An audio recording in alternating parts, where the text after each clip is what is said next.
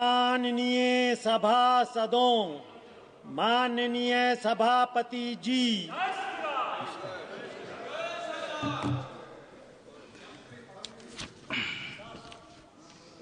ये सभी पढ़ दिए, पहले ये पढ़। एक मिनट माननीय मंत्री जी, जस्ट ए मिनट। जिन माननीय सदस्यों को आज नियम 377 के अधीन मामलों को उठाने की अनुमति प्रदान की गई है, वो अपने मामलों को अनुमोदित पाठ को तुरंत व्यक्तिगत रूप के सभा पटल पर रख दे। जी मंत्री जी।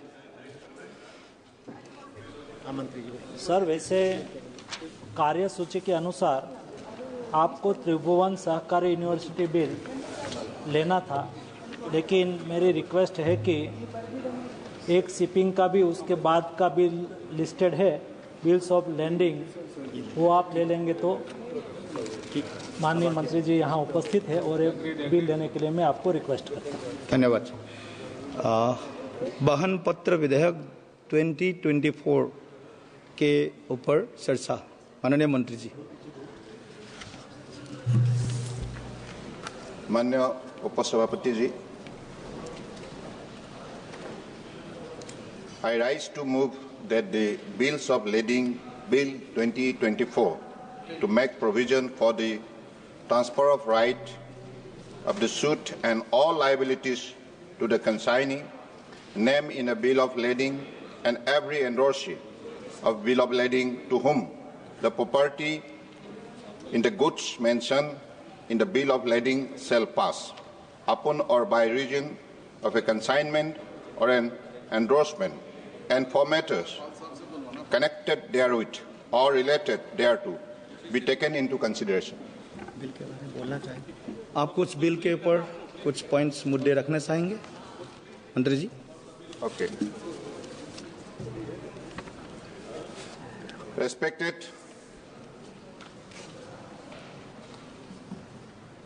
Sir, today we are bringing a bill which is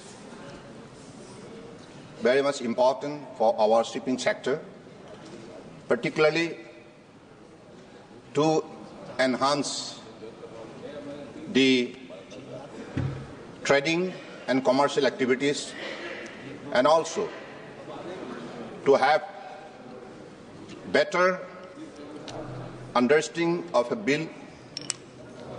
That is why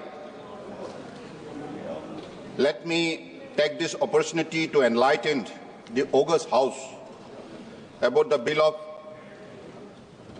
Lading Bill 2024 being taken into consideration. The bill of Lading Bill 2024 seeks to replace the pre-constitutional Indian Bill of Lading Act 1856.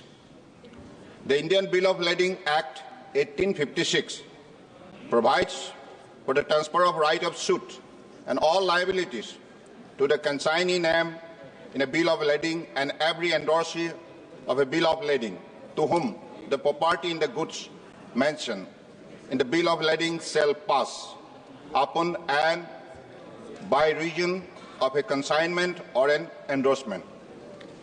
The said Act deals with specific aspect of right and liabilities emanating from the transfer of bill of lading to a consignee or an endorsee.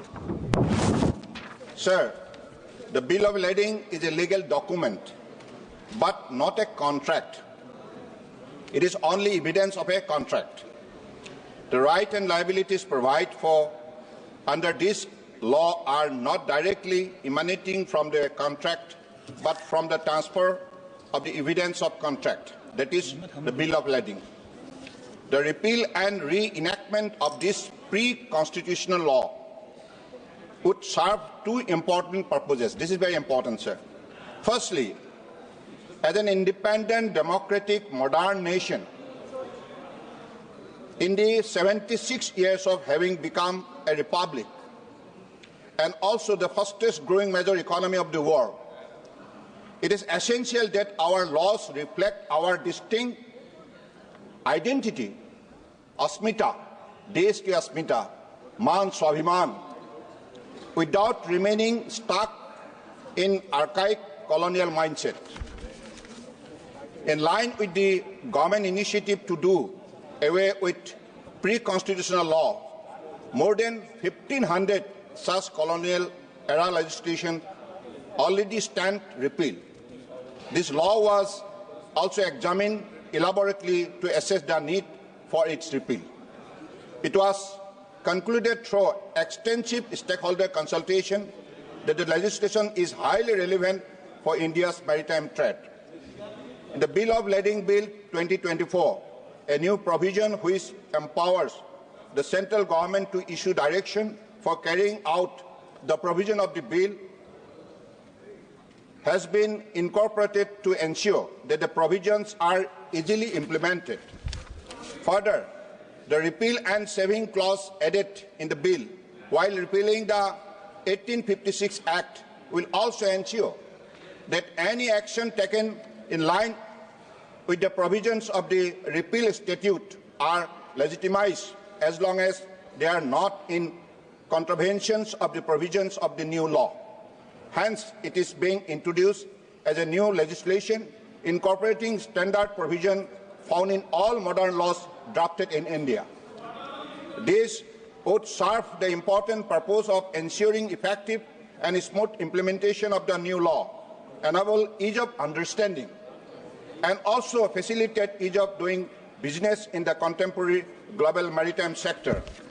Since the essence and spirit of the new legislation being considered today remain unaltered, I would not like to elaborate further and would request the August House to consider and pass the Bill of Lading Bill 2024. Thank you, sir. Saeed जी, माननीय सदस्य श्री मोहम्मद हमीदुल्लाह सईद जी. Thank you, sir, for giving me an opportunity at the outset. I would like to thank my party, the Indian National Congress Party, and my leader of opposition, Shri Rahul Gandhi ji, for providing me an opportunity to express my views and articulate on the Carriage of Goods Bill 2024. I would also like to thank you, sir, for allowing me to speak on this bill. This bill has great ramifications and consequences on Lakshadweep, my constituency, because unlike any other state and union territory in the country, this bill directly affects Lakshadweep. Most of the goods of transportation are done from the mainland. It is imported from the mainland to Lakshadweep, and as far as Calicut, Baipur port and Mangalore port are the two major ports from where the goods are transported to Lakshadweep, whether it is public distribution system, essential commodities, essential items, construction items, materials, all of that. I would like to also mention here that in our territory there are no railways or roadways. We are totally relying on shipping. Shipping is the lifeline for us. In the passenger ships, we are transporting the goods along with passengers, and there are exclusive barges which are transporting the goods from the mainland to the islands. Sir, Lakshadweep is a scheduled tribe area under Schedule 5 of the Constitution of India. It has been granted the status of scheduled tribe because of the social and economic backwardness and geographical isolation from the mainland. Sir, my point is, when these passenger ships and exclusive barges have been earmarked for transporting, why all the ships are not plying at the moment? There are 5 ships which have been under the possession and ownership of Lakshadweep administration, and being a union territory, it is directly under the central government. तो मैं माननीय मंत्री जी से जानना चाहता हूं कि मंत्री जी थोड़ा सा आप देश के स्वाभिमान और देश की अस्मिता की बात कर रहे थे. कैलिकट पोर्ट में पिछले 4 साल से कार्गो मूवमेंट बंद करके रखा हुआ है. जब से कोविड हुआ है उसके बाद, कोविड के बाद से अब तक शुरू नहीं किया गया है. तो क्या मैं आपका ध्यान चेयरमैन सर आपके माध्यम से मंत्री जी का आकर्षण करना चाहता हूं, क्योंकि इन्होंने स्वाभिमान और अस्मिता की बात की, तो थोड़ा सा हमारा भी स्वाभिमान और अस्मिता अगर बढ़ा देंगे तो बड़ी कृपा होगी मंत्री जी की. और उसके अलावा सर मैं आपको ये कहना चाहता हूं कि 5 शिप में से अभी सिर्फ 1 शिप चल रहा है. 4 शिप ड्राई डॉक में डाला हुआ है, मेंटेनेंस कर रहे हैं, सर्वे कर रहे हैं, सालों साल पड़ा हुआ है, लोगों को आने जाने में दिक्कत हो रही है। हमारा basic mode of transportation goods का और पैसेंजर का शिप है। तो मैं माननीय मंत्री जी से आपके माध्यम से रिक्वेस्ट करता हूं, दरखास्त करता हूं कि कोचिन शिपयार्ड लिमिटेड जो कि इनके मिनिस्ट्री के अंडर आता है, पहले सारे शिप को शिपिंग कॉर्पोरेशन ऑफ इंडिया को दिया, वो चला नहीं पाए, उन्होंने हाथ खड़े कर दिए, वापस दे दिया। कोचिन शिपयार्ड लिमिटेड के साथ पहले हमारा एक एग्रीमेंट था जिसके तहत सारे शिप्स को टाइमली मेंटेनेंस करना, ड्राई डॉकिंग करना, सर्वे करना, ये सब इस बिल से जुड़ा हुआ है सर, क्योंकि हमारे पैसेंजर शिप में गुड्स को भी ट्रांसपोर्ट किया जाता है। तो इसीलिए मैं आपसे मेरी रिक्वेस्ट है कि ऑनरेबल मिनिस्टर जो है अपने पब्लिक सेक्टर अंडरटेकिंग्स जैसे कि कोचिन शिपयार्ड लिमिटेड हो गया, शिपिंग कॉर्पोरेशन ऑफ इंडिया हो गया, इसमें आप अपना ध्यान लगा के थोड़ा सा आपने एज अ मिनिस्टर आप उनको डायरेक्शन दीजिए, CSL के चेयरमैन को, लक्षद्वीप एडमिनिस्ट्रेशन को, पोर्ट डिपार्टमेंट को, कि ये कोऑर्डिनेट करके लोगों को ईज ऑफ बिजनेस और ईज ऑफ ट्रांसपोर्टेशन दोनों में आप मेहनत करिए, क्योंकि आपने कहा कि आपका एजेंडा है, आपका ऑब्जेक्टिव है ease of business and ease of this thing. तो ये ईज ऑफ बिजनेस और ईज ऑफ कमर्शियल एक्टिविटी के लिए और ट्रेडिंग के लिए बहुत जरूरी है कि you have a very convenient mode of transportation. Unless you do that, it is very difficult to have ease of business, or you can't have commercial or trading activities. Sir, the objective of this bill is to regulate the carriage of goods from any port in India to any other port in India, or any port in India to any port overseas. India से किसी और, India से दूसरे एक port से दूसरे port जाने के लिए, इंडिया के एक पोर्ट से विदेश में किसी पोर्ट में जाने के लिए, उसको रेगुलेट करने के लिए इस कैरेज ऑफ बिल को लाया गया है। ये बताया गया था कि 1854 के कानून को, जो कि ब्रिटिश के ज़माने में बनाया गया था, उसके बाद 1925 में भी एक कानून बनाया है, जिसके बाद विस्पी रूल्स बनाया था, नॉर्वियन जो शिप बिल्डिंग इंडस्ट्री में और कार्गोस और इसके मूवमेंट में जो state of the art work है जिनका, तो उन्होंने इसको किया था। उसमें इंटरनेशनल कन्वेंशंस हैं, जैसे कि contracts, trading contracts, carrier perspectives के माध्यम से, transporters perspective, all of this is regulated, and we follow the international convention, the Hague Convention of 1922, which was amended again in 1978, which was called the Visby Rules and the Hague Rules. It's also called the Hague Rules. So my humble suggestion to the minister and to the honorable minister and to the government through you, sir, is that kindly ensure that to do ease of business, to have commercial and trading activity, you kindly ensure that there is passenger movement and cargo movement and running of the ships important. आप ship को बांध के रखेंगे बिना चलाए, वो भी सरकार के ऊपर, it is like a expense and a expenditure on the government. आप उसको चलाएंगे तो जो क्रू को सैलरी मिल रहा है, जो चलेगा तो और अच्छा है, because you will be able to generate some revenue out of it. You are just tied up these ships, it is not running, so it is making it is basically a white elephant for the government. Therefore, sir, I would request you, through you, that this ease of doing business and commercial and trading activity can only be boosted, and commercial activity can only be motivated by making more of transportational facility to the islanders. And मैं आपसे request करता हूं कि Mangalore port में there was a proposal to have a bigger port. So that port is also coming directly under the minister. This is incidental to this bill, sir. Unless you have a good port, you will not be able to transport goods, and the carriage of goods will be difficult. Bepur port band pada hua hai. I request you to kindly take it up with the Lakshadweep administration and request a proposal from their side to ensure that जो सदियों से चला रहा था उसको बंद कर रखा है, उसको वापस से चालू करें, उसको वापस से शुरू करें, ताकि लोगों को इससे आसानी हो, लोगों की परेशानी दूर हो। इन्हीं शब्दों के साथ सर मैं अपनी बात खत्म करता हूं, और आपने मुझे मौका दिया बोलने का, उसके लिए धन्यवाद। धन्यवाद जी। माननीय सदस्य श्री विभू प्रसाद तराई जी। Thank you, Honorable Speaker, sir, giving me the opportunity to speak in the August House. relating to this Leading Bill 2024, which was introduced in the Lok Sabha in August 9, 2024, seeks to replace the Indian Bill of Lading Act 1856. The bill provides a legal framework for issuance of Bill of Lading. To simplify, quote, this is a bill which refers to document issued by a freight carrier to a shipper. The bill contains details such as type, quality, condition and destination of goods being carried. The Act states that a bill of lading is conclusive evidence of goods on board. It grants of all rights of suit and liabilities regarding the goods by the receiver as per the bill of lading, or any third party to whom the receiver may transfer ownership of goods. The bill retains all provisions under the Act. The bill adds that the central government may issue directions for carrying out the provisions of the bill.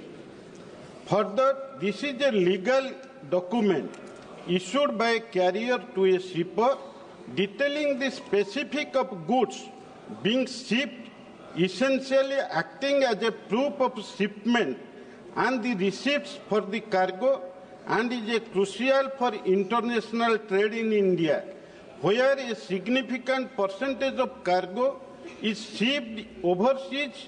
Using this document, however, precise data on the exact percentage of cargo shipments in India solely relying on bills of lading is not readily available. So, the Lading Act 1856, which is going to be amended relating to this bill only to transferring of all rights in respect of the central a contract contained in the bill of lading, along with the property to the consign or endorse of the bill of lading, ensuring that transferred bill of lading in the hands of a bona fide holder to be treated as a conclusive evidence of the goods being laden on board. So, though the substantive aspects of the said Act continue to remain relevant, being a pre-independent statute, it is imperative that the provisions of the said Act require to be revised without changing the substance or spirit of the said Act, so as to bring in line with modern legislation in order to facilitate simplification and ease of understanding. Further, a new provision is proposed to be incorporated in empower the central government to issue directions to carry out the provisions of the proposed legislation. So, in the context of what incident had happened in Odisha, in Paradip port in 2009, one Mongolian vessel, MV Black Rose, carrying a cargo of 20,847 metric tons of iron ore and 920 metric tons of furnace oil, sank near Paradip port, Odisha, under mysterious circumstances. Actually, it was engaged in illegal transportation with forged documents. Actually, who was the owner? Till today, it was not known to the government till today. It was happened when Congress was ruling the country. At that time, I was the MP of that constituency, Jagatsinghpur MP constituency. Yes. At that time, when this incident happened, at that time, that government of Congress could not trace out the owner of the ship, and till today, it is under the investigation.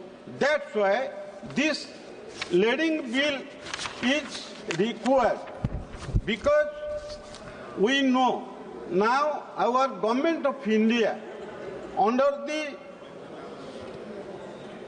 efficient leadership of our beloved Prime Minister Narendra Modi ji and Shipping Minister Sarbanand Sonowal ji, actually they have taken so many steps to carry out the business relating to sea. Yes. So, in this context, I would like to mention here that Odisha is enriched with so many minerals, like iron ore, manganese, coal, and so many minerals are there. And our coastline is around 480 kilometers from Ganjam to Baleswar. So many ports have been established, like Paradip, Gopalpur, and Dhamra ports are there. So it is also the planning of our government of India. It is the planning of our Honorable Shipping Minister and beloved Prime Minister. So many ports will be established, not only all over India, in our states also. Yes. So, by the government and by the PPP mode of investment, so many ports are going to be established in Odisha. In this context, I would like to say that this is just to reiterate this House that India has a fleet strength of 1,526 vessels with 13.75 million gross tonnage in 2023. During last 1 year, 6 vessels has been added to the fleet. Available data points to the fact that approximately 95% of India's total cargo is transported by sea, meaning that vast majority of cargo shipments in India are done via maritime transport. This translates to around 95% of the country's EXIM merchandise trade by volume being moved by sea.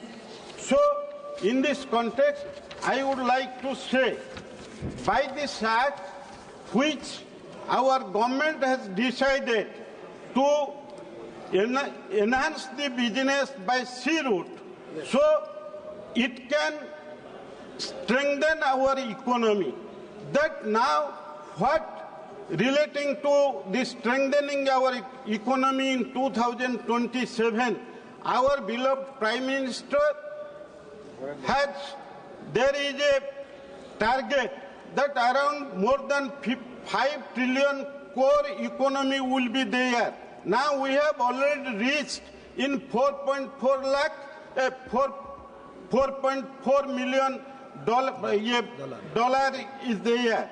So that's why when we are going to become the third largest economy in 2027, in this context, the business relating to sea route.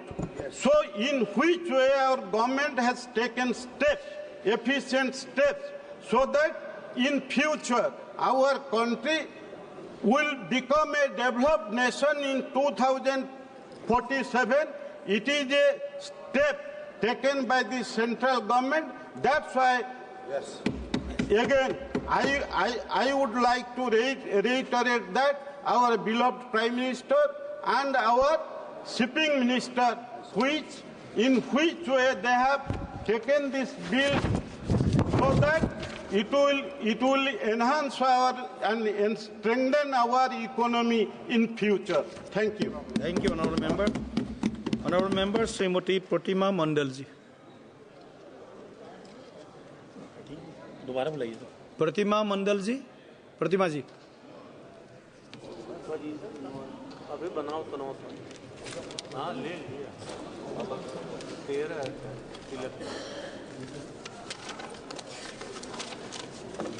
Sir, on behalf of All India Trinamool Congress, I rise to speak on the The Bills of Lading Bill 2024.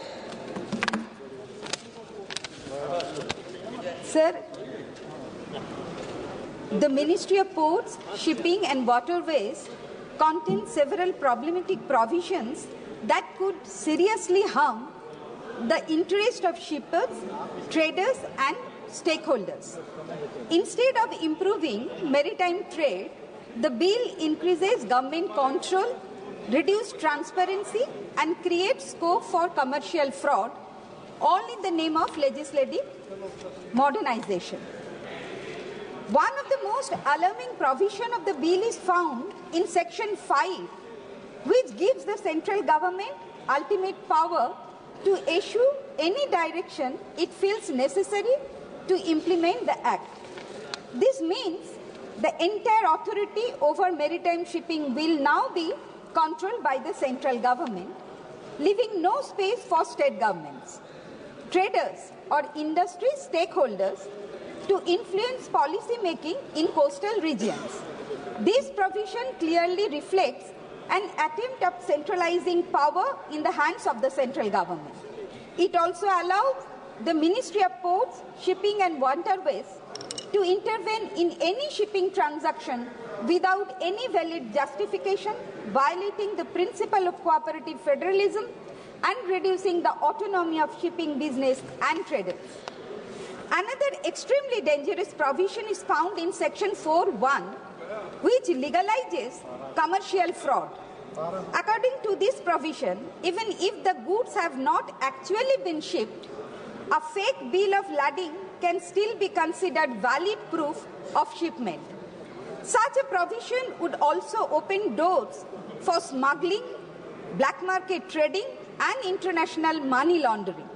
Small traders, especially exporters, would be highly vulnerable as they could easily be defrauded without any legal remedy. This provision also significantly damages India's trade credibility, as international companies may refuse to conduct business with India due to the increased risks of fraudulent transactions.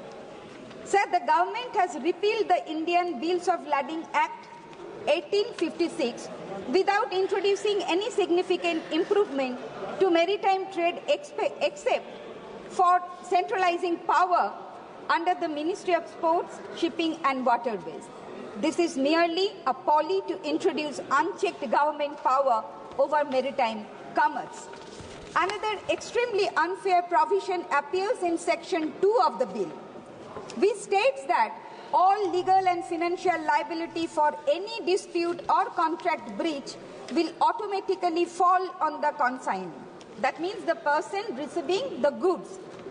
So this means that even if the shipping company or the seller is at fault, the consignee will still be held legally responsible. This is extremely unjust, especially for small businesses, SMEs, and exporters who may end up paying heavy penalties for mistakes they did not commit. So this provision discourages smaller companies from engaging in maritime trade. It also completely ignores consumer protection, as the bill offers no legal remedies for consignees who receive faulty, incomplete or fraudulent shipments. So another major flaw of the bill is that it does not regulate freight charges. Shipping lines, freight companies and consignment agents often increase freight charges arbitrarily, especially for small businesses. The bill does not set any regulations or price caps, which can massively affect small and medium-scale enterprises as they will struggle to afford shipping costs.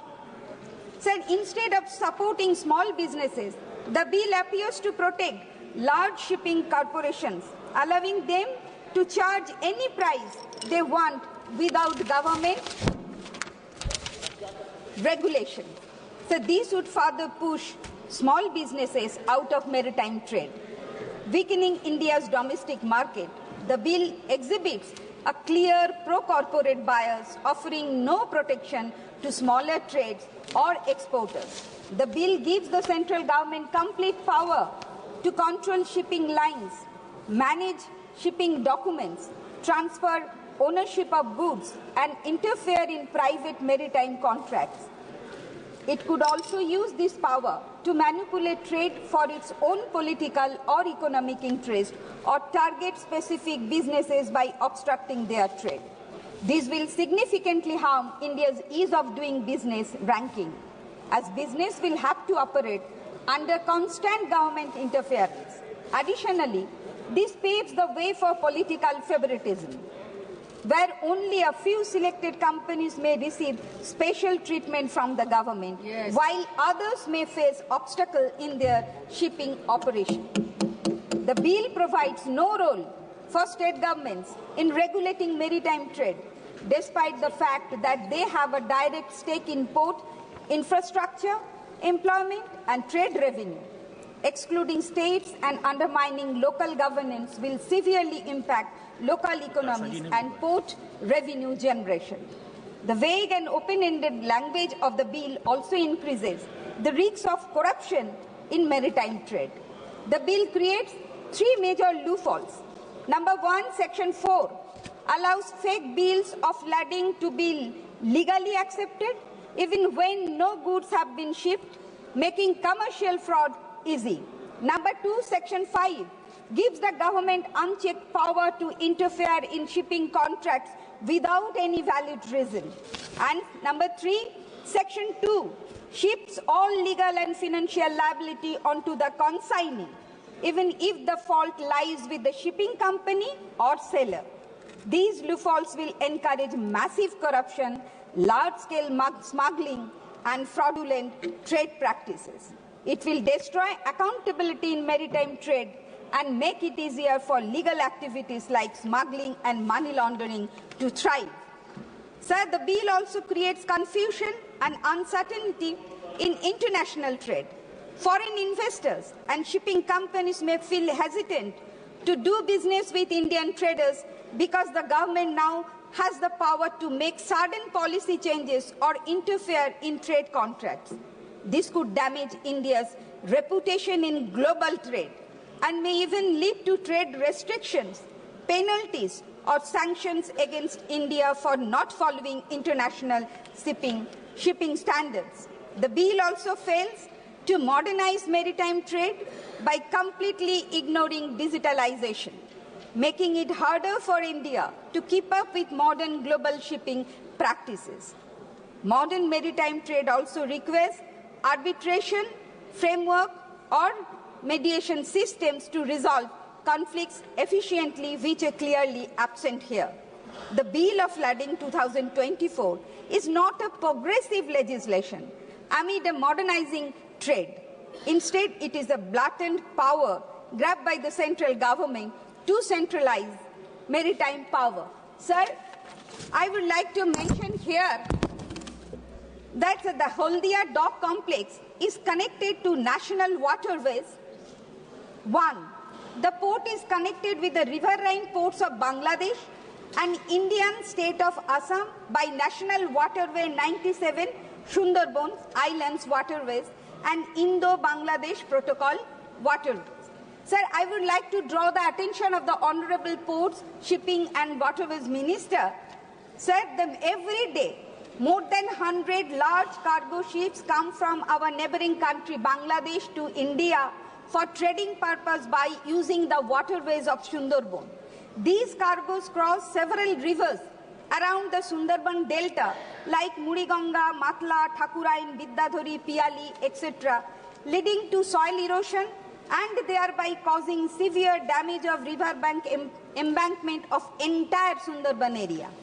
Agricultural lands and ponds are getting polluted and becoming infertile, and mud houses of the residents of Sundarban are being damaged by saline water which passes through the broken embankment. The most alarming thing is that many islands like Kumirmari, Shadjelia, Chotomollakhali, Amtoli, Moushuni, Ghoramora, etc. are becoming vulnerable, struggling to exist due to heavy waves that hit and submerge the islands during the movement of large cargoes. Sir, these worsening by rising sea levels caused by climate change also. Sir, to protect our Sundarban and residents of the area, our Honorable Chief Minister Mamata Bandyopadhyay has sanctioned 27 crore for construction and repairment for the embankment of Sundarban area. So I would like to request the central government, and the Honorable Minister is present here, that either the trade should be conducted by road transportation, or the Ports, Shipping and Waterways Ministry should provide financial assistance for maintenance and construction of river bank embankment of entire Sundarban Delta. Thank you, sir. Thank you, Honorable Member. Honorable Member, Sri K. Biraj Swamiji. Thank you very much, sir, for giving me an opportunity to speak on this Bills of Lading 2024. Sir, I would like to thank the Honourable Minister for naming it as the Bills of Lading Bill of 2024 instead of calling it in some Hindi name, which would not have been found easy for us to understand or even comprehend, sir. So I was also trying to check the dictionary for English words, and I was actually surprised for several words like computer, mouse, and all those things. The actual translation in Hindi is only transliteration, sir. They call that as a computer and a mouse as a mouse. Probably for the Bills of Lading, there probably is not an appropriate word in Hindi. I do not know. Maybe they can explain when they give a reply about this, sir. Hindi hai, Bahan Patra. Okay. Okay, sir. So I should then thank the Minister doubly that they have not changed the name from English to some other language, either Sanskrit or Hindi, sir. Sir, I would like to say that maritime trade is not something new, sir. Maritime trade has been here in India for several centuries, and especially in Tamil Nadu. You have to remember that the Cholas were one of the tallest kingdoms at a point of time, sir. It is very underscored in Indian history, sir. We talk so much about the kingdoms in the north, about the Chalukyas and all those dynasties.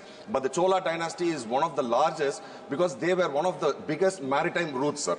When China was having the Silk Route, we had probably something like a sea route which was connecting Tamil Nadu to several parts of the northeast and even up to places like Greece and Persia, sir.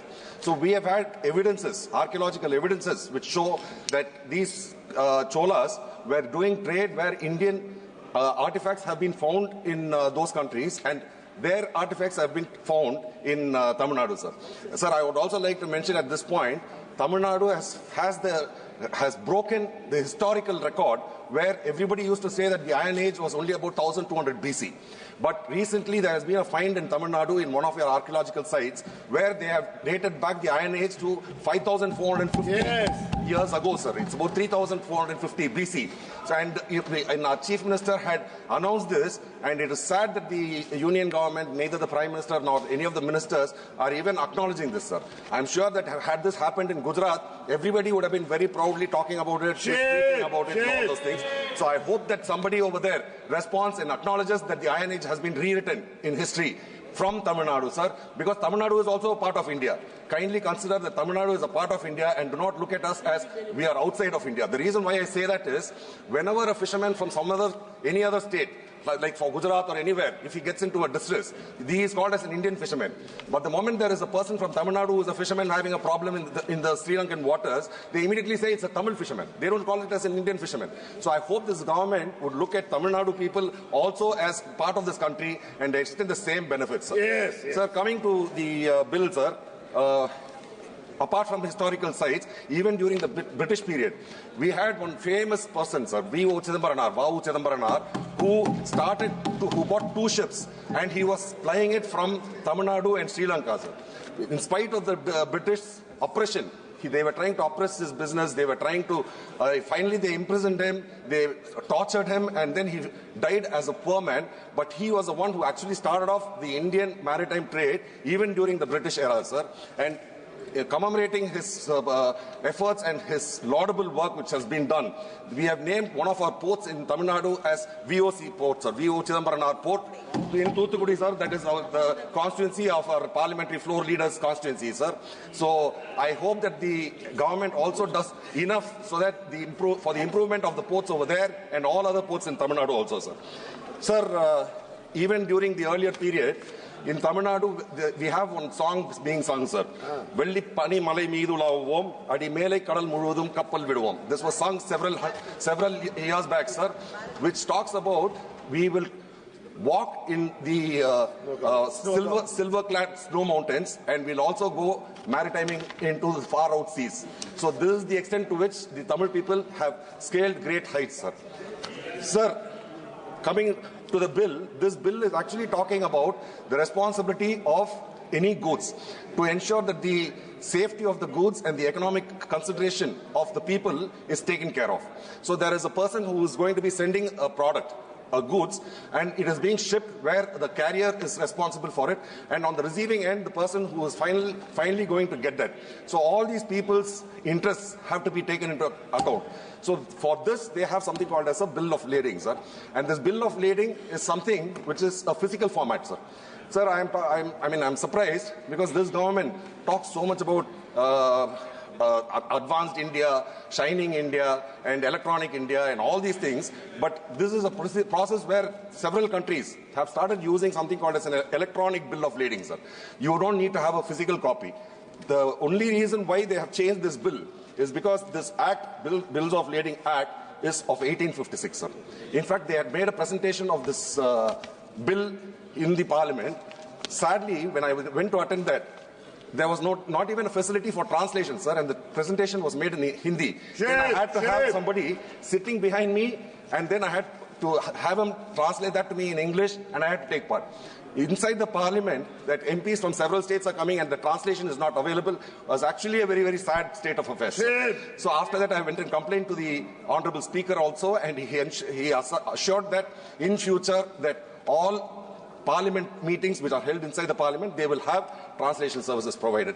And even when the officials were presenting, I went through the bill and I asked them, what is the purpose for changing this, this bill? Why are you bringing this new bill? They said, sir, there is no change excepting the year in which it is being made. It was 1856 and now this is 2024. Other than that, there is absolutely nothing which is of any significance or importance, and there are no new provisions. एक panel member आदरणीय मंत्री जी ने अपना introductory speech में इस bill का क्या किस कारण से why this bill has been taken into consideration. This was well spoken by the Honourable Minister when he was giving his introductory speech. You were not supposed to be here at that time. So you please listen to him carefully, and then, but what you have talked in his chamber, it is not to be mentioned here. You talk about the bill. Yes, please go. You did not understand what I am trying to tell you. Okay. No, you please let me. Sir, I was not referring to the minister's speech at all. I was only stating that the person who had made the presentation, you can ask, it is all video recorded, sir. It is available on YouTube even today. You can go and see, you can see the Minister, interactions. you have to check it. The officials are the ones who gave me this reply when I inquired about this. You have to check it. Honourable Minister. Sir, why are you invoking? Yes, please. Sir, just a minute. Just a minute. Honourable Minister, just a minute. Respected Sir, actually in this regard, whatever presentation was made, it was all being done by our senior officials, and all the queries, whatever Honourable Member of Parliament raised, it was effectively addressed. And I believe that's the provision was created there and comfortably done. I don't see any controversial issue to be raised out of this kind of this thing. Yes. But if you look, if you respected member of parliament, please, respected member of parliament, please let us stick to the provisions of the statute. I think that would be better. Okay. Thank you. Honourable member, please. Just a minute, please. I am allowing him. Please, honourable member, just. Kone Vajiji, please. Sir. What? Why is the chair speaking for the treasury benches? You are supposed to protect us. I am allowed. For the treasury benches? No. You are representing us also. No. You are representing this chair is for also, all. Sir. Yes, that is exactly what Honourable you say. member, very strong, honourable member. Custodian of the... Sir, yes, I know.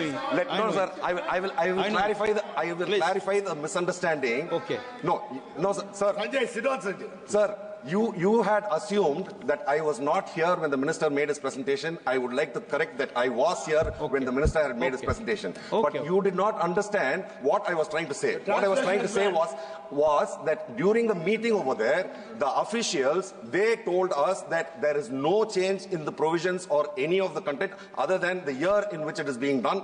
So I asked them, is it because it was during the colonial period that this bill was brought, that this act was brought, that they are changing it, and they just laughed. So I'm just wanting to highlight. I truly understand what you have saying. I truly understand. But if any member, when it was going, the meeting was going on, when any officers speaks like this, just clarify, Honorable Minister, I have given the scope to clarify his stand. No other intention is there. Please, Bira Samiji, please. Bira Samiji, please. Sir, I'm actually grateful that you are asking for a clarification immediately then and there, but I hope that on more sensitive issues, the chair will always behave in such a way where the same fairness is extended to all the members in the opposition benches, sir.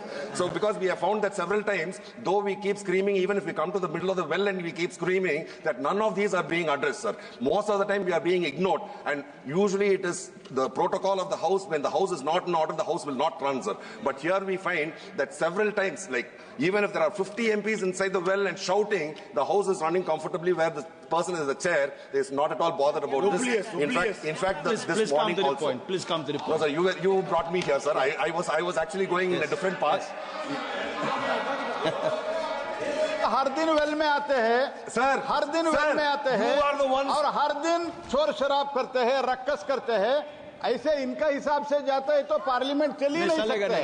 हमको तो government business भी है और जो कुछ भी वो लोग बोलते हैं वो भी हमको सुनना है. हम सुनने के लिए आते हैं. Thank you, we are only following your precedents, sir. What we are following what you did when you were in opposition, the same democracy you want, and we are trying to follow the same thing, sir. We are not doing anything undemocratic, sir. We are not doing anything undemocratic. Please come to the point. So you started it, sir. You started it. No. It should be clear for all Sir, you have to understand, Tamil people are people where we are of the belief and faith that wherever we go, every one of them is a relative. They are all related to us. So this is the saying with which Yadam Mure Yavarum Kele. So this is what we believe in, sir. But most of the people in the treasury side, they do not see Tamil people as their relatives, sir. They are looking at them as, see, you can look at them as foes, political foes, but you're looking at us as enemies. So we have a spirit where Sendridvir Ettikkum, sir, I am talking on the bill, please keep quiet. Sendridvir Ettikkum, Kalai Chelvangal, Sir, can I?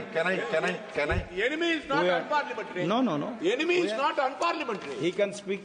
How can that be? You please. He will speak. He is capable enough to speak. You please sit down. He is capable enough. As I was saying, sir, we are. The enemy is not unparliamentary, sir.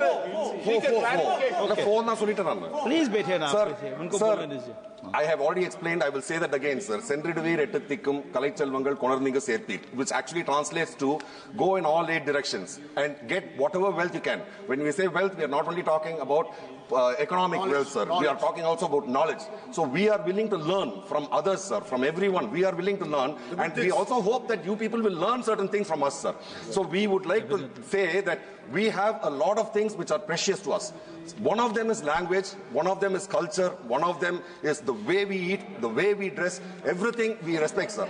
We hope that the treasury benches will give the same kind of a respect for each and every person. I'm not saying for my person, sir.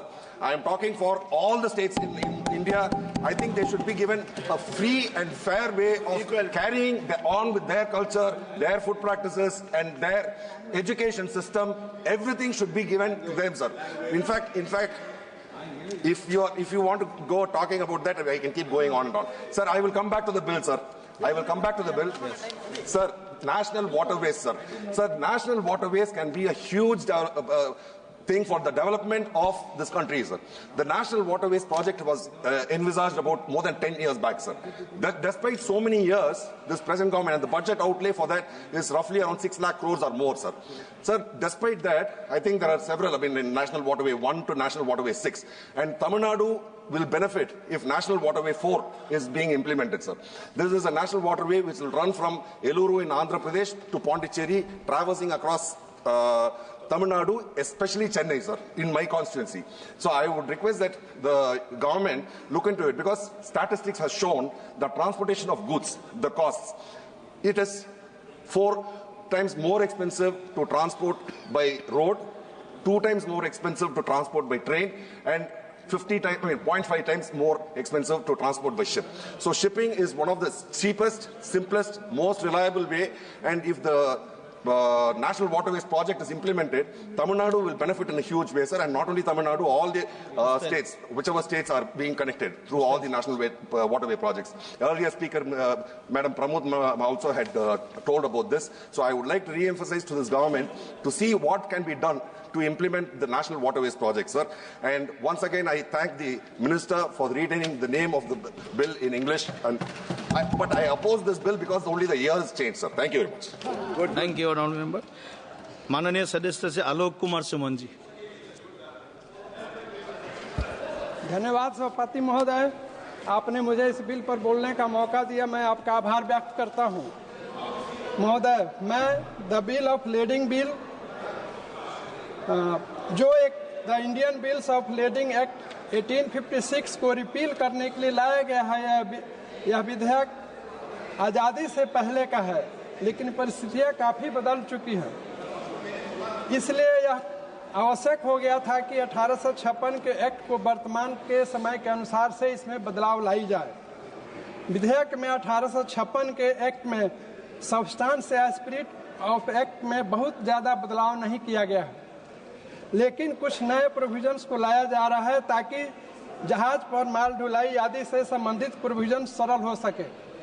महोदय, जैसा कि हम सभी जानते हैं, विश्व में व्यापार सिमिलेस की तरफ बढ़ रही है.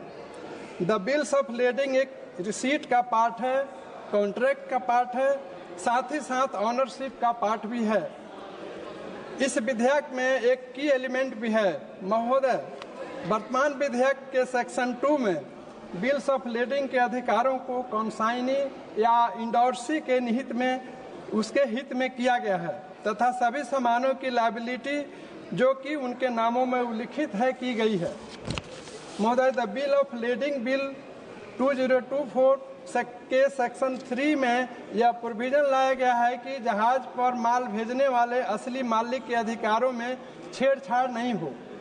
इस विधेयक के सेक्शन 6 में केंद्र सरकार को सक्षम बनाया गया है कि इस अधिनियम के सभी अथवा किसी भी प्रावधान को उपयुक्त समझकर निर्देश जारी कर सकते हैं.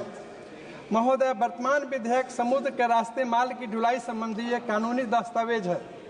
भारत में समुद्री विरासत 7,500 किलोमीटर विशाल और गतिशील है. वर्ष 2023 में विश्व के व्यापार में 16% का योगदान रहा है. महोदय, भारत समुद्री क्षेत्र वाणिज्य, कनेक्टिविटी और अंतर्राष्ट्रीय सहयोग के लिए एक महत्वपूर्ण कड़ी के रूप में उभर रहा है. यह देश के व्यापार का लगभग 95% मात्रा के हिसाब से और 70% मूल्य के हिसाब से संभालता है.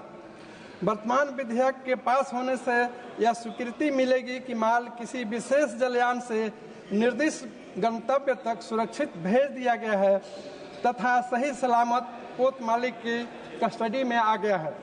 महोदय, मैं इस महत्वपूर्ण विधेयक पर अपनी बात रखते हुए माननीय मंत्री जी पोर्ट्स, शिपिंग और वाटरवेज का ध्यान अपने नारायणी रिवर फ्रंट की ओर आकृष्ट करना चाहता हूं, जो मेरे संसदीय क्षेत्र गोपालगंज में है. विगत वर्षों में मंत्रालय ने 6.62 करोड़ रुपए इसके लिए आवंटन करने के बाद काम भी शुरू किया गया था तथा 2 घाटों को बनाया भी गया था.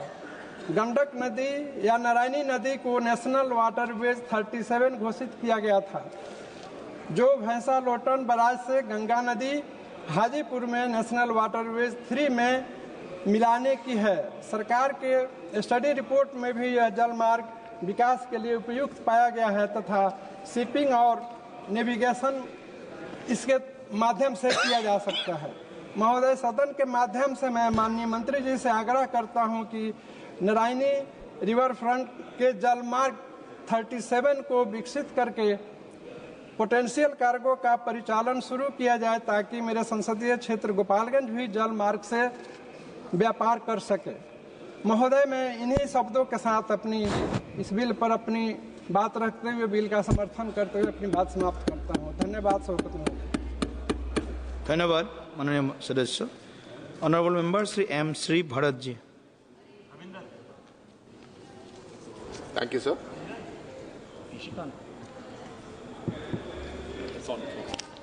Thank you, sir. I rise to speak in favor of the Bill of Lading, Bill 2024. So, largely the intention to really provide legal framework and ensure that any open ends are tied up with this bill is a part of the larger agenda to improve and strengthen the maritime sector. And we support this. In the recent past also, we've seen incidents of illegal goods being shipped in, but then the question mark arises on who takes ownership of it, who has the liability for it. I'm glad that this bill does that and also gives flexibility to the central government to issue directions as and where needed based on the current changing circumstances. Speaking about the maritime sector overall, sir, I'm happy to see that our overall cargo handling capacity has doubled from about 800 million tons per annum to about 1630 million tons per annum as of March 24, indicating the commitment of the NDA government towards developing maritime trade. 9 Indian ports are ranked amongst the top 100 ports globally, and I'm sure over the years many more will show up on those rankings.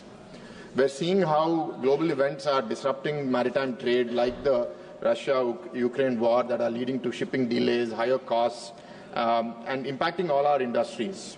And a large part of our trade, over 95%, happens through the shipping sector, and 70% of the value comes from the shipping sector. So, sir, there are many things that we need to do to ensure that we remain competitive and increasingly compete with the global market in this. I think the resources that need to be put in this direction, I have a few points on that, sir, which I would like to put in front of you to the government also. One is the high freight costs that have increased in the last few years because of the global uncertainty. How do we reduce that? The next is the shortage of containers. I think India should invest more into developing our own containers. The dependence of carriers from international companies, I think doing more manufacturing. So recently, the Hindustan Shipbuilding Yard in Visakhapatnam was awarded a contract for building 3 ships. I think we need to be doing a lot more of that, and not just building more ships, but building the so-called mother ships, the really large ships which require drafts of 18 meters or more. In fact, in Visakhapatnam, we are unable to receive that because our draft sometimes doesn't meet that depth requirement. And the major disincentive right now is that the shipping lines are expected to invest into that dredging behavior, which often doesn't happen. So the request is, if the government can provide a dredging subsidy to places like Visakhapatnam and other parts of the country, I think we will be able to bring in and reduce the transshipment costs so that we'll be able to do it in our ports itself. The next, sir, is within the shipping ecosystem, a small request from my parliament. We have invested about 100 crores to develop a cruise terminal in Vizag port, but not having an e-visa facility over there is limiting our ability to conduct more cruises over there. Request that the government takes a favorable view on that. I also want to appreciate the government for the turnaround time in major ports. In 2013-14, it was about 94 hours. Now it has come down to 48 hours in 23-24, showing a massive improvement in the efficiency of the shipping sector. And there are many other points, sir, but overall, I think investment into this would be critically relevant for our future, and Andhra Pradesh would be very happy to partner on this, because recently we have announced our maritime policy. We have almost 1,000-kilometer coastline, and we have notified about 14 ports, both large and minor. And we will actively seek the support of the central government and support any regulation that makes this industry more transparent, more agile, and more ready to adapt to the changing global conditions and make us a competitive force in the maritime trade. Thank you. Honourable member Sri Birendra Singh ji.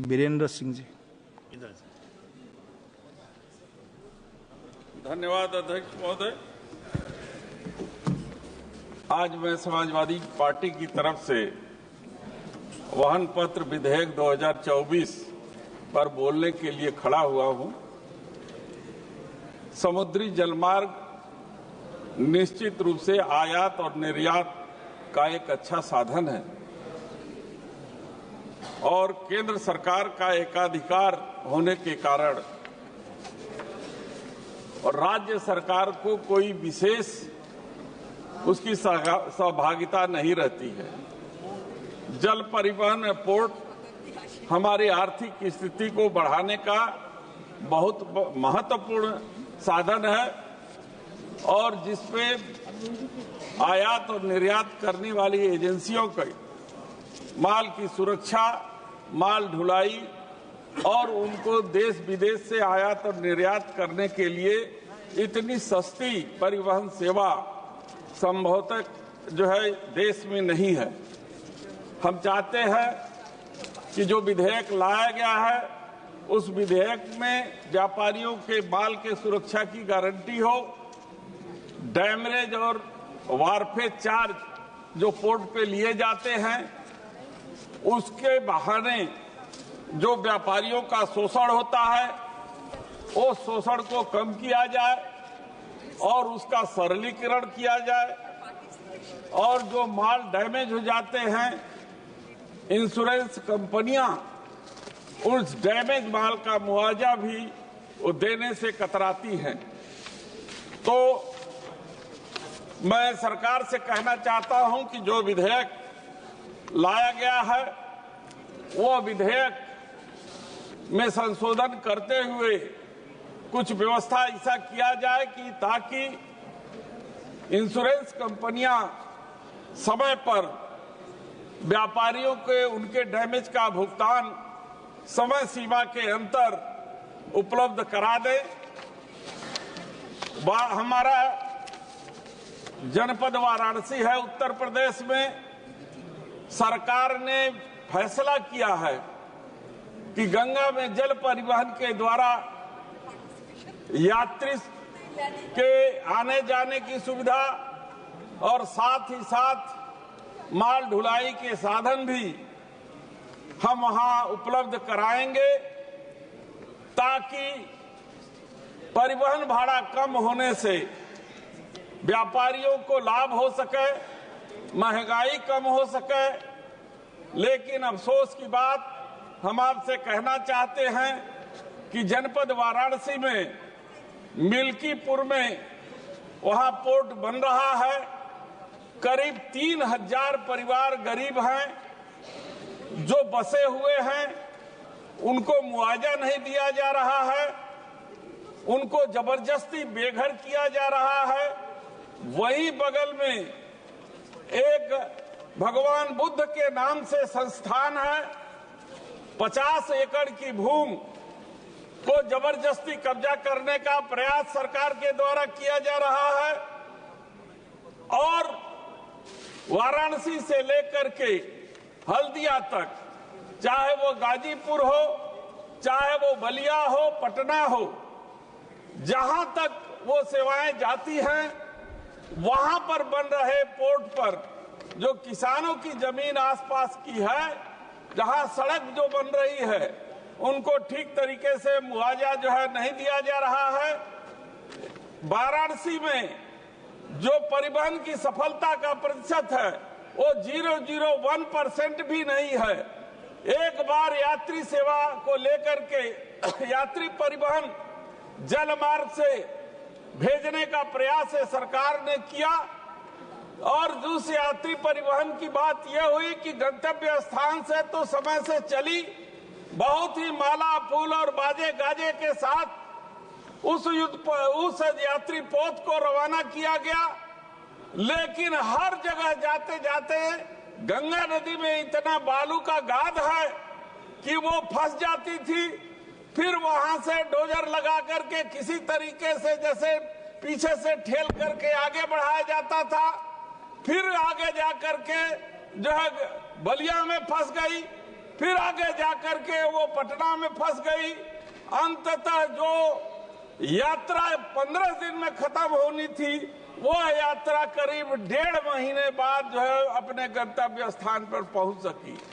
मैं जानता हूं कि माननीय प्रधानमंत्री जी का ये सपना है कि बनारस से जल परिवहन सेवा को शुरू किया जाए, इसलिए मैं आपके माध्यम से माननीय प्रधानमंत्री जी से अनुरोध करना चाहता हूं कि वहां आवश्यक धन उपलब्ध करावें ताकि गरीबों को मुआवजा मिल सके, ताकि गंगा को और गहरा किया जा सके, ताकि वो परिवहन सेवा ठीक तरीके से अपने गंतव्य स्थान पे चल सके। पानी गंगा में नहीं रहता है, सिंचाई के पंप स्टेशन बंद हो जाते हैं, किसानों की सिंचाई नहीं हो पाती है, गर्मी के दिनों में लोगों को पानी नहीं मिल पाता है। तो कल्पना कीजिए कि ऐसे स्थिति में जो है जल परिवहन सेवा कैसे वहां चलाई जा सकती है। इसलिए मैं आपसे इस विधेयक पर अपनी बात रखने के लिए आया हूं कि आप आवश्यक धन उसके लिए उपलब्ध कराइए, और जो मैंने पहले कहा कि जो आयात और निर्यात करने वाले व्यापारी हैं उनका शोषण न हो सके, उनको इंश्योरेंस हो सके डैमरेज और मार्फेज चार्ज के जरिए, ये सारी व्यवस्था आप करें ताकि ये सस्ती परिवहन सेवा देश को उपलब्ध हो सके। मैं माननीय अध्यक्ष जी को धन्यवाद देते हुए अपनी बात को समाप्त करता हूं। धन्यवाद जी। माननीय सदस्य से अरविंद सावंत जी। Thank you, Chairman sir.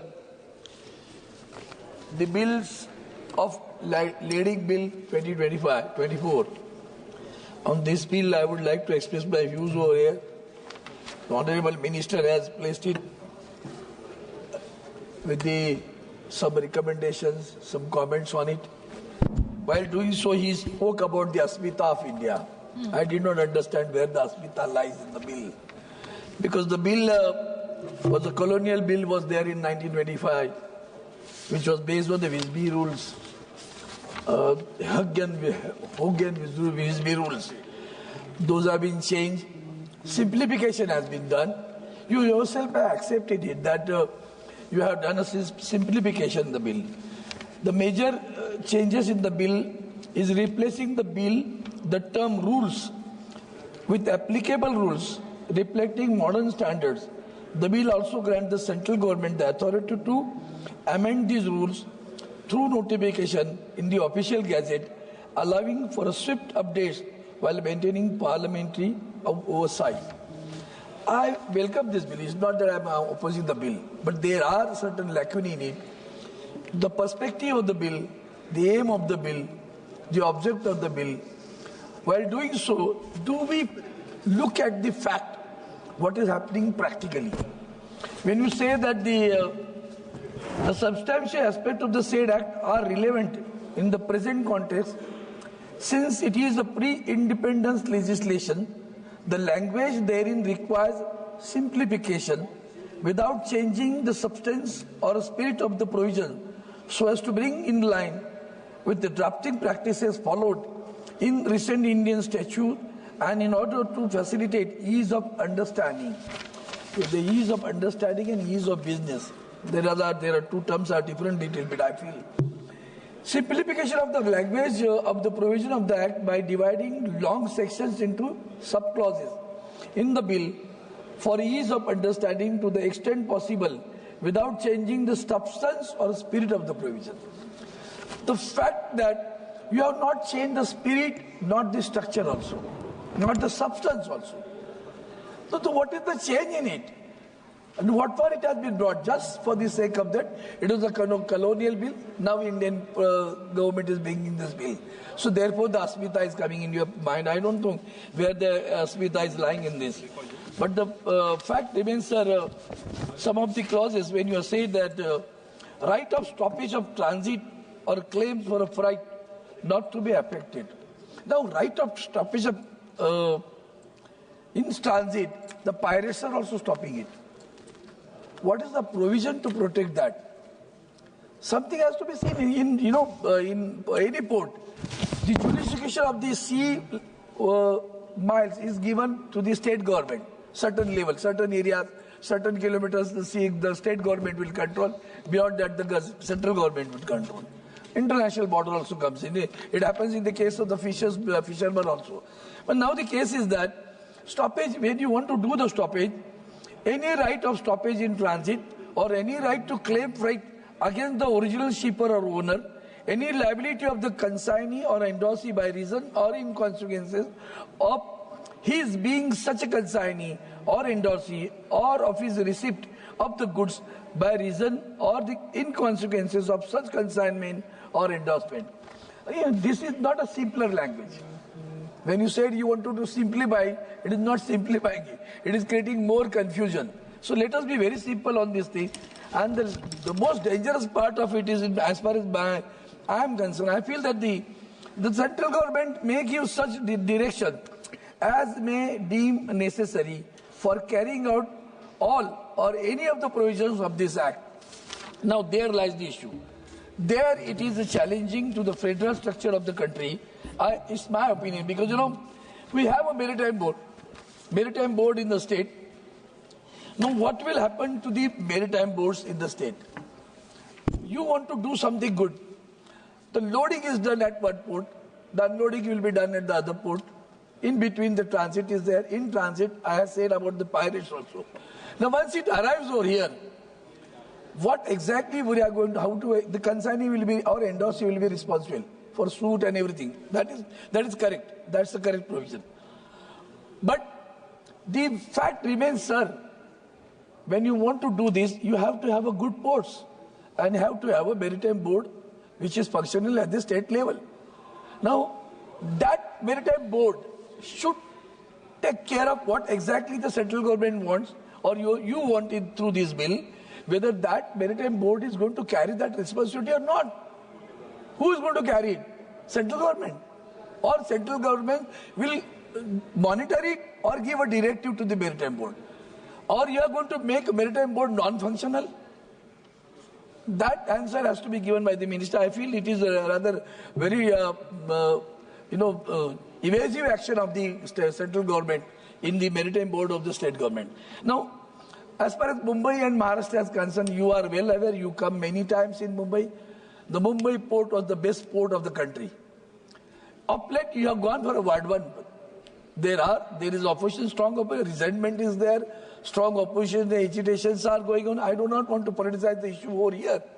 But when you are developing it, you are bringing the sand from the Gujarat to ward one Mandar to reclaim the land over there or sea land over there. Okay, good. Why not from Mumbai port? If you do it, the draft of the Mumbai port will increase automatically. You need sand. You bring it. The dredging has not been done. The stilting has not been done for a long years. When I am demanding it for last 10 years in this parliament, you people are not doing it. Why you are not doing this, sir? And where from this business will go? Where it will go? Not Mumbai port. Ward one will come. It will take some time. Okay? For whom you are doing it? $1 million question. Everyone knows who are holding the ports now. And therefore, while doing so, with a folded hand request you, don't ignore Mumbai. Don't have a revengeful action. Mumbai is not only ours. Mumbai is the country's port. Mumbai is the capital, financial capital of the country. The business goes in Mumbai. Don't ignore Mumbai port. The dredging could have been done easily when you want to reclaim the land at Ward 1. Dredging, the sand should have been taken from Mumbai port and should have been brought over here. It is not being done. And I feel with the bill, the intentions are good, the simplification is good. It's not a question of Asmita. It's a question of business itself. To make a good ease of business, these provisions are there. I can understand that. But I expect you, at least Sonomalji, during your tenure, as you are taking some right steps, some policy, in additional policy, I'll tell you. Now the encroachment is, you have given some, Mr. Shankar is the secretary, I think, over there with your department. He has given some optimistic answer to me now because the encroachments which are there on the port has to be removed and they should be rehabilitated. There also we have to go for a policy. If you're going to do the ease of business, that also is hampering. So that also has to be thought that you have moved a bit in this direction. I, with full respect, say thanks to that. But we'll have to come to a final achievement by rehabilitating those people who are here, residing over there. That should also be done. The Mumbai port should be taken up. You must give a priority for the redevelopment of the Mumbai port. Sir, thank you so much, sir. Thank you so much. धन्यवाद जी, धन्यवाद. माननीय सदस्य श्री रविंद्र वाइकर जी.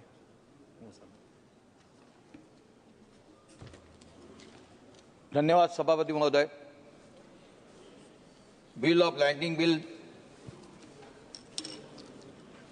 2024 पर बोलने का अवसर देने के लिए पंतप्रधान श्री नरेंद्र मोदी जी, पठानकोट परिवहन और जलमार्ग मंत्री श्री सर्बानंद सोनोवाल जी और सरकार का सहृदय से आभार व्यक्त करता हूं. ये विधेयक समुद्री व्यापार यानी मैरीटाइम ट्रेड को सुगम और पारदर्शी बनाने तथा ईज ऑफ डूइंग बिजनेस को बढ़ावा की दिशा में ऐतिहासिक कदम है. सबसे पहले मैं माननीय प्रधानमंत्री जी का अभिनंदन करना चाहता हूं कि उन्होंने गहरे पानी वाले मेगा पोर्ट वाधवन की आधारशिला रखने के लिए धन्यवाद देना चाहता हूं. 76,000 करोड़ रुपए की लागत से बनने वाला यह पोर्ट दुनिया में शीर्ष 10 बंदरगाहों में शामिल होगा. यह भारत की वैश्विक समुद्र व्यापार का केंद्र यानी ग्लोबल ट्रेड हब बनाने में मदद करेगा और भारत की निर्यात क्षमताओं को यानी एक्सपोर्ट कैपेबिलिटी को दोगुना करेगा. इस परियोजना से 12 लाख से अधिक प्रत्यक्ष और अप्रत्यक्ष नौकरियां सृजित होगी, जिससे स्थानीय अर्थव्यवस्था को भी बड़ा लाभ मिलेगा. बिल ऑफ लैंडिंग बिल 1856 के कानून का आधुनिकीकरण किया गया है. मैं अब बिल ऑफ लैंडिंग बिल 2024 के विषय पर यानी 25 के विषय पर आता हूं, जो 1886 के पुराने कानून को हटाकर एक आधुनिक विधेयक लाने की दिशा में कदम है. ये भारत की व्यापारी समुद्री व्यापार प्रणाली को दुनिया के बेहतरीन मानकों के अनुसार विकसित करेगा. सभापति महोदय, बिल ऑफ लैंडिंग का कानूनी जो ढांचा है एक महत्वपूर्ण दस्तावेज है जो शिपर और मालवाहक के बीच अनुबंध को प्रमाणित करता है. ये माल की स्वामित्व यानी हस्तांतरण ट्रांसफर ऑफ ओनरशिप और दायित्व एंड लायबिलिटी को स्पष्ट करता है. इसका परिवर्तन का अधिकार है, राइट ऑफ ट्रांसफर. विधेयक में ये प्रावधान है कि प्राप्तकर्ता और तीसरा पक्ष थर्ड पार्टी जिसे स्वामित्व हस्तांतरित किया गया है वो सभी माल से संबंधित अधिकार प्राप्त करेगा, यानी ईजीएस हो जाएगा. बिल ऑफ लैंडिंग का निर्णायक प्रमाण यानी कंक्लूसिव एविडेंस ऑफ कार्गो विधेयक स्पष्ट करता है कि यह बिल ऑफ लैंडिंग में दर्ज विवरण की माल का प्रमाण होगा, जिससे किसी की विवाद की स्थिति में यह दस्तावेज निर्णायक होगा. यानी अभी कई सदस्यों ने भी कहा कि यहाँ जो रेट जो कुछ होगा तो उसके ऊपर अपने दस्तावेज जो अभी ये बिल है वो उसके ऊपर निर्णायक होगा. ये इसके अंदर कानून के अंदर ये बिल के अंदर इसका स्पष्टीकरण किया है. केंद्र सरकार को निर्देश जारी करने की शक्ति इसके अंदर है. सरकार को यह अधिकार होगा कि ये विधेयक क्रियान्वयन के लिए आवश्यक दिशा निर्देश जारी कर सकता है. इस विधेयक का सकारात्मक प्रभाव यानी इम्पैक्ट ऑफ द बिल यानी नौकावाहन व्यापार शिपिंग ट्रेड को आसान बनाएगा, माल ढुलाई को यानी ट्रांसपोर्टिंग की कार्गो हैंडलिंग को बढ़ोतरी देगा, लॉजिस्टिक सेंटर को मजबूती मिलेगी, निर्यातकों एक्सपोर्ट और व्यापारी ट्रेंडर्स के लिए सुरक्षा और सुविधा सुनिश्चित कर सकता है. मैं इसके माध्यम से आपके माध्यम से भारत में समुद्री व्यापार का विकास महत्व बताना चाहता हूं कि 2024 में भारत के प्रमुख बंदरों में कार्गो हैंडलिंग की क्षमता यानी मात्र 800 MTPA की थी, जो मार्च 2024 तक 1400 MTPA हो गई है, यानी दुगनी हो गई है. 98 पोर्ट मॉडर्नाइजेशन प्रोजेक्ट पूरे हुए गए जिनकी लागत 32,000 करोड़ रुपए है. इन परियोजना का वार्षिक पोर्ट क्षमता 230 MTPA है, यानी उसमें वृद्धि हो गई है. इनलैंड वाटरवे पर माल ढुलाई 2014 में 18.1 थी MMT थी, जो 2024 में 133.03 MMT हो गई है। लगभग 7 गुना बढ़ोतरी आई है, समृद्धि आई है, वृद्धि आई है। क्रूज भारत मिशन को मुंबई से लॉन्च किया गया, जिसमें भारत में क्रूज टूरिज्म को बढ़ावा मिलेगा। सभापति महोदय, जिसमें मेरी कई मांगे हैं, जिस मांगों में मुंबई में क्रूज भारत मिशन का त्वरित विकास होना बहुत जरूरी है। अभी कई सदस्यों ने कहा कि मुंबई पोर्ट ट्रस्ट, वो भी उसका सशक्तिकरण और अच्छे से होना चाहिए।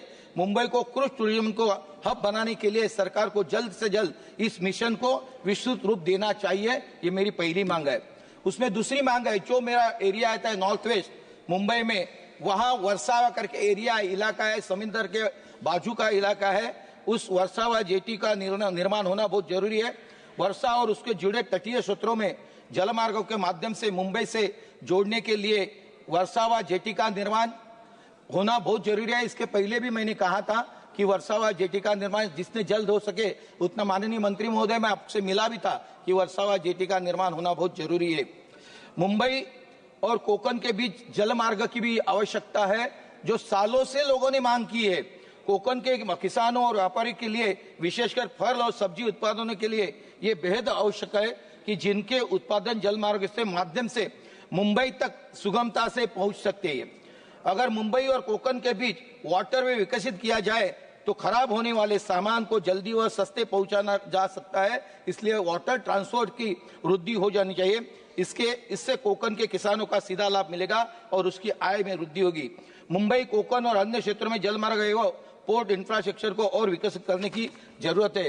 ये विधेयक भारत की समृद्धि और लॉजिस्टिक्स सेक्टर को विश्वसनीय बनाने के लिए एक बड़ा कदम, लेकिन इसके साथ हमें पतन और जल मार्ग के आधारभूत ढांचे को भी सुधार लाना चाहिए, कंस्ट्रक्ट करना चाहिए। बिल ऑफ लैंडिंग 24 हमारे व्यापारियों उद्योगपति का सुरक्षा और पारदर्शिता देंगी। मुझे विश्वास है कि सरकार हमारी मांगों पर जल्दी से जल्द कार्रवाई करेंगी और भारत को समृद्धि और लॉजिस्टिक का वैश्विक केंद्र बनाने में महत्वपूर्ण भूमिका निभाएंगी। धन्यवाद सभापति महोदय। धन्यवाद जी। माननीय सदस्य श्री भास्कर भगाड़े जी। अध्यक्ष महोदय, बिल्स ऑफ लेंडिंग विधेयक 2024 वरती मला बोलण्याची संधी दिली त्याबद्दल मी आपल्याला मनापासून धन्यवाद देतो। हे बिल बिल्स ऑफ लेंडिंग विधेयक 2024 हे भारतीय बिल ऑफ लेंडिंग अधिनियम 1856 निरस्त करून शिपिंग आणि लॉजिस्टिक आणि समुद्री व्यापार प्रक्रियांना अधिक आधुनिकीकरण करण्याच्या उद्देशाने आणलं गेलं आहे। महाराष्ट्रामध्ये मोठी समुद्र किनारपट्टी आहे। या किनारपट्टीवरती अनेक बंदरं छत्रपती शिवाजी महाराजांच्या काळामध्ये सुद्धा किंवा किल्ले असतील, बंदरं असतील बांधण्यात आली। माजी पंतप्रधान पंडित नेहरू यांच्या नावाने स्थापन झालेलं JNPT बंदर असेल किंवा आत्ताच नव्याने महाराष्ट्रामध्ये पालघर या ठिकाणी वाढवण बंदर होतंय। हे बंदर आज जरी होत असेल परंतु त्याच्या पाठीमागे सगळ्याच शासनकर्त्यांचं फार मोठं योगदान आहे आणि या माध्यमातून परदेशामध्ये आयात निर्यात मोठ्या प्रमाणावरती होणार आहे। हे जे विधेयक आज आणलं जातंय हे फक्त एक सुधारणा नसून त्यातून अनेक गंभीर प्रश्न उपस्थित होण्याची शक्यता या निर्माण होते। या विधेयकाने व्यापार सुलभ होण्याऐवजी काही महत्त्वाच्या अडचणी वाढण्याची शक्यता आहे।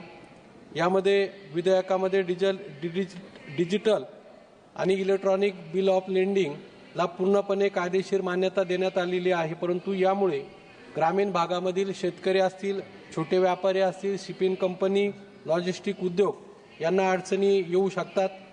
भारतातील अनेक भागामध्ये अद्याप डिजिटल पायाभूत सुविधा नाहीत आणि त्यामुळे मोठ्या उद्योगांसाठी हे फायदेशीर असलं तरी लहान व्यापार आणि शेतकऱ्यांसाठी हे बिल अडचणीचं ठरू शकते। त्याचप्रमाणे आपल्या देशातील इंटरनेट सुविधा सायबर सुरक्षिततेच्या मर्यादा लक्षात घेतल्या नाही। जर डेटा लीक किंवा सायबर हल्ला झाला तर व्यापारिक व्यवहारांची सुरक्षितता धोक्यामध्ये येऊ शकते। आंतरराष्ट्रीय शिपिंग नियमांशी हे विधेयक मेळ बसताना दिसत नाही आणि यामुळे व्यापार करताना अनेक अडचणी येऊ शकतात। त्यातून भारतीय शिपिंग कंपन्यांचं मोठं नुकसान होऊ शकतं। विधेयकातील नियमामध्ये व्यवहार पारदर्शी होईल असे भासवलं जात असलं तरी व्यवहार मोठ्या कॉर्पोरेट कंपन्यांसाठी अधिक फायदेशीर ठरतील असं मला वाटतं. छोट्या व मध्यम व्यापारासाठी हा कायदा प्रतिकूल ठरू शकतो, कारण अनेक प्रक्रिया केवळ डिजिटल असल्यामुळे ते केवळ मोठ्या कंपन्यांसाठी सोयीस्कर होतील. सरकारने यामध्ये लहान आणि मध्यम उद्योजकांसाठी स्वतंत्र तरतुदी करायला हव्यात, त्या केलेल्या दिसत नाही. भारतीय शिपिंग आणि लॉजिस्टिक क्षेत्र अद्याप आंतरराष्ट्रीय मानकांच्या पातळीवर पोहोचलेलं नाही. युरोप, अमेरिका यासारख्या देशांमध्ये डिजिटल व्यवहारासाठी आवश्यक त्या पायाभूत सुविधा उपलब्ध आहेत, परंतु भारतातील बहुतेक लहान बंदरं असतील किंवा मालवाहतूक कंपन्या असतील अद्याप या प्रणालीसाठी सज्ज झालेल्या दिसत नाही. आणि म्हणून सरकारने प्रथम देशांतर्गत पायाभूत सुविधा किंवा लॉजिस्टिक या बाबतीत सुधारणा करून नंतर आंतरराष्ट्रीय मानकांचं अनुकरण करावं असं मला वाटतं.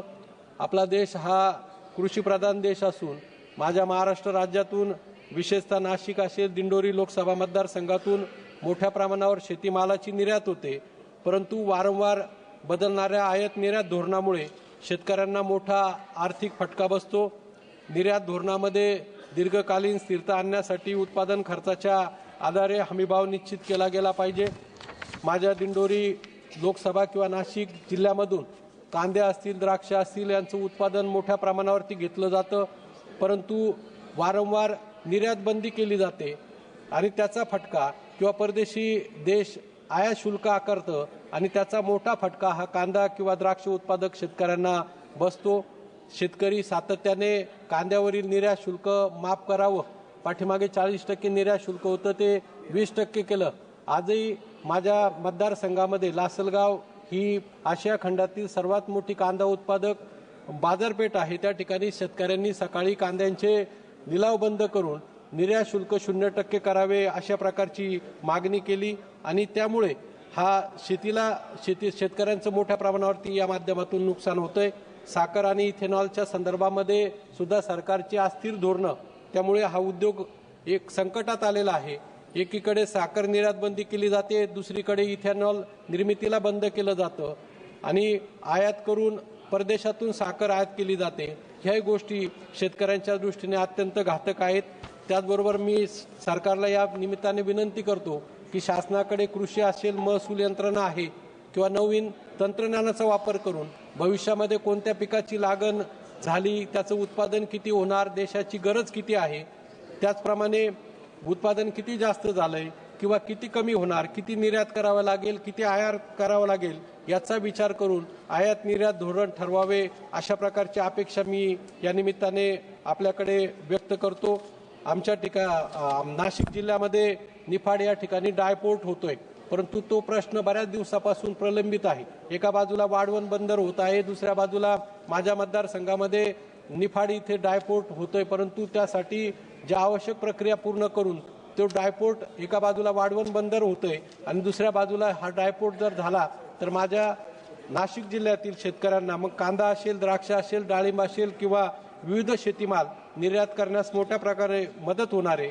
निफाड डायपोर्ट हा रेल्वेद्वारे वाढवण बंदराला जोडला जावा आणि वाढवण बंदराला जोडणारे जी कनेक्टिव्हिटी रस्त्यांद्वारे ती वाढवली गेली. त्याचप्रमाणे त्या ठिकाणी वाढवण बंदराच्या बाबतीमध्ये त्या भागातील शेतकऱ्यांच्या किंवा मच्छीमार लोकांच्या किंवा स्थानिक लोकांच्या ज्या अडचणी आहेत त्यामध्ये लक्ष घालून मदत करावी अशा प्रकारची मागणी मी या ठिकाणी या निमित्ताने करतो. हे जे विधेयक आहे हे केवळ एक पोकळ सुधारणा आहे असं मला वाटतं.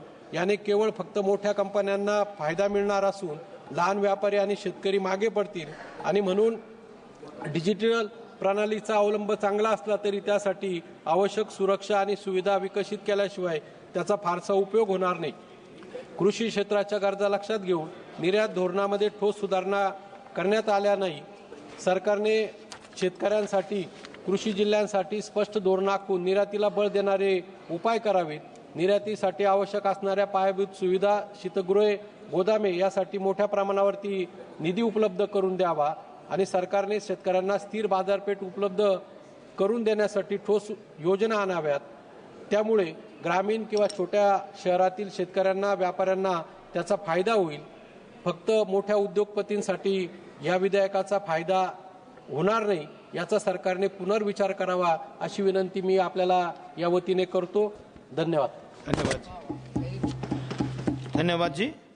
माननीय सदस्य honourable member Biroto Fernandes ji. Thank you, Speaker, sir. I would like to thank my party leadership for giving an opportunity to speak on this very important bill. Sir, this Bill of Lading 2024 was introduced on August 9, 2024. It seeks to replace the Indian Bills of Lading Act 1856.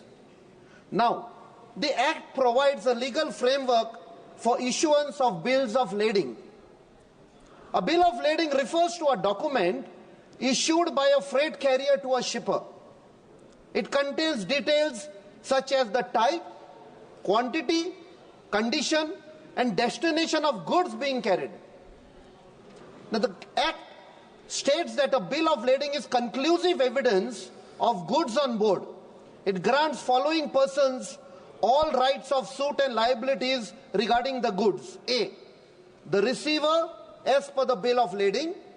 Second, any third party to whom the receiver may transfer the ownership of goods.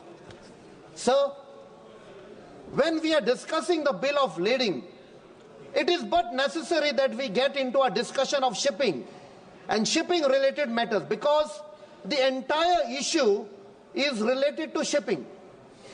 In this context, I suggest the government should facilitate to modernize the shipbuilding industry in India, as we have huge potential to compete the shipbuilding industry in the world with the global industry of shipping.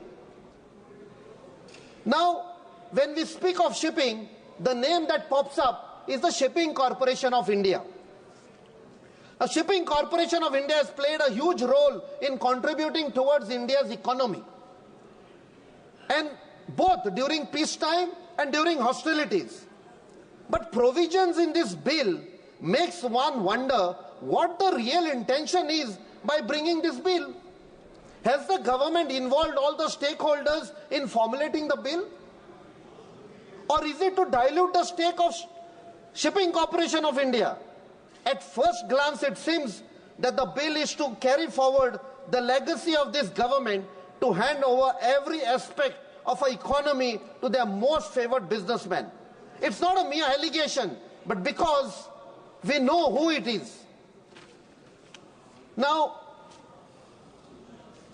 there are certain factors that I would like to suggest to the government when the government is calculating the impact on the shipping industry by trying to bring this bill.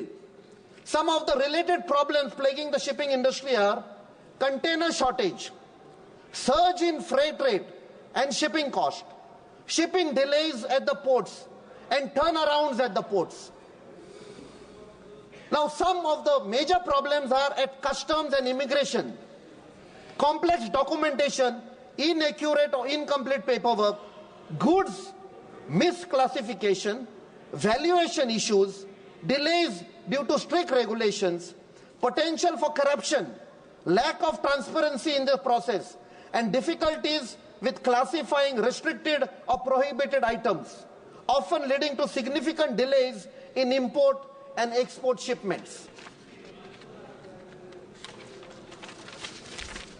Key points about custom clearance issues in India at the ports are documentation challenges, missing or incorrect information on customs declaration, invoices, and other required documents that can cause delays.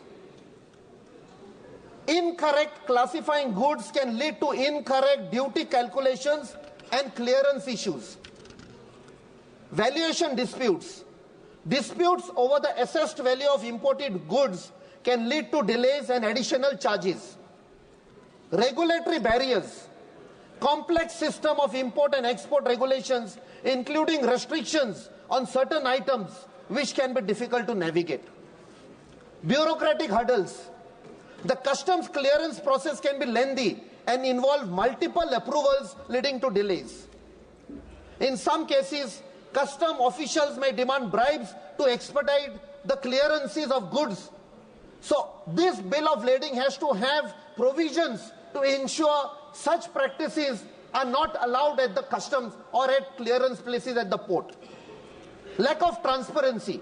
Importers may not have clear information on duty rates and other custom requirements, creating uncertainty. Technology issues. Glitches in the electronic customs clearance system can further hamper the process.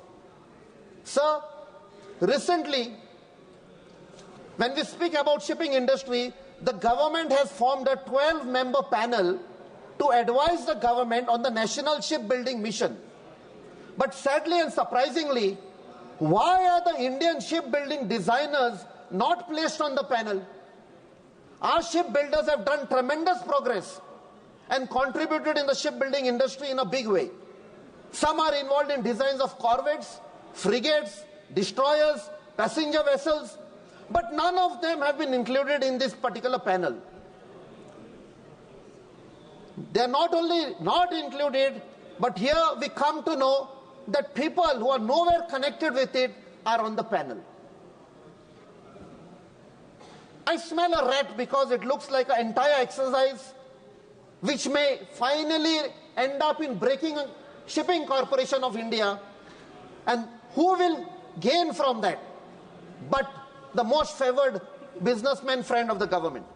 Sir, while presenting the budget, the Honorable Finance Minister announced a 25,000 crore maritime development fund, a revamped shipping building financial assistance policy to address cost disadvantages faced by Indian yards, a credit note scheme for shipbreaking in Indian yards to promote circular economy and infrastructure status to large ships above a specified size were also announced. Today, India holds less than 1% of the global shipbuilding market, but aims to break into top 10 ranking by 2030 and top 5 by 2047. Why not? We have to. But with such backward-looking provisions, are we going to break into the top 10?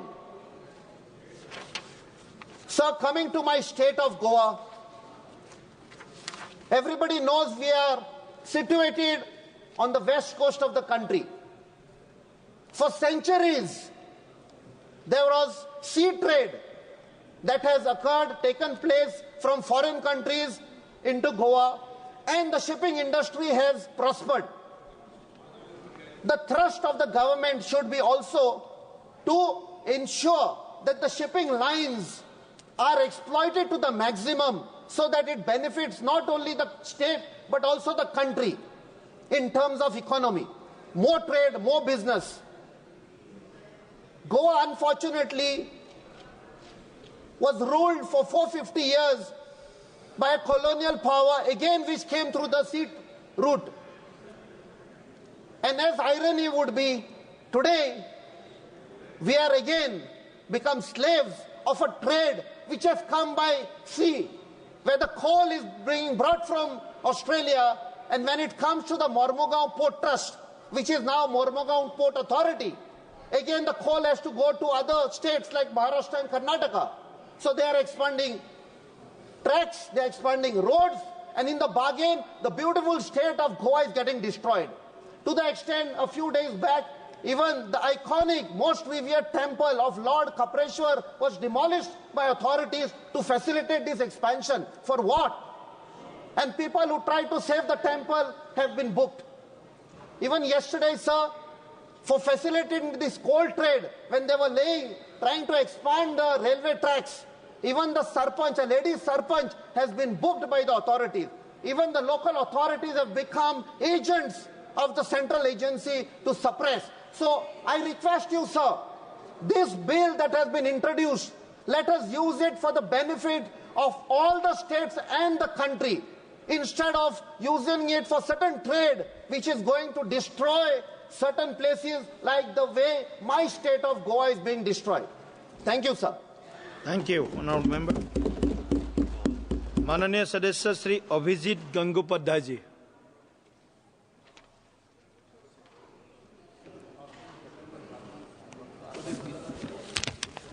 I thank my leader Narendra Modi ji, and also I thank Honorable Speaker while speaking in support of this bill.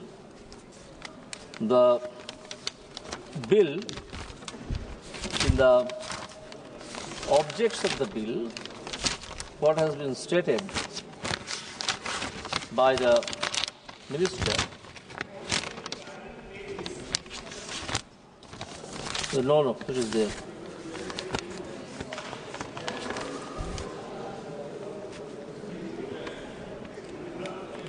For ease of business,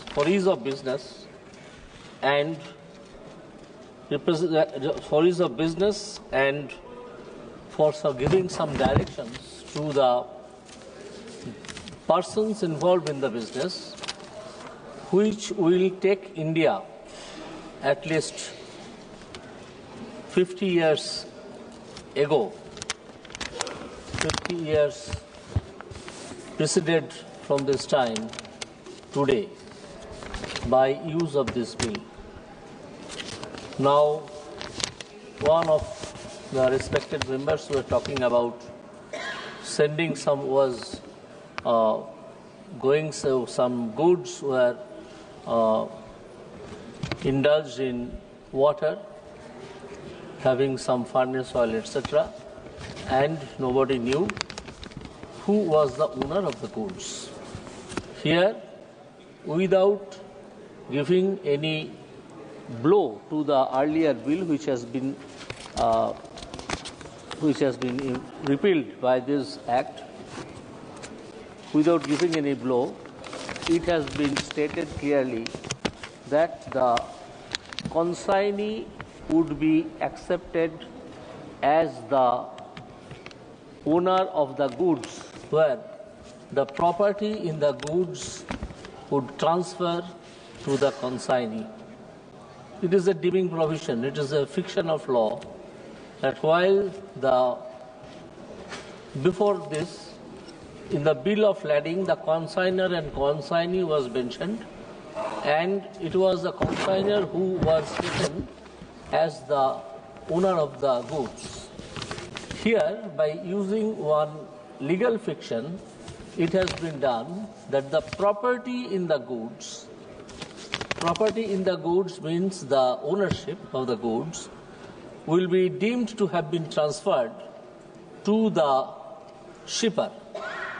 That is the owner of the ship through which the good was being sent and also the consignee to whom it has been sent.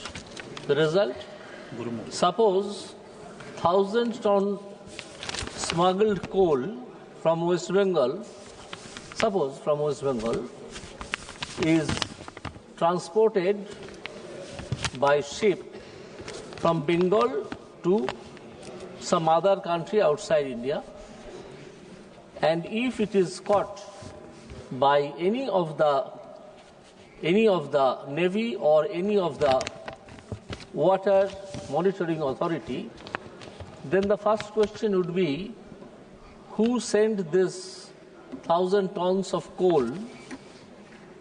This coal is coming to my mouth because of the reason that there is a coal scam, huge coal scam in West Bengal. Who is the owner of this coal? Who is the owner of this coal?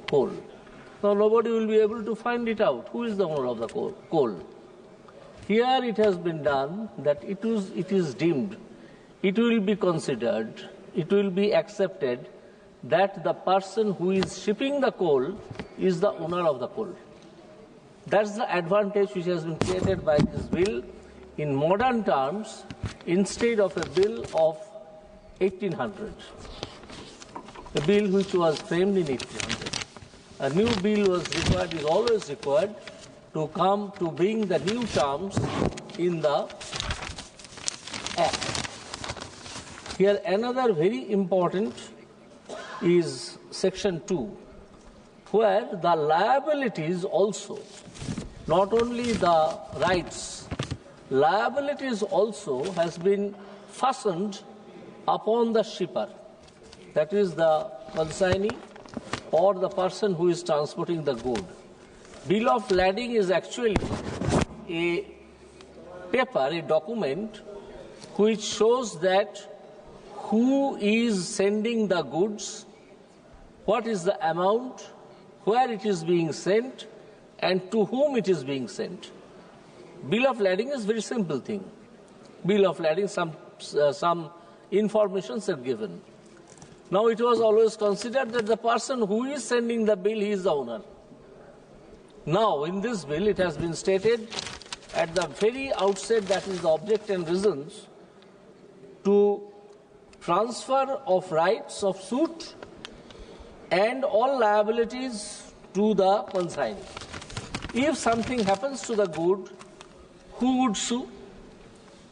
The person who has some insurable interest in the good. Why I am saying insurable interest? Because anything which is to be shipped is bound to be insured. So the person who has some insurable interest in the goods will sue. Now if the person is not available, if the shipper says that yes, somebody booked it, if the consignee said yes, I sent some money, but the person who sent it is never found, so there will not be any suit. But in the meantime, the shipper and the consignee has already been faced, has already been accounted for huge loss. So in this bill, it is stated that who will extract the money, that is the damages caused due to some problems which has been shipped in the goods, and not only the goods, some goods which is mentioned in the bill of lading but has not been given in the ship. Here ship, the word ship includes also any carriage by way, by road. Shipping does not always mean that it has to be shipped by a ship. Shipping is a term of insurance which covers also the carriage of goods by transporters through road. So, here if something is required to be done in the court of law, the person to whom the good has been transferred for shipment, not the ownership, to the consignee, not the ownership, he can also sue the person who is liable for the damages. This particular provision, along with the opening up of the whole thing, that is Section 5, proposed Section 5, the central government may give such directions as it may deem necessary for carrying out all or any of the provisions of this Act. It has an opening to the national trade and also the international trade. For doing something, if some direction is required, a person is to go to the court of law, where a litigation will continue for 20 years. Whereas the government has taken the responsibility of giving directions. If the direction is bad, court has also already vested with the power by Constitution of India to declare it as bad. So whether it is a bad decision or good decision, I am not on that. I am on the question whether the government can issue certain directions for the betterment of the transport by sea or by road. This bill of lading is not only used only in ship, it is also used in transport and also in multimodal transport act. Under multimodal, we have one multimodal transport act which shows that some goods will start, say, from Calcutta to Paradip, from Paradip to some other country, from that country, from the port to some factory. For the whole thing, one bill of lading can be used. This is said multimodal transport. So this multimodal transport will also come within the meaning of this act.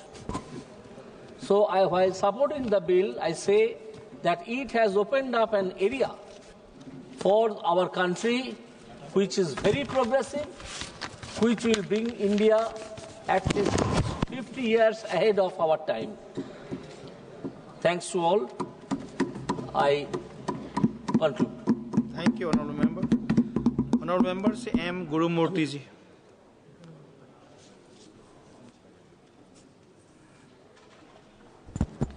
Thank you, Chairman, sir, for giving me the opportunity to speak on the Bills of Lading Bill 2024. Sir, the new bill simplifies and improves the efficiency in the way we do business in terms of maritime trade, sir. Honorable Chairman, sir, I will call out few strengths and positives of the bill. First one, replacing the old 1856 Act is a big step towards modernizing and standardizing the trade in making India complete with global markets and standards.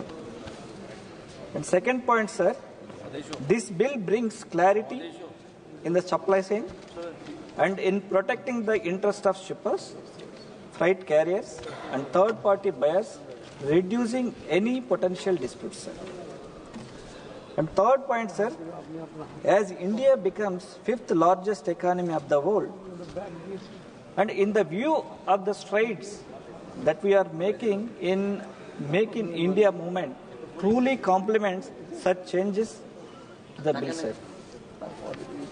Chairman, sir, as a representative from Andhra Pradesh, a state which has second longest coastline in India, I know how important this law is for strengthening India's maritime trade. Sir, in this time, I want to recall, under the leadership of our ex-CM Sri Y. Jagannath Reddy Garu, Andhra Pradesh has taken several steps to boost the blue economy and seen a substantial growth.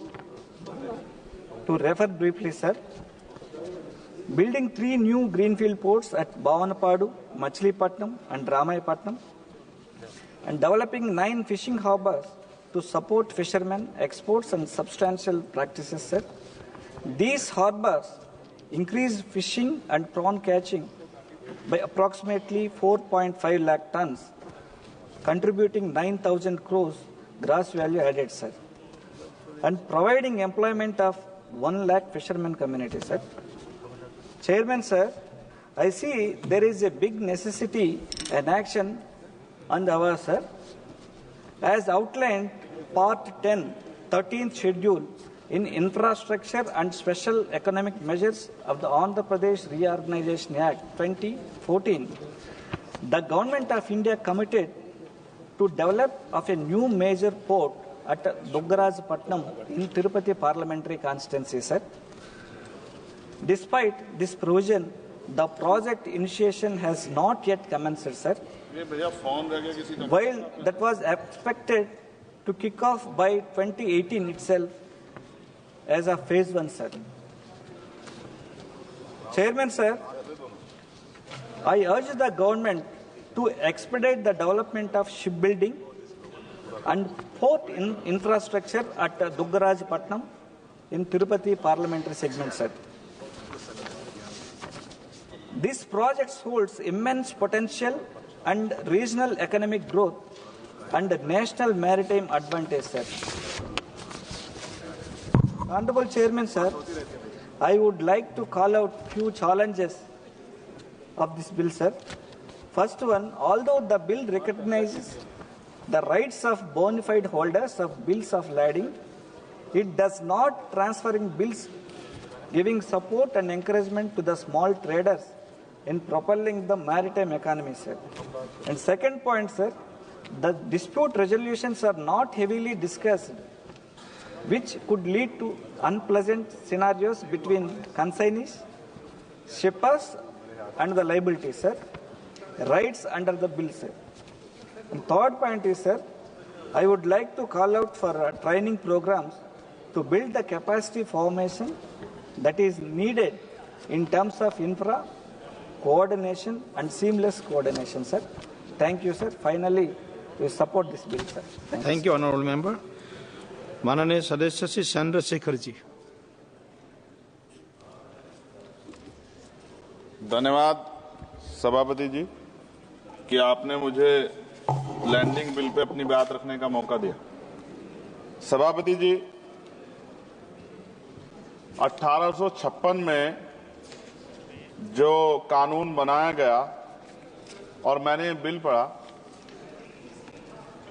क्या पढ़ने के बाद मुझे एहसास होता है कोई बदलाव नहीं, सिर्फ कॉपी पेस्ट किया गया।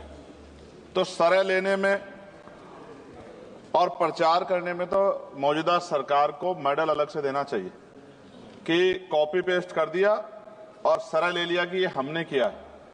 नाम बदलने में और सरह लेने में हमारी सरकार को महारत हासिल है, जबकि हकीकत ये है कि ये इंटरनेशनल लॉ है जिसके आधार पर सभी देशों को काम करना पड़ता है। अगर सरकार कुछ बदलाव चाहती थी तो इसमें बिल को इलेक्ट्रॉनिक फॉर्मेट में कर सकते थे। ये डिजिटल युग है, चर्चा होती है और सब जगह, आप तो फोन से लेकर सब जगह जो है डिजिटल बातें होती हैं, लेकिन फॉर्मेट आपने कागज में ही रखा है। कई देशों के बिल इंडिया में ही बन रहे हैं मैन पावर की वजह से। वहां मैन पावर कम है, यहां मैन पावर ज्यादा। अगर ये इलेक्ट्रॉनिक फॉर्मेट में आ जाता तो बहुत से भारतीयों को रोजगार मिल जाता। लेकिन मुझे ये भी बताना पड़ेगा कि हमारी सरकार का रोजगार देने में उनको बड़ी परेशानी है और वो रोजगार देने के खिलाफ, इसलिए उन्होंने शायद इलेक्ट्रॉनिक फॉर्मेट में नहीं रखा। जैसे उदाहरण, ऑस्ट्रेलिया में कोई माल चढ़ता है जहाज पर, उसकी इन्वेंट्री यहां बनती है, उसके लैंडिंग बिल भी इंडिया में बनते हैं। इलेक्ट्रॉनिक फॉर्मेट में कर देते तो उसका बैक एंड फॉर्मूला हमारे पास आ सकता था। इससे देश को फायदा होता और हमारे बहुत सारे लोगों को रोजगार मिलता। और राष्ट्रीय जलमार्ग 2016 कानून के तहत कई राष्ट्रीय जलमार्ग विकसित होने थे, परंतु अभी तक सभी नहीं बने। यह जलमार्ग बन जाते तो बाढ़ व सूखे की समस्या से भी निजात मिल सकती थी, लेकिन सरकार को बाढ़ से भी फर्क नहीं पड़ता क्योंकि उससे भी आम जनता को परेशानी होती। पेट्रोल और डीजल की जो खपत है, अगर ये बन जाए जलमार्ग तो बहुत फायदा जो है वो खपत कम हो सकती है और बहुत बड़ा फायदा हो सकता है। लेकिन सरकार का इसमें कोई इंटरेस्ट नहीं है, इसलिए मैं अपनी भावनाओं के साथ इस बिल को अपोज करता हूं और मैं कहता हूं कि सरकार अगर चाहे तो हमारे सुझाव को मान के कुछ अच्छा कर सकती है, वरना फिर मैं कहूंगा दोहराते हुए कि सरह लेने में और नाम बदलने में सरकार को महारत हासिल है। इसके लिए पुनः मेरा अनुरोध है कि इनको मेडल दिया जाए। धन्यवाद। धन्यवाद जी। माननीय सदस्य जी प्रदीप पानीग्राही जी। Speaker, Honorable Chairman, sir, I support this bill introduced by Honorable Minister Port and Shipping, Sri Sonawal ji. This bill is very important as far as the international trade and India's position as a global player, developing our economy in a national and global field. This bill replacing the old bill, which is outdated in nature, and to comply our international norms and protecting our national interest in modern time. This is a bill which is giving an ample opportunity with new sections, new simplifying the structure and bringing the many changes in old bill to make it a visible to in port sector to giving ample opportunities. As the different section of this bill also reflects and the many speakers on opposition side criticizing this bill, but I see this bill is a very important bill as far as the compliance with international obligations, streamlining regulations, broadening eligibility for ship ownership, establishing maritime utility framework, streamlining administrative framework, including integrating coastal and inland waterways, simplifying regulations All these are very important factors that was covered under this bill. As far as the under this bill, as Odisha is also affected under this bill, Odisha's coastline is around 480 kilometers. So we need the honorable request the honorable minister to focus Odisha, as the Prime Minister is already focusing in the Purbodaya as a East policy. Odisha plays a major role in the coming in an area, and Prime Minister regular visit to the state and the double engine sarkar that works in the center and the state. This bill also play a major role. I request the honorable minister to focus developing new ports, particularly in Astaranga, in Puri district, and Bahuda at Ganjam, and Palur in Chhatrapur of Ganjam district. This will do a wonderful job as far as the economic growth of Odisha is concerned. As the communication is a very important part of the nation, as per the seaport is concerned, or the airport is concerned, or the railways are concerned, or the roads are concerned. So in modern days, the communication play a major role. I hope this bill brings in a major changes in as far as the maritime trade is concerned. I hope the honorable minister during this bill, passing of the bill, he will focus on Odisha to bring new ports with new provisions to make a Viksit Bharat agenda of honorable Prime Minister to 2047, and Odisha will play a major role by providing a growth of contribution to the national growth as far as economy is concerned. Thank you for giving me an opportunity in this bill. Thank you. Very Sachidanandan, honorable member Sachidanandan. Good evening, Speaker, sir. The exports from India have come to a standstill as shipping companies hiked shipping charges nearly 6 times. Various sectors such as jute, seafood, food processing and species have been disrupted. Items are all in stock. Due to this, hundreds of people have lost their jobs. It is said that the reason for the increase in price is the shortage of containers. Higher import costs lead to higher prices for goods ranging from toys to computers. Exporters say that the union government is doing nothing to tackle the crisis. Before COVID, a container that was sent abroad for rupees 2 lakh now costs up to rupees 12 lakh. The fare from Kochi to Shanghai, China was $1,200 to $1,500. China was now it was now risen to between $5,000 to $6,000. The Kochi-Dubai container fare has been increased from $300 to $350 to $1,000, and the Kochi-Colombo fare has been increased to $1,500 to $2,000. Due to the COVID lockdown, shipping containers are stuck at ports due to the shortage of containers. The Kerala Exporters Association said that the shortage of containers has increased due to reduced the imports from China. Due to the reduced imports from China, the shipping companies are reluctant to deliver containers to Kochi to higher profits at other ports. So, the Lading Bill amended as to control the shipping charges. Thank you very much, sir. It looks like. Yes. What one? Rajaram Singh, honorable member. सभापति महोदय,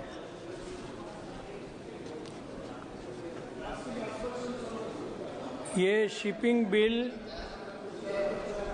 बात तो की जा रही है कि 1856 के हम कानून को बदल रहे हैं इसके जरिए, लेकिन दूसरा सच ये है, जो बड़ा सच है, कि जैसे रेलवे और विभिन्न क्षेत्रों में प्राइवेटाइजेशन को प्रमोट किया गया है, इस शिपिंग बिल के जरिए भी प्राइवेट कंपनियों को ज़्यादा तरजीह दी गई है।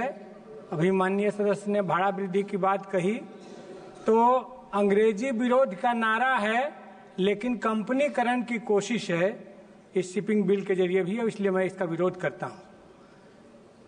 एक दो बात इस संदर्भ में कहना चाहूंगा। सेतु समुद्रम का किस्सा तब पढ़ा था जब सांसद यहां नहीं थे। एक अखबार में रिपोर्ट पढ़ी कि सेतु समुद्रम से बड़े जहाजों को ले जाना है और उसके लिए भारत सरकार ने एफिडेविट करके सुप्रीम कोर्ट में दिया है कि सेतु समुद्रम कुछ भी नहीं था, वो लंका के बीच में वो पहाड़ बना हुआ है, प्राकृतिक बनावट है, और राम रावण युद्ध नहीं हुआ था। तो एक तरफ राम मंदिर पर राजनीति की जाती है और दूसरी तरफ कॉरपोरेट हित जहां टकराते हैं वहां पर ये एफिडेविट करके सुप्रीम कोर्ट में दिया जाता है। तो व्हाट इज दिस? ये क्या है? ये कौन सा अपॉर्चुनिज्म है?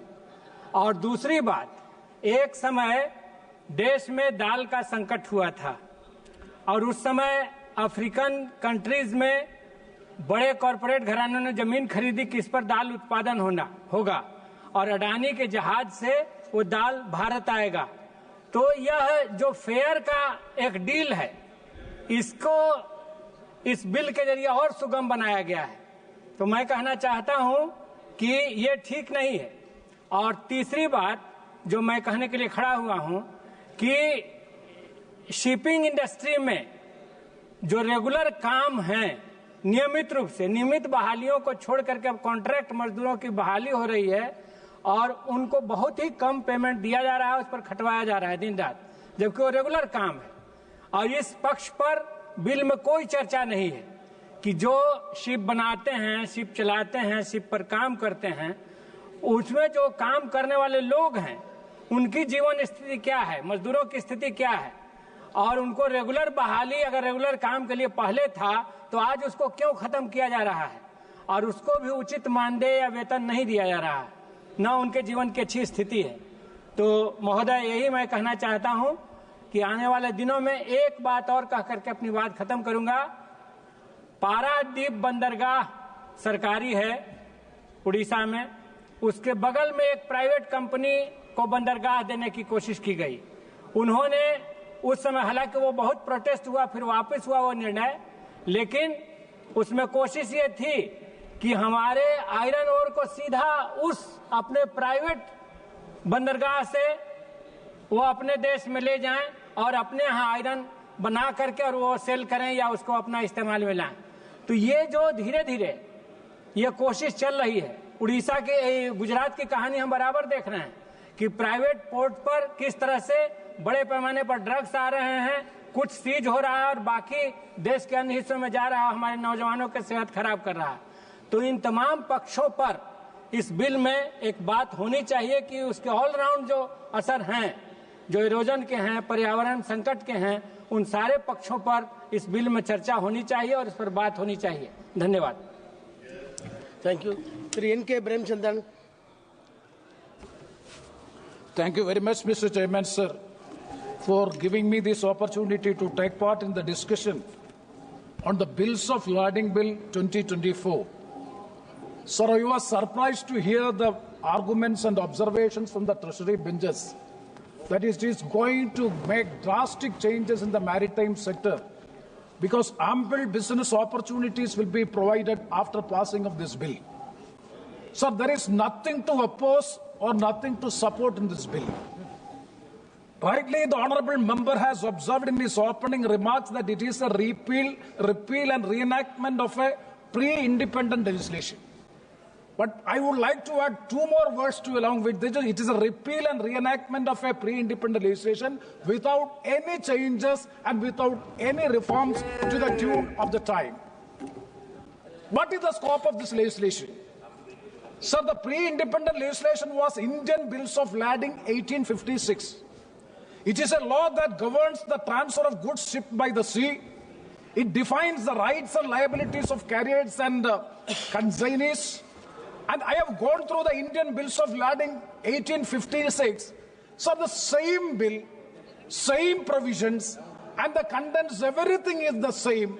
Then what is the scope of bringing a new bill without any changes in order to suit with the situation, in order to suit with the new liberalized economic era? Because this bill is enacted in the year 1856. That is 170 years ago, this bill was passed by the British legislature or British India government. And even now, after 170 years, the government of India, led by Honorable Prime Minister Sri Narendra Modi ji, and even the Minister, Port Minister also has spoken in his opening remarks that 1,500 obsolete legislations has already been repealed. And we want to decolonize the legislations, as in the case of IPC, Criminal Procedure Code, and Indian Evidence Act, but copying it in a different form. Nothing else is there. There is no in-depth wisdom is not being put on the legislation. That is the reason by which I am saying there is nothing new so as to oppose or so as to support the bill. Sir, only one new provision has been incorporated in the bill, that is Clause 5 of the bill. Sir, what is Clause 5 of the bill? The central government may give such directions as it may deem necessary for carrying out or any of the provisions of the bill. So other than this, the entire provisions are the same. There are three clauses mainly. Number one is rights under bill in loading west in consignee or endorsee. And the second one is no right of stoppage in transit and right to claim freight against the original shipper or owner. And the third point is regarding the bills of lading in the hands of a consignee is a conclusive evidence of the shipment as against the master. This is the content of the bill 1856 as well as 2025 bill is same provision, same content, nothing is doing. So my pertinent question I would like to ask to the Honorable Minister, you have incorporated a new provision, Clause 5, that the Government of India is empowered to give directions from time to time as it deems necessary, either for all the provisions, for implementing either all the provisions or any of the provisions of the bill. So I would like to know from the Honorable Minister, even if there is no such provision in the bill, a bill passed by the Parliament, Government of India is empowered to give directions so as to implement the provisions of the bill. It is implied. There is no need of an explicit provision in the bill that the government can give directions for the implementation of the provisions of the bill. So what is the purpose of incorporating a new provision, Clause 5, in the bill? Just to show that we have reformed the bill. That is the only reason why we say new bill has been brought in. Otherwise, you have to come with so many changes. Sir, I have got 5 suggestions. Let me come with these positive, very concrete, positive suggestions. So the number one is the lack of adequate safeguards for Indian exporters and importers. Sir, bills of lading are one of the most essential documents in international trade, as they serve as both the receipt for goods and the title to the goods being shipped. However, the provisions under the bill fails to provide adequate safeguards to Indian exporters and importers, the backbone of the country's trade sector. Sir, exporters who are primarily small and medium-sized business in India often lack the resources of bargaining power to negotiate the terms of international shipping contracts. While the bill introduces several standardization measures, it does not address the challenges faced by the Indian exporters in avoiding fraudulent practices, especially when dealing with the foreign shipping companies and agents. So I suggest a special provision for Indian exporters to have stronger legal recourse in case of disputes involving bill of lading, particularly in relation to foreign shipping companies. This could include establishing a dispute resolution mechanism specifically aimed at protecting the Indian interest. That is the first suggestion. Sir, 5 suggestions. It's very positive suggestions. And the second one is regarding the potential for increased cost of doing business. Sir, the bill, there is a lack of clarity on the regulatory framework framework that will govern the fees and charges related to bills of lading. The bill potentially opens the door for increased fees and charges associated with the issuance, transfer and please 2 minutes. Issuance, transfer and negotiation of these documents. These costs could place additional financial burden on Indian businesses, particularly the export and import. So my point is that the cost competitiveness is a critical for Indian business to succeed in the global market. So sir, I suggest a regulatory cap on fees and charges for bills of lading, ensuring that this do not unduly burden the Indian MSMEs. And the third suggestion, sir, regarding the maritime sector and the carriage of goods seized by the sea. There is another bill is also carriage of goods by sea bill. Sir, there are provisions there are contradictory provisions are also there. So I would like to urge upon the minister, kindly go that there shall not be a contradiction with these two bills. And the fourth one is very, very, very important suggestion, that is the technological advancements and the digital bills of lading. Sir, this is the most modern era of communication technology, even the artificial intelligence era. Sir, the issue is, it is limited focus is there on the digital transformation of the maritime industry. In an era of rapidly advancing technology, the electronic bills of lading, the use of electronic bills of lading has become the global standard in international trade. Several countries, including major trading nations like United States, Singapore, UK, have already embraced digitalization in the shipping sector. India, however, has lagged behind this area. The bill makes, sir, 1 second. The bill makes only passing mention of the electronic bills of lading and fails to provide a robust framework for their adoption and regulation. The lack of clarity in digital bills of lading could make India's maritime industry less attractive to international shippers and importers who increasingly prefer the speed, security and efficiency of digital solution. Sir, with these suggestions, I make 2 points, that is regarding the Vizhinjam International Seaport Limited.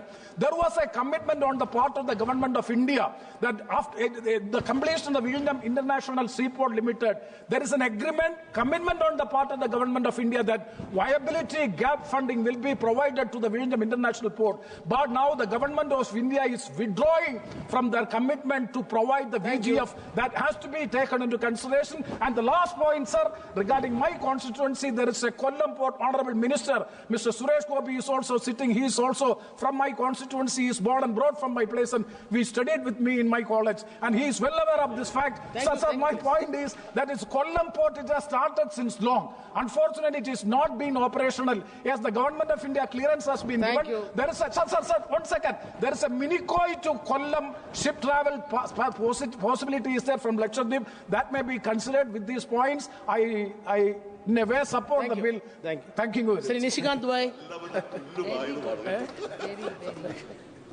Taking 3 of my points. Thank you.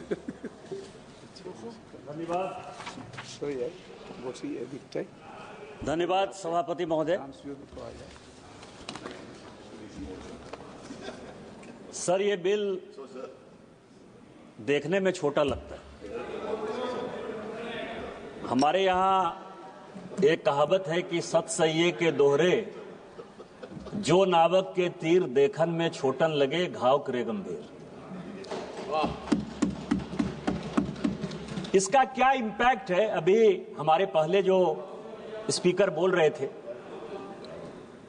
उनको माननीय प्रधानमंत्री जी ने क्या किया पिछले 10-11 साल में, शायद उसके बारे में वो पूर्णतया समझते नहीं हैं या समझाना नहीं चाहते, या अपोजिशन का जो रोल है सभी बात का विरोध करना, वही विरोध करना चाहते।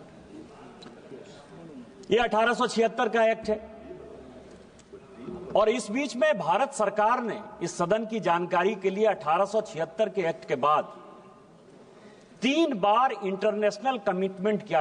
एक 1921 में जब अंग्रेज यहां थे, ब्रसेल्स का समझौता हुआ और उसने कहा कि लैंडिंग बिल के ड्राफ्ट को हम बदलेंगे, और दूसरा जब कांग्रेस की सरकार थी, जनता पार्टी की सरकार पहले 1978 में, और फिर 1989 में जब राजीव गांधी जी थे, उन्होंने इंटरनेशनल फोरम पर यह बातें कही कि लैंडिंग के बारे में जो वाहन पत्र है, जिसके बारे में कि लाना ले जाना, सामान कैसे, किसकी डिलीवरी होगी, कौन उसका मालिक होगा, उसके लिए हम एक्ट में संशोधन करेंगे। और 1992 में फाइनली नरसिम्हा राव ने उस एक्ट पर साइन किया। 1921 से लेके आज तक 2025 तक किसी भी सरकार ने यह नहीं सोचा कि 1876 के इस एक्ट को बदलना है। अभी रिपीलमेंट की बात हो रही थी सभापति महोदय, इस सदन की जानकारी के लिए, मैं उसमें पढ़ना नहीं चाहता था, लेकिन प्रेमचंद्रन जी आपके जानकारी के लिए, क्योंकि आपने कहा कि सरकार वाहवाही लेती है कि 1500 बिल उसने पास कर दिए, मतलब रिपील कर दिए, खत्म कर दिए अंग्रेजों के समय के। मैं आपको केवल 1874 का, इस सदन की जानकारी के लिए और इस देश की जानकारी के लिए, 1874 में एक बिल अंग्रेज लेकर आए, ड्रामेटिक एक्ट बिल, क्योंकि उनको यह लगता था कि आजादी के आंदोलन, जो ये ड्रामा है, जो नाटक है, जो गीत है, ये जो गाया जाता है, सड़क पर उतरकर जो लोग गाते हैं, ये देशद्रोह है। और उन्होंने एक ड्रामेटिक एक्ट बिल बनाया 1874 में, जिसमें यह कहा जाता था कि 10 लोग यदि सड़क पर डांस करते हुए, गाते हुए, नाचते हुए, ड्रामा करते हुए यदि मिलेंगे, उन सबों को जेल हो जाए। उस एक्ट के आधार पर सभापति महोदय, क्या आपको नहीं लगता कि दुल्हा जो है वो बारात के साथ जेल चला जाता? 1876 का एक्ट था, 2024 में हमारे प्रधानमंत्री जी ने बदला। क्या इस देश को यह पता है कि इस तरह के एक्ट हमने बनाए? बांस जो कि प्रत्येक घरों में होता है, वो घास है, उसको हमने वृक्ष बना दिया। पूरा का पूरा नॉर्थ ईस्ट की इकोनॉमी जो है बांस पर चलती थी। यह भी 150 साल से एक्ट था। क्या इसमें गरीब परेशान नहीं हो रहा था? क्या उसको रिपील नहीं कर देना चाहिए था? ये 2 एक्ट मुझे लगता है कि सदन के लिए और ये देश के जानकारी के लिए है कि 1500 एक्ट जो हमने बदले हैं, उसमें से किस किस तरह के घटिया कानून अंग्रेजों के द्वारा बनाए हुए थे और उसको बदलने की आवश्यकता पड़ी। वैसा ही 1876 का एक्ट है। अब आप समझिए कि पूरा, अभी बिजनेस एडवाइजरी कमेटी की मीटिंग थी, आज ही चर्चा चल रही थी कि हम टैरिफ पर बात करना चाहते हैं। यहां कांग्रेस के युवराज आकर बात करेंगे कि उस पोर्ट पर जो है पकड़ा गया, ड्रग्स पकड़ा गया, वो पोर्ट ऐसे हो गया, वो पोर्ट ऐसे हो गया। कभी आपने सोचा कि 26/11 कैसे हो गया? बॉम्बे में इतनी बड़ी दुर्घटना हो गई, कभी उसके बारे में आपने सोचा कि आपके पास क्या अधिकार? ये लेडिंग बिल है क्या आखिर? इस साल से लेके पिछले साल, पिछले 4-5 साल में यदि आप देखेंगे तो इस देश में लगभग 50,000 करोड़ का ड्रग्स जो है पकड़ा गया। ड्रग्स, हेरोइन ड्रग्स, जो हमारे युवाओं को नुकसान पहुंचा रहा है। यदि आप बायलैटरल की बात करेंगे तो हम कहते हैं कि टेलीकॉम मैन्युफैक्चरिंग हमारा बढ़ रहा है और चाइना जो है, चाइना से गुड्स नहीं आना चाहिए। आप कहते हैं सिंगल प्लास्टिक यूज जो है हमको बंद कर देना चाहिए। आप ये कह रहे हैं कि मिनिमम इंपोर्ट प्राइस हमने लगा दिया। स्टील सेक्टर में जो डंपिंग यार्ड हमने यहां बना दिया है, वो यहां नहीं आना चाहिए। एग्री? हम आपके सारे बात से सहमत हैं कि अमेरिका यदि टैरिफ यदि लगाएगा तो हमारा व्यापार जो है दूसरे जगह बढ़ना चाहिए और उसके लिए अपना देश बनाना चाहिए। हमारे यहां मैन्युफैक्चरिंग सेक्टर को बढ़ाना चाहिए। कांग्रेस के जो लीडर ऑफ द अपोजिशन है राहुल गांधी साहब, उन्होंने बहुत कहा कि आपको मैन्युफैक्चरिंग के बारे में कुछ नहीं पता है। एग्रीड, हमको कुछ नहीं पता है भैया, लेकिन कभी ये लेडिंग बिल तो पढ़ लेते कि हमने क्या किया। आज आप समझिए कि आप किसी कंट्री के साथ, जैसे पाकिस्तान के साथ हम अपना व्यापार नहीं करना चाहते। पाकिस्तान को हम दुश्मन देश मानते हैं और पाकिस्तान के साथ हमने व्यापार रोक दिया। चाइना के साथ हम अपना बिजनेस नहीं बढ़ाना चाहते। हमारे सिक्योरिटी का सवाल है, हमारे मैन्युफैक्चरिंग का सवाल है। टेक्सटाइल में हम पूरी दुनिया में आज जिस तरह से बांग्लादेश के हालात हैं और पूरे चाइना के हालात हैं, हम टेक्सटाइल के साथ बढ़ना चाहते हैं। लेकिन यदि बढ़ना चाहते हैं आप, तो यदि शिपिंग संघाई पोर्ट से हुआ और संघाई पोर्ट सिंगापुर चला गया, यदि किसी आदमी ने चाइना से टेक्सटाइल को हमारे यहां के लिए भेजा और उसने कहा कि ये सिंगापुर जाएगा और सिंगापुर से नाम बदलकर वो फिर यदि हिंदुस्तान आ जाएगा, तो हम तो कहेंगे कि इसका जो डेस्टिनेशन पोर्ट है, डेस्टिनेशन पोर्ट है, वो तो सिंगापुर है। उसी तरह से ऑयल के बारे में मान लीजिए कि कई एक देशों के साथ हमने, अभी सीरिया को हमने बैन किया हुआ है, लीबिया को हमने बैन किया हुआ है। हमारे यहां फर्टिलाइजर की बहुत कमी है। फर्टिलाइजर का जो जिससे बनता है फर्टिलाइजर, चाहे नाइट्रेट हो चाहे फॉस्फेट हो, ये यदि आता है तो यदि आता है तो उसमें कई एक जगह बैन है।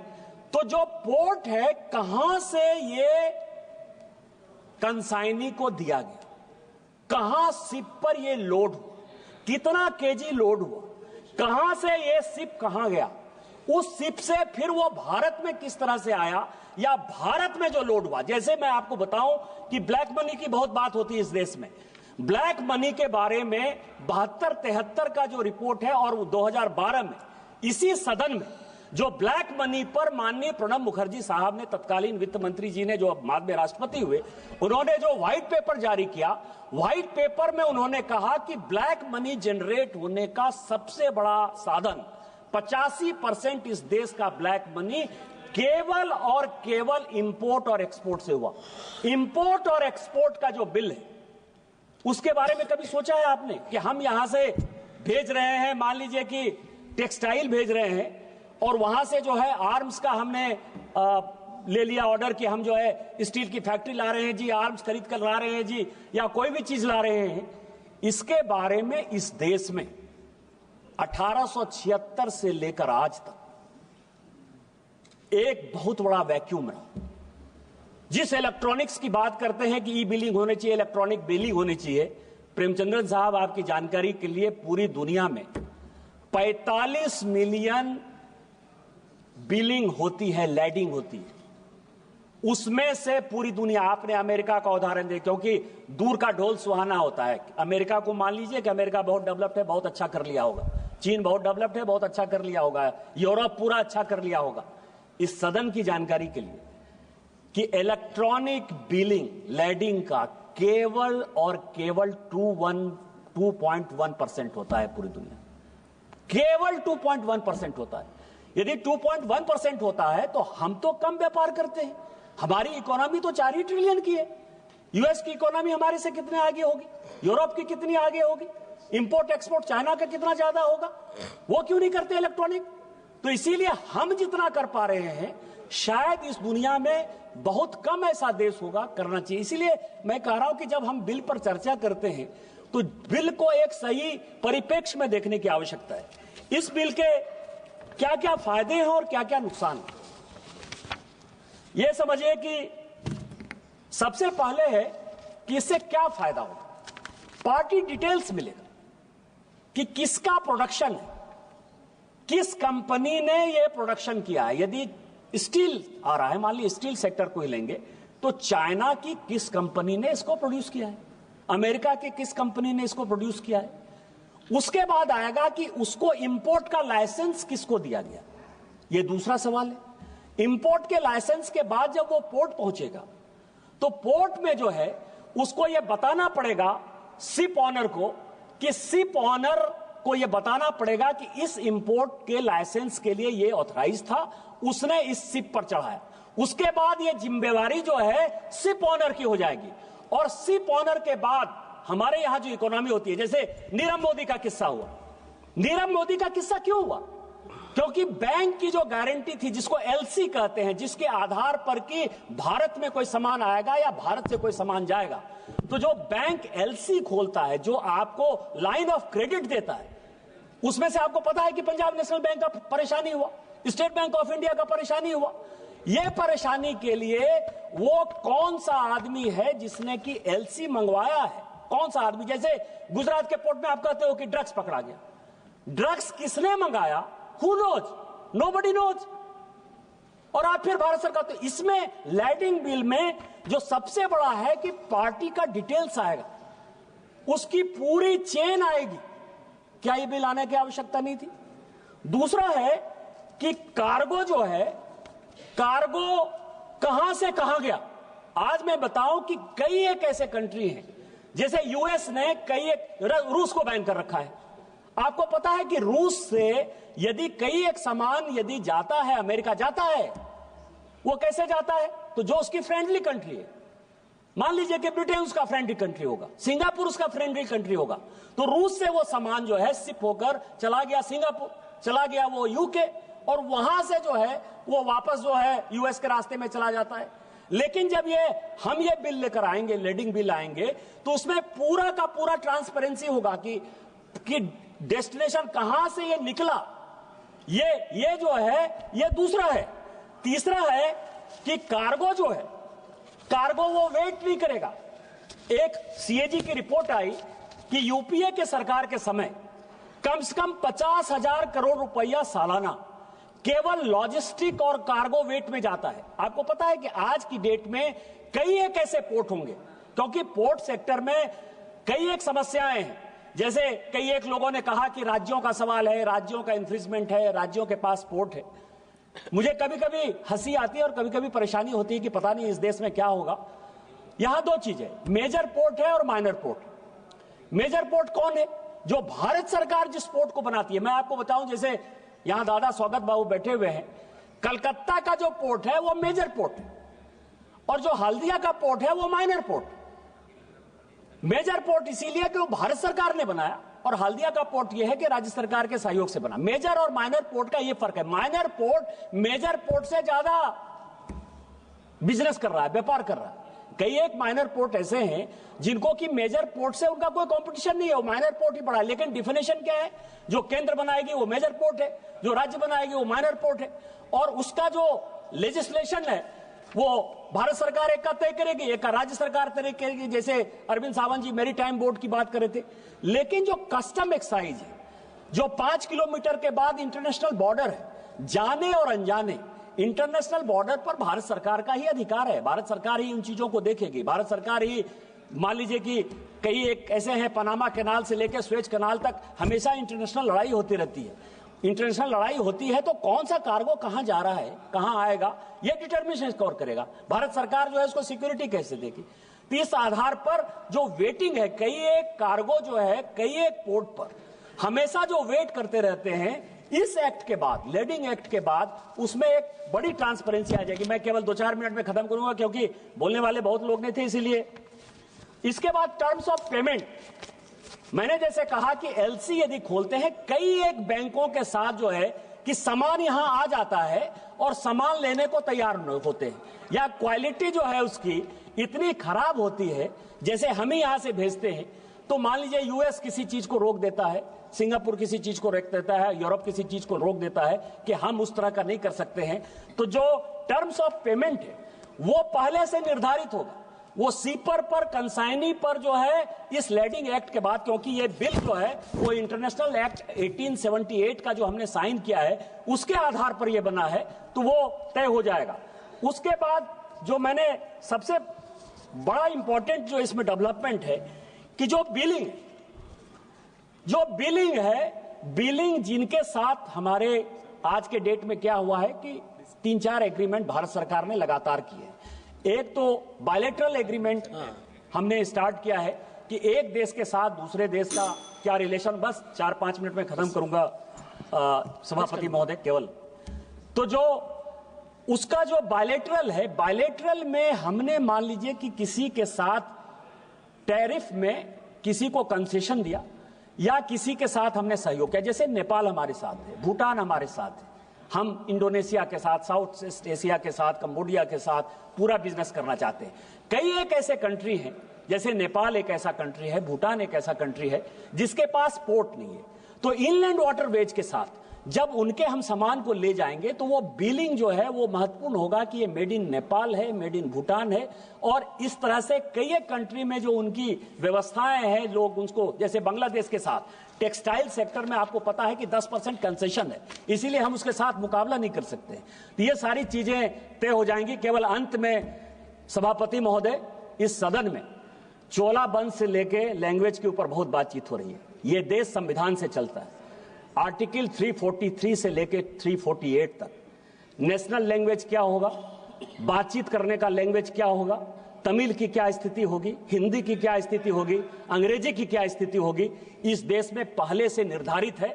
इसीलिए मेरा आग्रह होगा कि डीएमके चुनाव हारने के डर से वोट बैंक की पॉलिटिक्स के आधार पर कभी भी लैंग्वेज की बात नहीं करे और सेंटिमेंट को खत्म नहीं करे, क्योंकि आर्टिकल 15 में किसी भी कास्ट पे, रिलीजन पर, रेस पर कोई चर्चा नहीं हो सकती।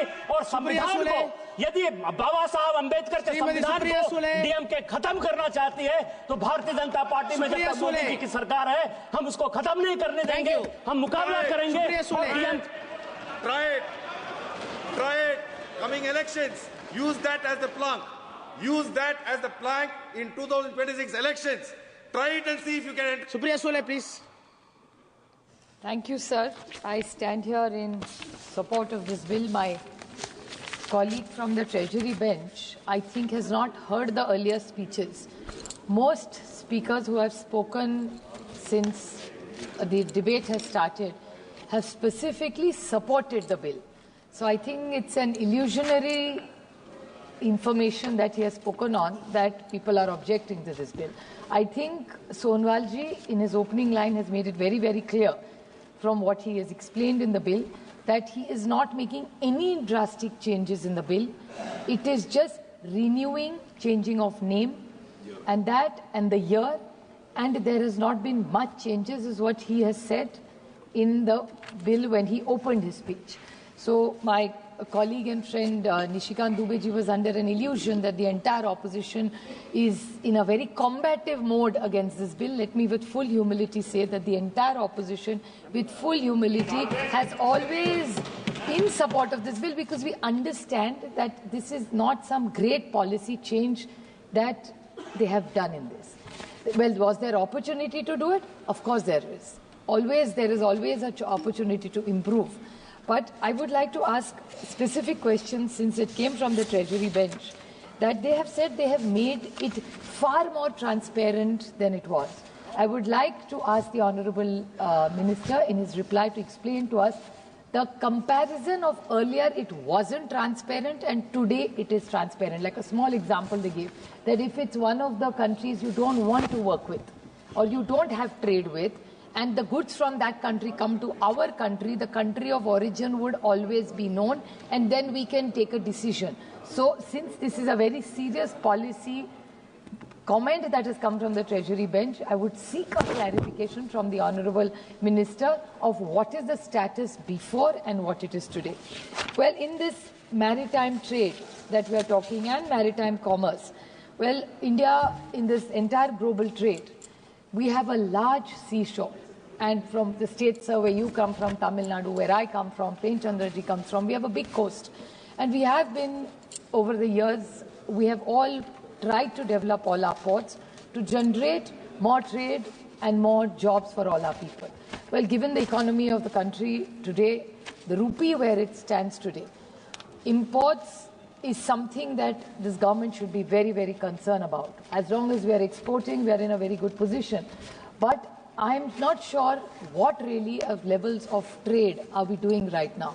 I would like to bring a small thing to the Honourable Ministers. Many points have made that there are new provisions which will to make ease of doing business. Now, ease of doing business actually was a global bank word. That ease of business has even stopped. So their government is still using it selectively. When it suits us, they say it's ease of doing business, we have done better, and there are some days they say, oh, it doesn't even matter whether we are a part of ease of doing business. But I would like to ask that, is there an appeal authority? Suppose now they have made this change, what he's saying is being very transparent. Any bill when you bring in, there have to be checks and balances, sir. I want to ask, because there is a comment in the statement of objectives, number 3 point, they said, the new provision is proposed to be incorporated to empower the central government to issue directions to carry out provision or proposed legislation. What Mr. Dubey said about minor and major ports, I agree with him completely. These are two completely different projects of state and country, cooperative federalism, nobody interferes in each other.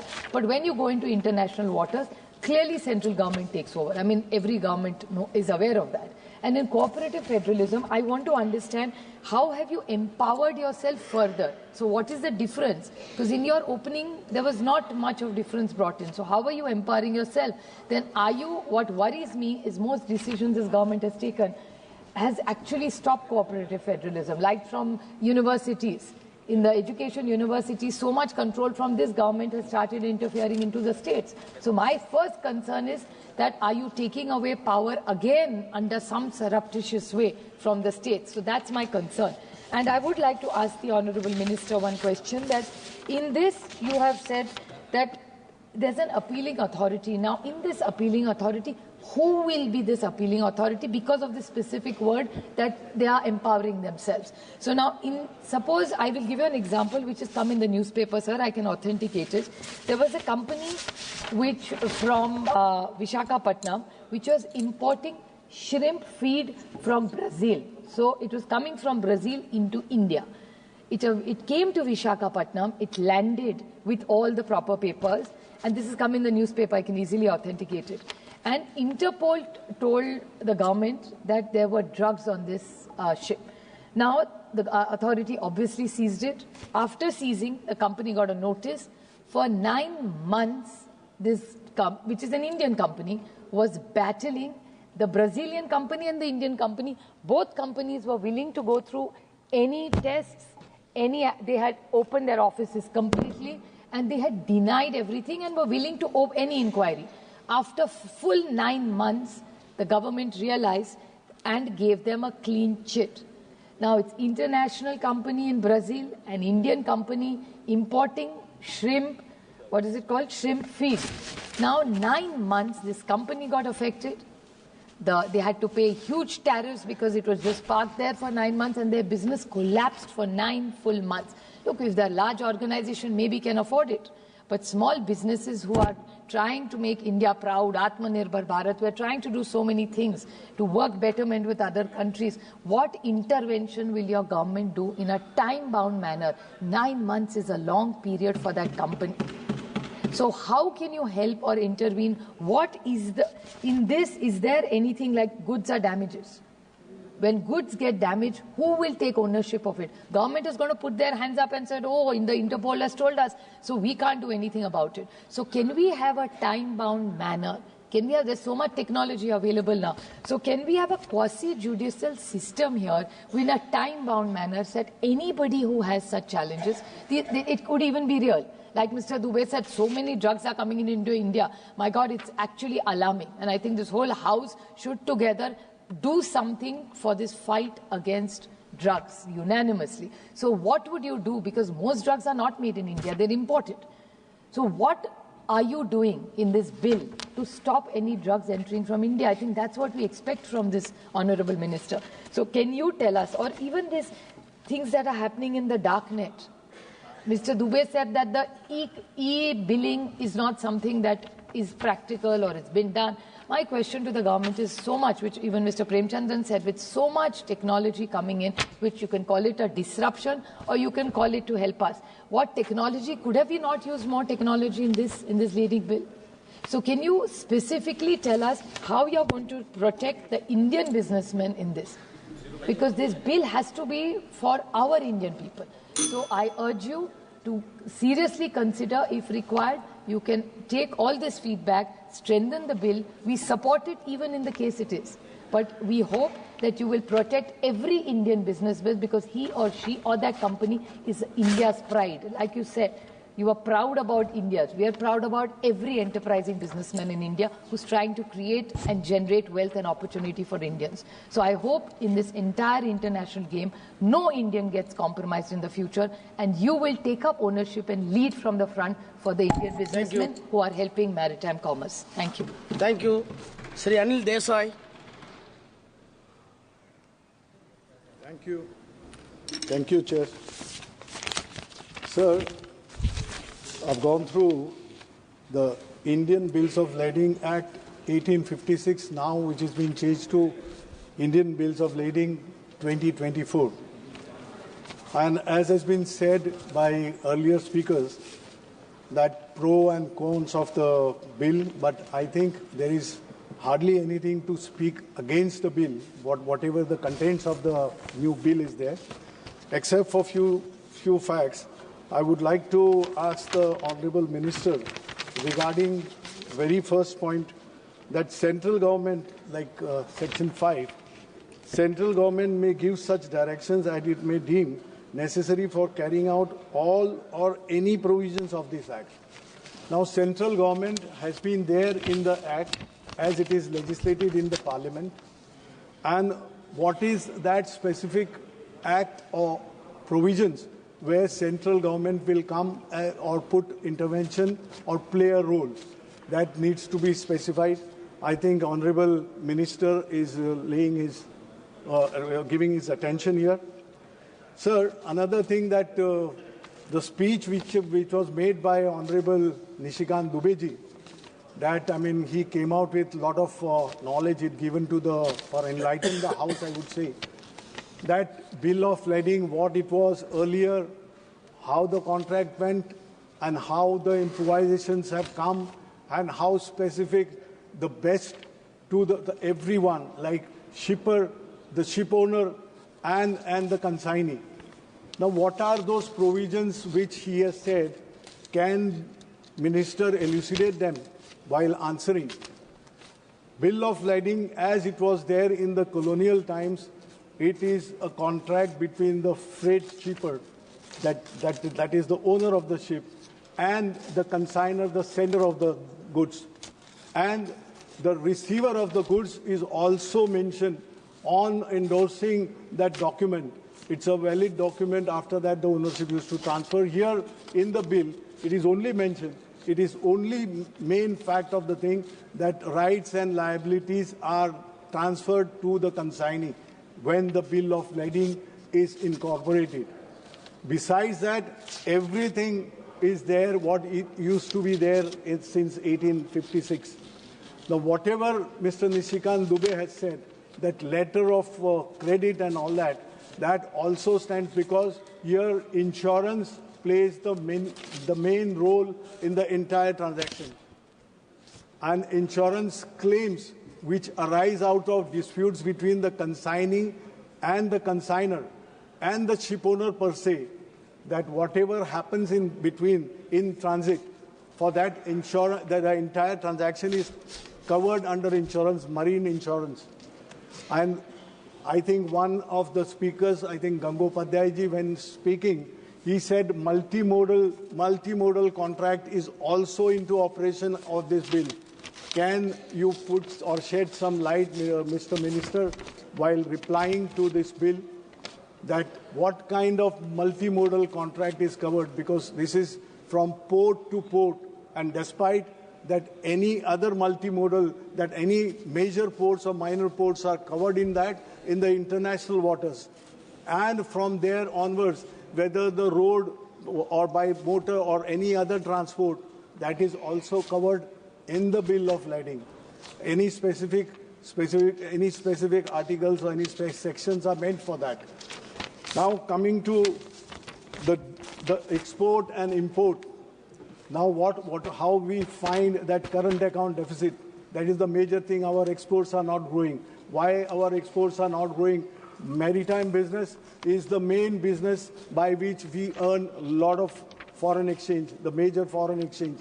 Now, why we have gone down as far as exports are concerned? Export policies are not supporting, or they are not conducive to the environment where the exporters try to earn some laurels for the country, or anything like that, that freight charges which have gone up, that is becoming detrimental to the health of the maritime business. Now, containers, I'm just coming back to my state of Maharashtra, where I'm coming from, Mumbai. So, in Mumbai port, in JNPT, now if you see the congestion and kind of the business activity is being conducted there, the infrastructure itself has reached the brink of collapse. I mean, have we thought over it?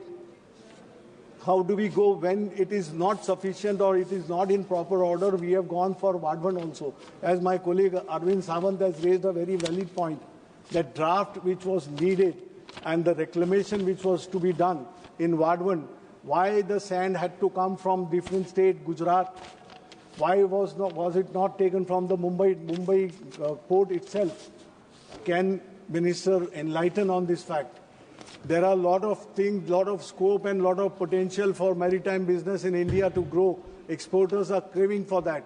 But is the condition or is the environment conducive to see that exports rise and exporters are given that kind of momentum by the government? If questions are answered by the Minister, I think, and so Priya Suleji, what question she asked, that these disputes which come in transit, The government in the international central government has a role to play. Why this delay if anything comes up and which comes in the way of growth of business for the exporters and for the people who are completely dependent on that kind of business? What is the fate in front of them? What is the future for maritime business? In this recent budget, the finance minister has allocated some 25,000 crores for the maritime business in India. I think that provision itself is not enough to see that maritime business the way it is conducted overseas and other countries. If we have to match, if we are going as Nishikant Dubeji has said, that from 4 trillion we are comparing with the US, which got more than 30 trillions of economy. If we are to match, can we go without it? If we do not have that kind of infrastructure for the maritime business, where do we go and what is the scope left for India? Please conclude. Thank you, sir, for giving me an opportunity to speak on this. Shri Darshan Chowdhury.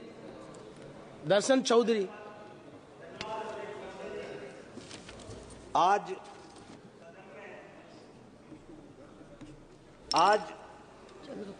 आपने सदन में लॉन्डिंग bill के ऊपर बोलने का मौका दिया है। मैं आपको धन्यवाद देना चाहता हूं। मैं इस सदन के समक्ष इस वहन पत्र विधेयक 2024 को प्रस्तुत करते हुए गर्व अनुभव कर रहा हूं। यह विधेयक हमारे देश की व्यापारिक प्रणाली में एक महत्वपूर्ण सुधार लाने जा रहा है। इस बिल के जो महत्वपूर्ण दस्तावेज है, जो समुद्री व्यापार में वस्तुओं की शिपिंग और स्वामित्व हस्तांतरण को नियंत्रित करता है। अब तक हम इस बिल के आधार पर काम कर रहे थे, जो 1856 में बना था, जो आधुनिक व्यापार की आवश्यकताओं को पूरा करने में असमर्थ था। इस नए विधेयक के माध्यम से हम अंतर्राष्ट्रीय मानकों के अनुरूप एक अद्यतन और पारदर्शी कानूनी ढांचा प्रदान करते हैं। मैं अभी हमारे विपक्षी साथी जो बोल रहे थे कि इस बिल से न रोजगार बढ़ेगा, तो मैं एक बात कहना चाहता हूं कि half knowledge is always dangerous. अध जल गगरी छलकत जाए, ऐसी कहावत हमारे देश में चलती आ रही थी। और मैं तो मोदी जी का धन्यवाद इस रूप में देना चाहता हूं कि वर्षों की गुलामी को दूर करने का जो प्रयास, क्योंकि पत्थर की छाती के आगे तूफान स्वयं रुक जाते हैं और अविचल विश्वासी के आगे भगवान स्वयं झुक जाते हैं। इसके मुख्य बिंदुओं में हमारे अधिकारों का हस्तांतरण किया गया है। इसमें यह विधेयक स्पष्ट रूप से निर्धारित करता है कि इसमें वस्तुओं के स्वामित्व का हस्तांतरण कैसे होगा।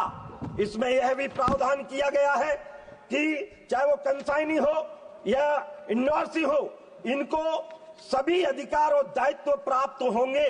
इसके पहले ये कानूनों के जंजालों में फंसे हुए थे, उनसे मुक्ति मिलने का काम इस विधेयक से मिल रहा है। यह न्यायिक प्रमाण देने वाला बिल है।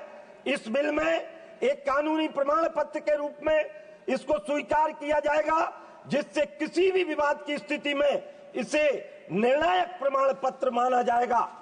इस बिल में अभी जो हमारे मित्र कह रहे थे कि आधुनिक तकनीकी की बात, तो मैं आपको बताना चाहता हूं कि इसमें इलेक्ट्रॉनिक बिल ऑफ लेडिंग इसको हम कह सकते हैं। यह विधेयक electronic bills of E bill जिसको कहेंगे, कानूनी मान्यता जिसको प्रदान की गई है, यह डिजिटलीकरण को बढ़ावा देगा, व्यापार की गति को तेज करेगा और धोखाधड़ी की संभावनाओं को कम करेगा। यूनाइटेड नेशंस के model law on electronic transferable records के अनुसार MLETR के अनुरूप भारत भी अपने व्यापार दस्तावेजों को डिजिटल बनाने की दिशा में अग्रसर होगा। इस बिल के फायदे में व्यापार में पारदर्शिता और विश्वसनीयता बढ़ेगी। इसमें कानूनी विवादों में कमी आएगी और बिल में अब निर्णायक प्रमाण के रूप में मान्य होगा। इसमें डिजिटलाइजेशन से अंतर्राष्ट्रीय व्यापार में प्रतिस्पर्धात्मक लाभ मिलेगा और इसमें पर्यावरण संरक्षण में योगदान होगा, क्योंकि इसमें कागजी प्रक्रिया कम होगी। मुझे गर्व महसूस होता है, भारत 3 तरफ से समुद्र से घिरा है।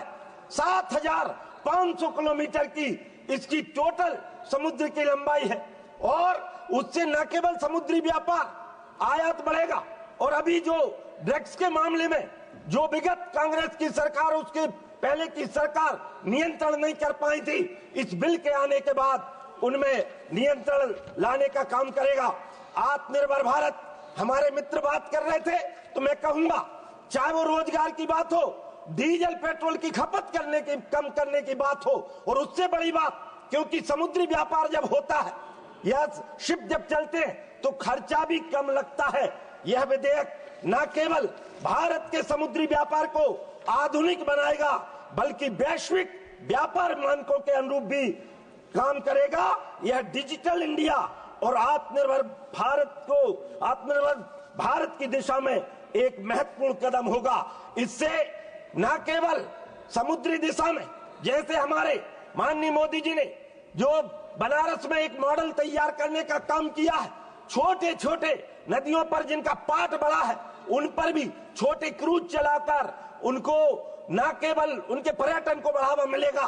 और मैं भी नर्मदा मैया के क्षेत्र से आता हूं, मेरे यहाँ भी नर्मदा मैया का चौड़ा पाठ है, चंबल मैया का चौड़ा पाठ है। मैं ये निवेदन और इस विधेयक के माध्यम से उसमें सरलीकरण भी होगा कि ऐसे छोटे छोटे पोत चलाकर और स्थानीयता को महत्व देते हुए ऐसे जहां पर समुद्र की सीमाएं भी नहीं है उस प्रकार की भी इस व्यापार को बढ़ावा मिलेगा। और इन पार्टों में ऐसे जो मोदी जी ने कहा वोकल फॉर लोकल की बात, आत्मनिर्भर भारत की बात, इसलिए मैं कहता हूं कि इस बिल से हम केवल, आपने कहा, हम श्रेय लेने का काम नहीं कर रहे। Example is better than precept, कहने से करना भला होता है और हम वो करके दिखा रहे हैं। ये मोदी जी का भारत, जिस भारत के बारे में सपना देखा गया था, चाहे नास्त्रेदमस की घोषणा आपको ज्यादा अच्छी लगती होगी, आप यदि उनको देखेंगे, नास्त्रेदमस की घोषणा में ये लिखा है, उन्होंने भविष्यवाणी की थी, कई साल पहले की थी, कि जो देश 3 तरफ समुद्र से घिरा है, एक तरफ पहाड़ से घिरा है, 2024, 25 और 21वीं सदी में जाकर वो विश्व का नेतृत्व करेगा। और मैं मोदी जी के नेतृत्व को इसलिए सराह रहा हूं, अब मेरा भारत मोदी जी के नेतृत्व में जो विकसित भारत का मॉडल तैयार हुआ है, हम 2047 में इन्हीं नीतियों के कारण, इन्हीं बड़े बड़े परिवर्तनों के कारण, और जो छोटे छोटे बिल, जिनको छोटे छोटे कानून जो प्रामाणिक भी नहीं थे, काम के भी नहीं थे, अंग्रेजों के जमाने के चल रहे थे, उनको निरस्त करने का काम हमारे माननीय मोदी जी ने किया है, हमारी सरकार ने किया है। इसलिए मैं धन्यवाद देना चाहता हूं और इस बिल का पुरजोर तरीके से समर्थन करना चाहता हूं और विपक्षी मित्रों को बताना चाहता हूं कि विकसित भारत का मॉडल है, क्योंकि ये भारत यदि असली स्वरूप में दिखाई दे रहा है, जो विवेकानंद का सपना था, उसको पूरा करने के दिन आ रहे हैं। और इन बिल के माध्यम से हम माननीय मोदी जी के नेतृत्व में इस विकसित भारत की संकल्पना को पूरा करेंगे। धन्यवाद अध्यक्ष महोदय जी, धन्यवाद। Thank you. Honorable Minister wants to present the report. Please. Sir, I rise to present the 7th report of the Business Advisory Committee. Thank you. Professor Saudarai. Thank you, Chairman, sir.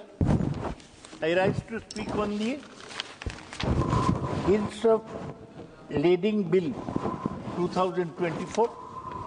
I don't know why it has not been corrected to 2025. Now, I have a basic objection to the bill.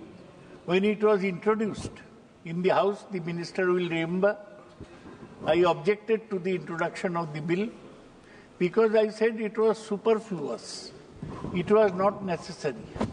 And it is stated in the statement of object and reasons, though the substantive aspects of the said Act continue to remain relevant, being a pre-independence statute, it is imperative that the provisions of the said Act required to be revisited without changing the substance or spirit of the Act, so as to bring it in line with modern legislation. The Minister has said this is the same as the previous legislation. This is superfluous. I think the ministry has no work. Should they bring legislations unnecessarily? Before I speak on the bill, I have a small request to the minister. He is from Dibrugarh, on the banks of the Brahmaputra, mighty river. He is also from the land of Lahe Lahe, which is slow pace. Now my request is this, that give your Minister of State, Shantanu Thakur, some chance to speak in Parliament. He is sitting every day, taking notes, but he is not getting chance to speak. He is from Bengal and he deserves a chance in your ministry. Please come to the bill. Sir, it is to the point.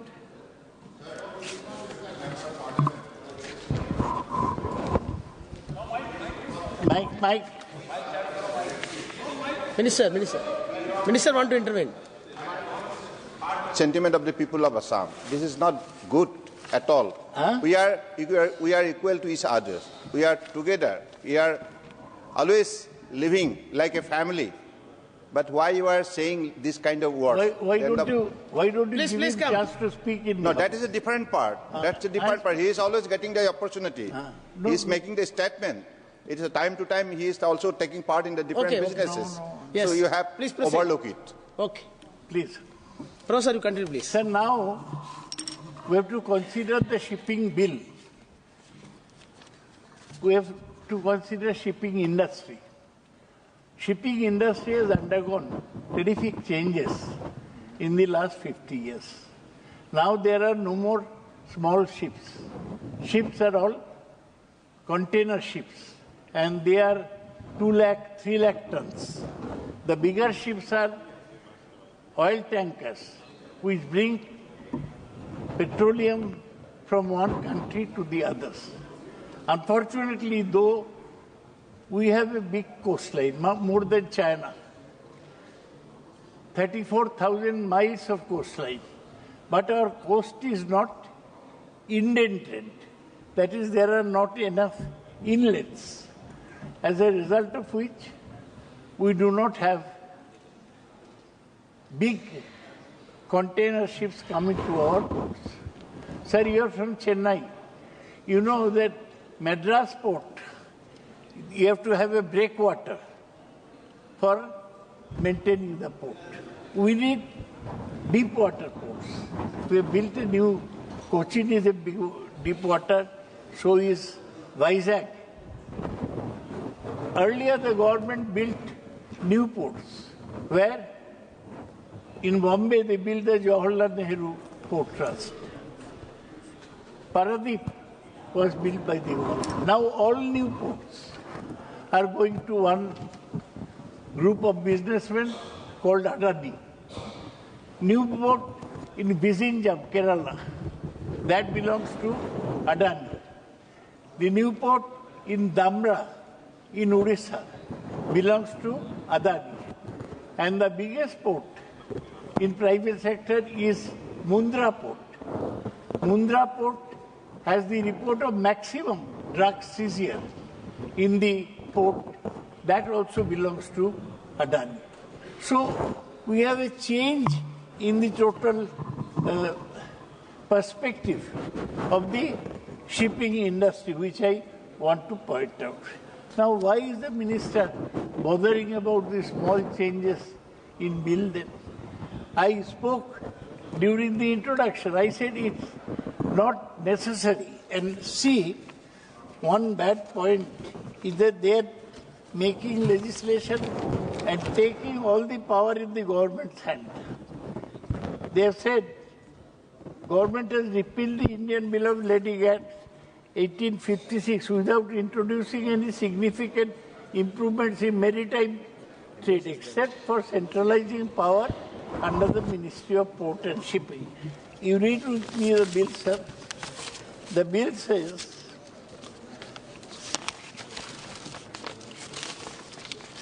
sir, the bill says the central government may give such directions as it may deem necessary for carrying out all or any of the provisions of this Act.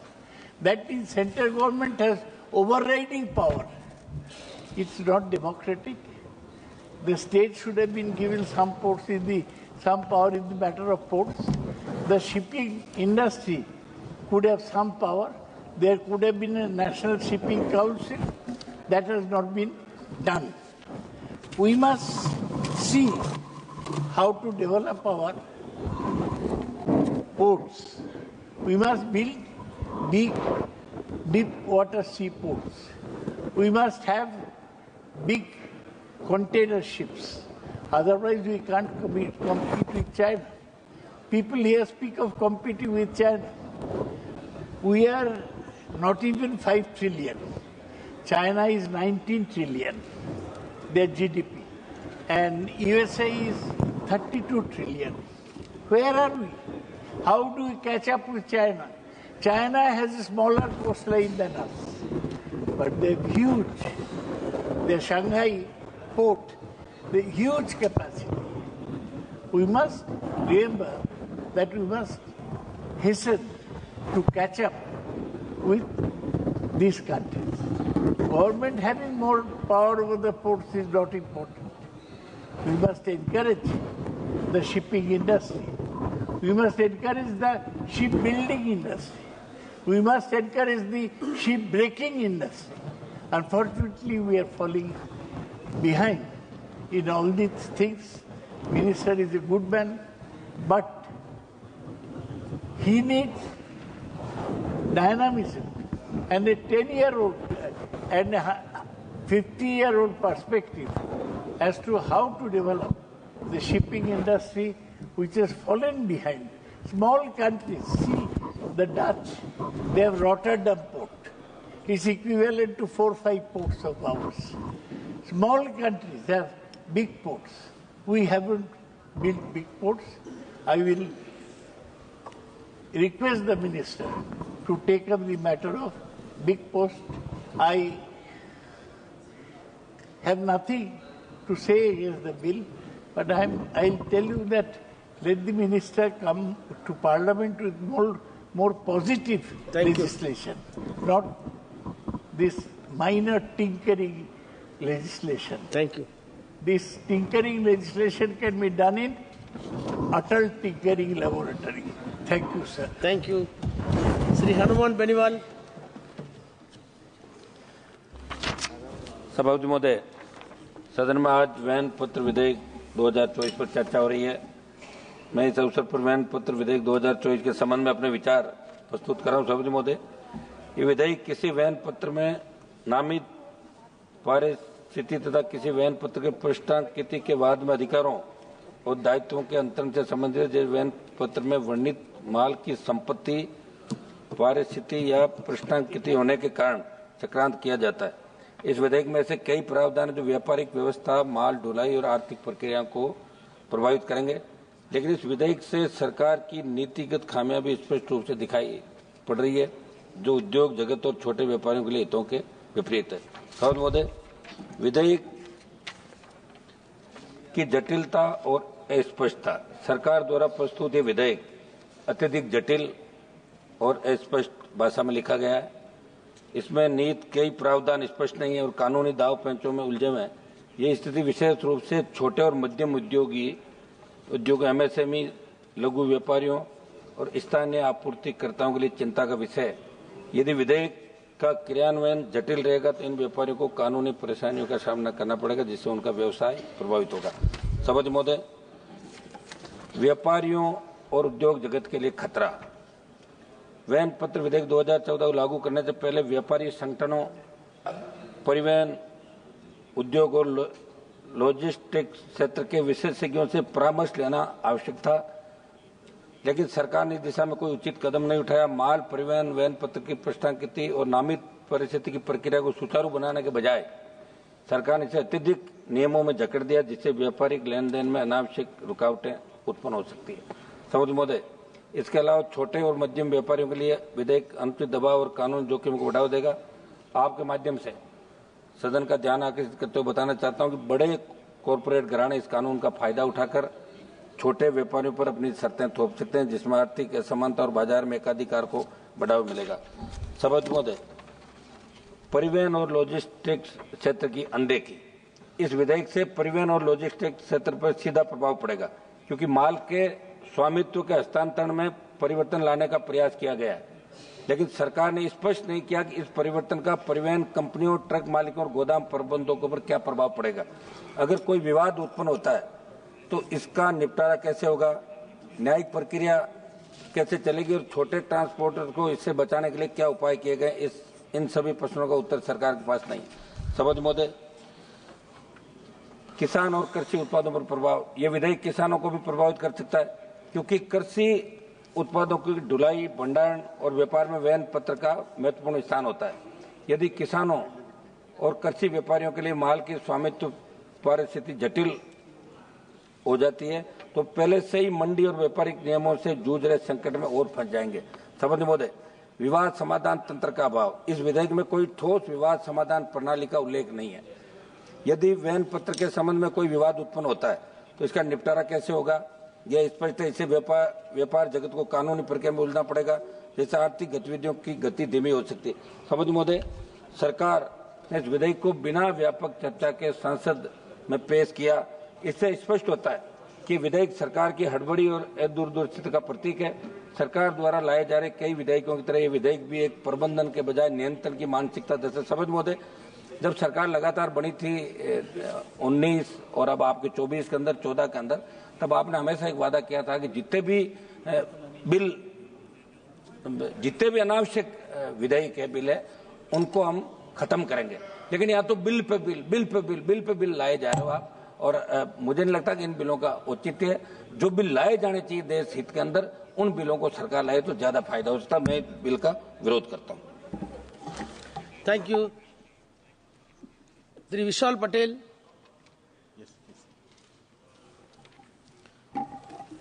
इस अवसर के लिए धन्यवाद सभापति महोदय। 1856 के bill को replace करने के लिए इस बिल को लाया गया है। लगभग 175 पौने 200 साल पुराना ये बिल था। उसकी भाषा अलग थी, तो नया बिल लाना जरूरी था, more relevant to the present times. Maritime trade आज ट्रेड के 80% ट्रेड ये मैरीटाइम ट्रेड से होता है, ये सब जानते हैं। सर, भारत अकेला 1.3 बिलियन मेट्रिक टन का कार्गो सालाना एन्युअली एक crucial role global supply chain में करता है। लेकिन ये आउटडेटेड रेगुलेशंस थे, उसकी भाषा अलग थी, बदलना जरूरी था, ये मानता हूं, और ये बदलाव लाने के लिए ये बिल लाया गया, ये भी हम समझते हैं। लेकिन सरकार ने एक बहुत अच्छा मौका गवा दिया। सिर्फ जल्दबाजी में ये बिल लाना था। नया बिल लाने के लिए कुछ अभ्यास करने की जरूरत थी। अगर अच्छे से अभ्यास करके नया बिल लाते हैं तो शायद शिपिंग कंपनियों के लिए भी और किसानों के लिए भी इस बिल एक अच्छा बिल बन पाता था। The colonial bill was drafted assuming, of course, that large corporations alone will be exporters. Sir, times have changed. समय बदल गया है। अब छोटे छोटे किसान भी खुद अपना माल एक्सपोर्ट करना चाहते हैं। सर, मेरे निर्वाचन क्षेत्र सांगली में कई किसान हैं, अंगूर, अनार, हल्दी ये उगाते भी हैं, खेती भी करते हैं और ये माल खुद एक्सपोर्ट करने की कोशिश भी करते हैं। सर, अगर इस बिल में अभी बहुत लोगों ने बताया, मैं भी बता, ई बिल ऑफ लेडिंग अगर ले आते तो फायदा होता, सामान्य लोगों का फायदा होता। सर, लगभग 1 करोड़ बिल ऑफ लेडिंग सालाना इश्यू किए जाते हैं। से कम $3 बिलियन की बचत ई बिल ले आते तो हो जाता। किसने कहा सिर्फ 2% ई बिल पे व्यवहार होते हैं, लेकिन अगर हम विश्वगुरु बनना चाहते हैं, हम देश को हम आगे ले जाना चाहते हैं। सर, डिजिटल अपन देखते हैं, यहां भी डिजिटल में सांसद का सिग्नेचर भी डिजिटल करते हैं, डिजिटल पेमेंट की बात करते हैं। ये सरकार सब चीज में लीडर बनना चाहता है, देश को सिखाना चाहता है, तो फिर ये बिल लाते हुए ई बिल ऑफ लेडिंग लाना जरूरी क्यों नहीं समझा? सर, गुड्स के ट्रांसपोर्ट के साथ साथ एक बहुत बड़ी समस्या आ जाती है बिल ऑफ लेडिंग के ट्रांसपोर्ट की। माल तो चढ़ा दिया, अब ये जो बिल ऑफ लेडिंग सामने वाले इंपोर्टर तक पहुंचाना है वो भी एक बहुत बड़ी समस्या होती है। एक दो पर्याय होते हैं उसके पास, एक तो कुरियर सही है, बिल ऑफ लेडिंग आगे भेज दो, रास्ते में बिल कुरियर खो गया, चोरी हो गया तो सारा माल चला गया। दूसरा ऑप्शन होता है कि सरेंडर करना शिपिंग कंपनी को, सरेंडर कर दिया तो सर कल अगर हाई सी सेल करना हो, माल ट्रांसफर करना हो तो अपन कर नहीं पाते। तो अगर ई बिल ले आते इस प्रोविजन में तो बहुत फायदा हो जाता। Sir in today's time they talk of digital economy, I wonder why it is very surprising that they themselves could not bring this in. Sir ये रॉटरडैम रूल जो 2008 के बने थे, रॉटरडैम रूल्स भी जो इन्होंने इसमें अडॉप्ट करने चाहिए थे उसमें भी ई बिल ऑफ लेडिंग की बात की गई है। Sir how much longer will the simple farmer have to depend on large exporters to send abroad his goods? How much longer does he have to share his price of goods with the middleman, and how much longer does he have to wait for the government to bring in provisions where he himself can go ahead and export?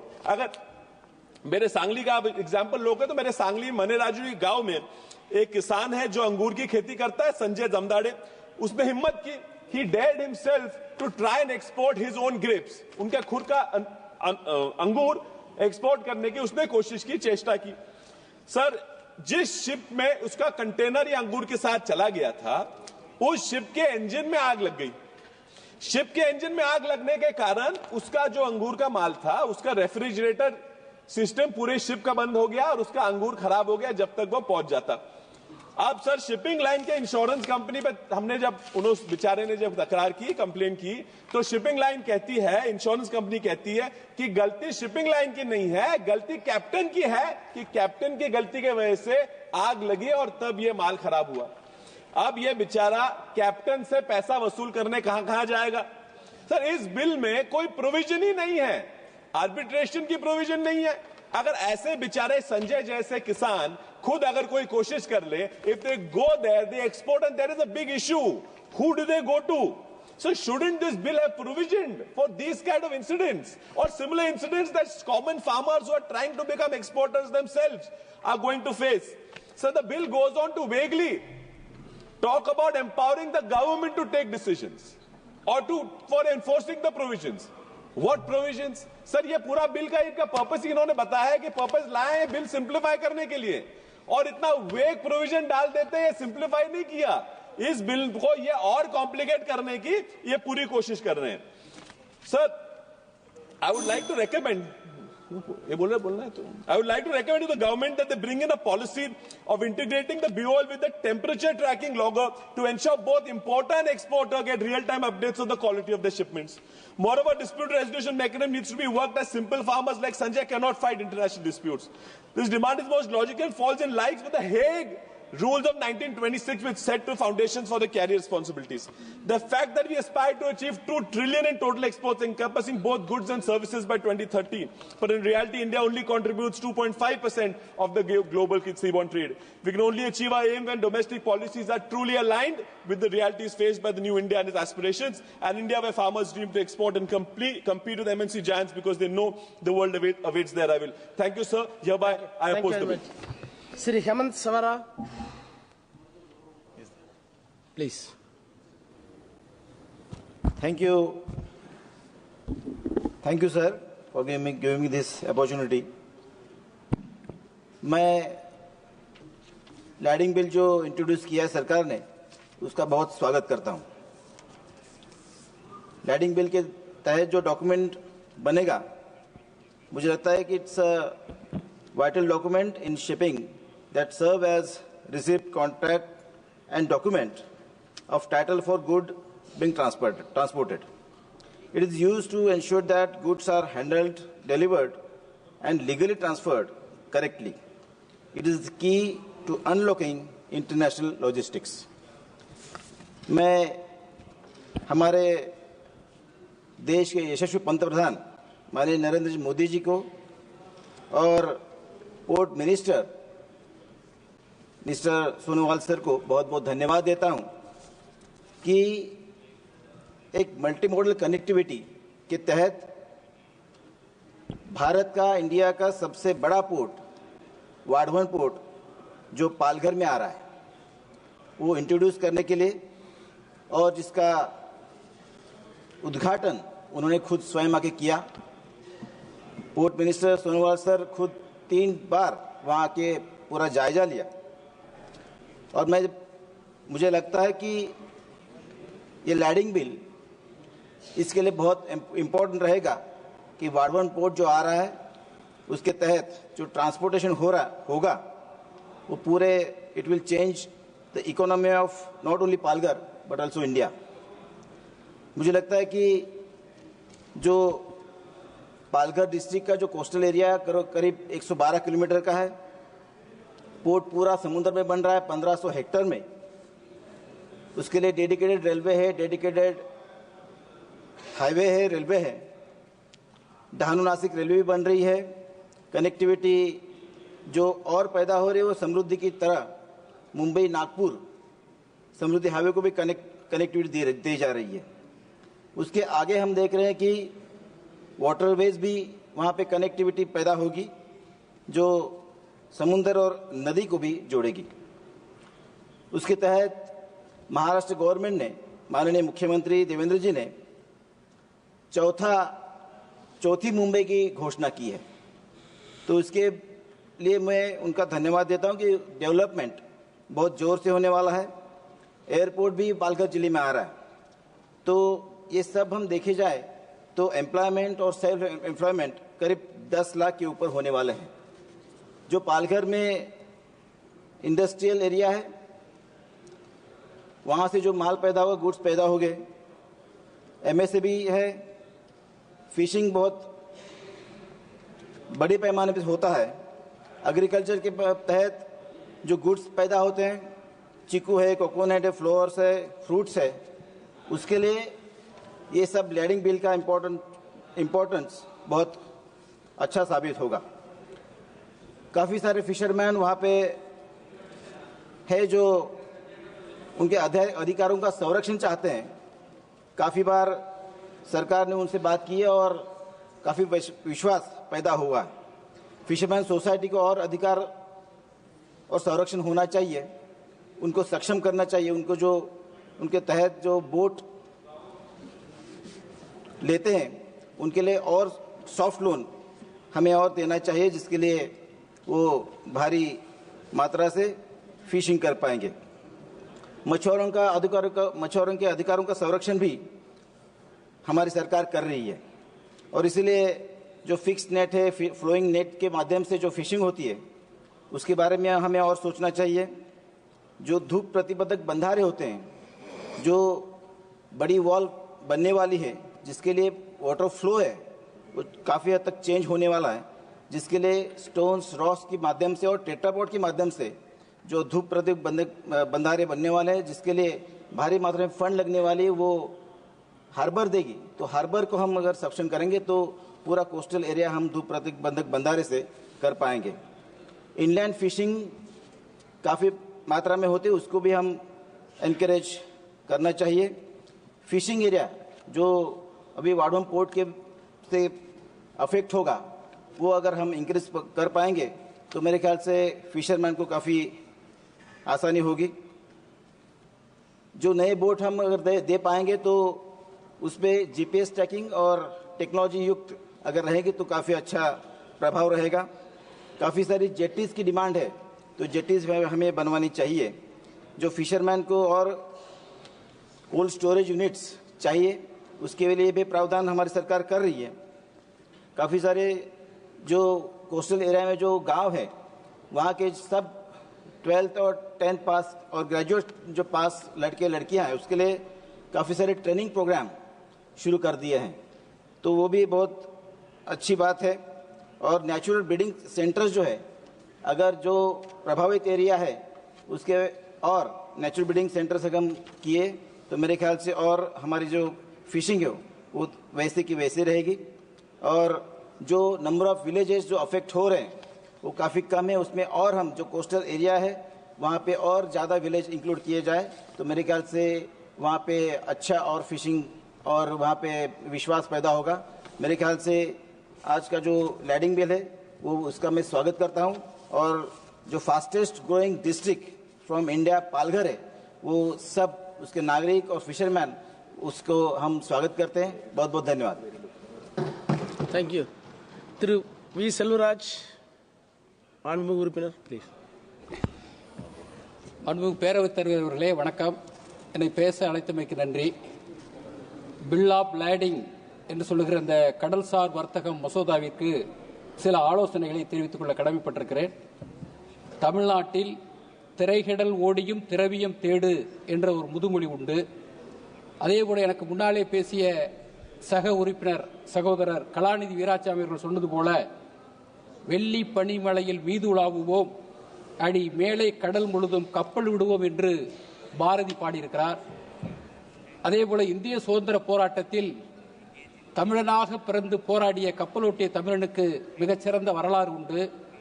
அவர் விட்ட அந்த கப்பலில், அந்த சுதந்திரத்திற்காக விடப்பட்ட அந்த கப்பலில் காங்கிரஸ் கொடி, communist கொடி, முஸ்லீம் லீக் கொடி 3 மட்டும் பறந்ததாக சொல்லப்படுகிறது. அப்படிப்பட்ட நல்ல ஒரு பின்புலத்தை தமிழர்கள் கொண்டிருக்கிறார்கள். அதன்படி சில ஆலோசனைகளை சொல்லுவதற்கு நான் கடமைப்பட்டிருக்கிறேன். வலுவான இந்திய பொருளாதாரத்தை உறுதி செய்வதற்கான புதுமையான யோசனைகளாக டிஜிட்டல் வர்த்தக தளங்களை மேம்படுத்துதல், இந்தியாவின் பெரிய ஐடி துறையை பயன்படுத்தி உற்பத்தியாளர்களையும் நுகர்வோரையும் உலகளவில் இணைக்கும் மின் வணிக தனங்களை உருவாக்கி இணைத்தல், கடல்சார் ஏற்றுமதியை வலுப்படுத்துதல், முக்கிய சர்வதேச மையங்களுக்கு கப்பல் இணைப்பை மேம்படுத்துவதில் கவனம் செலுத்துதல், குறிப்பாக தொழில்நுட்பம் மற்றும் மருந்துகள் போன்ற உயர் மதிப்புள்ள துறைகளில் பொருட்களை விரைவாக கொண்டு செல்வதை சாத்தியமாக்குதல், உற்பத்தியில் புதுமைகளை ஊக்குவித்தல், புதுப்பிக்கத்தக்க எரிசக்தி மற்றும் உயரி தொழில்நுட்பம் போன்ற வளர்ந்து வரும் துறைகளில் ஆராய்ச்சி மற்றும் மேம்பாட்டிற்கான ஊக்கத்தொகைகளை வழங்குவதன் மூலம் உயர் தொழில்நுட்ப உற்பத்தியை ஊக்குவித்தல், தொடக்க நிறுவனங்கள் மற்றும் எஸ்எம்இக்களுக்கான ஆதரவு, தொழில் முனைவோரை ஊக்குவிக்க தொடக்க நிறுவனங்கள் மற்றும் எஸ்எம்இக்களுக்கு மானியங்கள், வரி தள்ளுபடிகள் மற்றும் வணிகம் செய்வதை எளிதாக்கும் அரசாங்க கொள்கைகளை செயல்படுத்துதல், 2/3 நகரங்களில் உள்கட்டமைப்பு விரிவாக்கம் பொருளாதார வளர்ச்சியில் பிராந்திய ஏற்றத்தாழ்வுகளை குறைக்கவும், தேசிய விநியோக சங்கிலி செய்த செயல்திறனை மேம்படுத்தவும், வளர்ச்சியடையாத பகுதிகளில் தளவாட மையங்களை உருவாக்குதல், இந்த முயற்சிகள் வர்த்தகத்தை விரிவுபடுத்துதல், புதுமைகளை ஆதரித்தல் மற்றும் உலக அரங்கில் போட்டித்தன்மையை மேம்படுத்துவதன் மூலம் பொருளாதார வளர்ச்சியை தூண்டுதல் என்கிற ஆலோசனையை நான் சொல்லிக் கொள்வதற்கு கடமைப்பட்டிருக்கிறேன். அதேபோல எங்களுடைய தொகுதியாக இருக்கிற நாகப்பட்டினம் துறைமுகத்திலிருந்து கடந்த காலத்தில், சோழர் காலத்திலிருந்து மிகப்பெரிய வணிகம் நடைபெற்றுள்ளது. இலங்கைக்கு வணிகம் நேரடியாக நடைபெற்றுள்ளது. இப்போது இருக்கிற எங்கள் நாகப்பட்டினம் துறைமுகத்தை மேம்படுத்த வேண்டும் என்று நான் கேட்டுக்கொள்கிறேன். குறிப்பாக கப்பல் போக்குவரத்து இலங்கைக்கு இன்றைக்கு நடைபெற்றுக் கொண்டிருக்கிறது. சுபம் கேரியர்ஸ் என்கிற நிறுவனம் அதை செய்து கொண்டிருக்கிறார்கள். அதை மேம்படுத்த வேண்டுவதோடு சரக்கு போக்குவரத்தையும் தொடங்க வேண்டும் என்று நான் கேட்டுக்கொள்கிறேன். அதற்கான ஆலோசனை கூட்டங்கள் எல்லாம் இன்றைக்கு நடந்திருக்கிறது. குறிப்பாக துறைமுகத்தை ஆழப்படுத்த வேண்டும் என்கிற கோரிக்கை இருக்கிறது. விமான போக்குவரத்திற்கு எக்கனாமிக் அந்த பிரிவிற்கு 5%, பிசினஸிற்கு 12% ஜிஎஸ்டி வரி போடுகிறார்கள். ஆனால் கப்பல் போக்குவரத்திற்கு 18% வரி போடுகிறார்கள். ஆக வர்த்தகத்தை மேம்படுத்த வேண்டும் என்று சொன்னால் அதை 5% ஜிஎஸ்டி வரியாக கொண்டு வர வேண்டும் என்று நான் கேட்டுக்கொள்கிறேன். நாகப்பட்டினம் துறைமுகத்தை 5 மீட்டர் ஆழமும் 300 மீட்டர் முகத்துவாரத்தை அமைக்குவதற்கான முயற்சிகளை மேற்கொள்ள வேண்டும் என்று கேட்டுக்கொள்கிறேன். சமீபத்தில் எங்களுடைய தமிழ்நாட்டுடைய முதலமைச்சர் தளபதி அவர்கள் எங்கள் மாவட்டத்திற்கு நாகப்பட்டினத்திற்கு வருகை தந்தார். மிக கவலையோடு சொன்னார் தமிழ்நாட்டு மீனவர்களை பற்றி, அவர்கள் படுகிற பாட்டை பற்றி.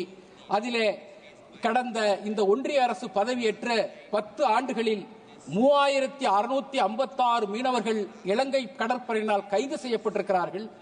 611 படகுகளை அவர்கள் இன்றைக்கு மீட்டு சென்றிருக்கிறார்கள். மீனவர்கள் மீது 736 முறை தாக்குதல் நடத்தப்பட்டிருக்கிறது. ஆக இதற்கு என்ன நடவடிக்கை? தமிழ்நாட்டு மீனவர்களை எப்படி இந்த அரசு பார்க்கிறது? தமிழ்நாட்டு மீனவர்கள் என்று பார்க்கிறார்களா அல்லது இந்திய மீனவர்கள் என்று பார்க்கிறார்களா? தமிழ்நாடு என்பது இந்திய நாட்டில் தானே இருக்கிறது. ஏன் இந்த பாரபட்சமான அணுகுமுறை இந்த அரசு செய்கிறது? இப்படி செய்யக்கூடாது. இப்படி செய்கிற ஒரு வெறுப்பு அரசியலை முன்வைக்கிற பாரபட்சமான அணுகுமுறையை பார்க்கிற இந்த ஒன்றிய அரசின் மீது நான் குற்றம் சாட்டுகிறேன். கண்டிப்பாக இதிலிருந்து மீளுவதற்கு இலங்கை அரசிடம் பேச்சுவார்த்தை நடத்தி தமிழக மீனவர்களை பாதுகாப்பதற்கு அனைத்து விதமான நடவடிக்கைகளை மேற்கொள்ள வேண்டும் என்று கேட்டு மீண்டும் தலைவர்களுக்கு நன்றி தெரிவித்து விடைபெறுகிறேன். நன்றி, வணக்கம். श्री आनंद भदौरिया। धन्यवाद सभापति महोदय। मैं इस सदन में आज वहन पत्र विधेयक 2024 पर चर्चा करते हुए सरकार के दृष्टिकोण पर अपनी समालोचना प्रस्तुत करना चाहता हूं।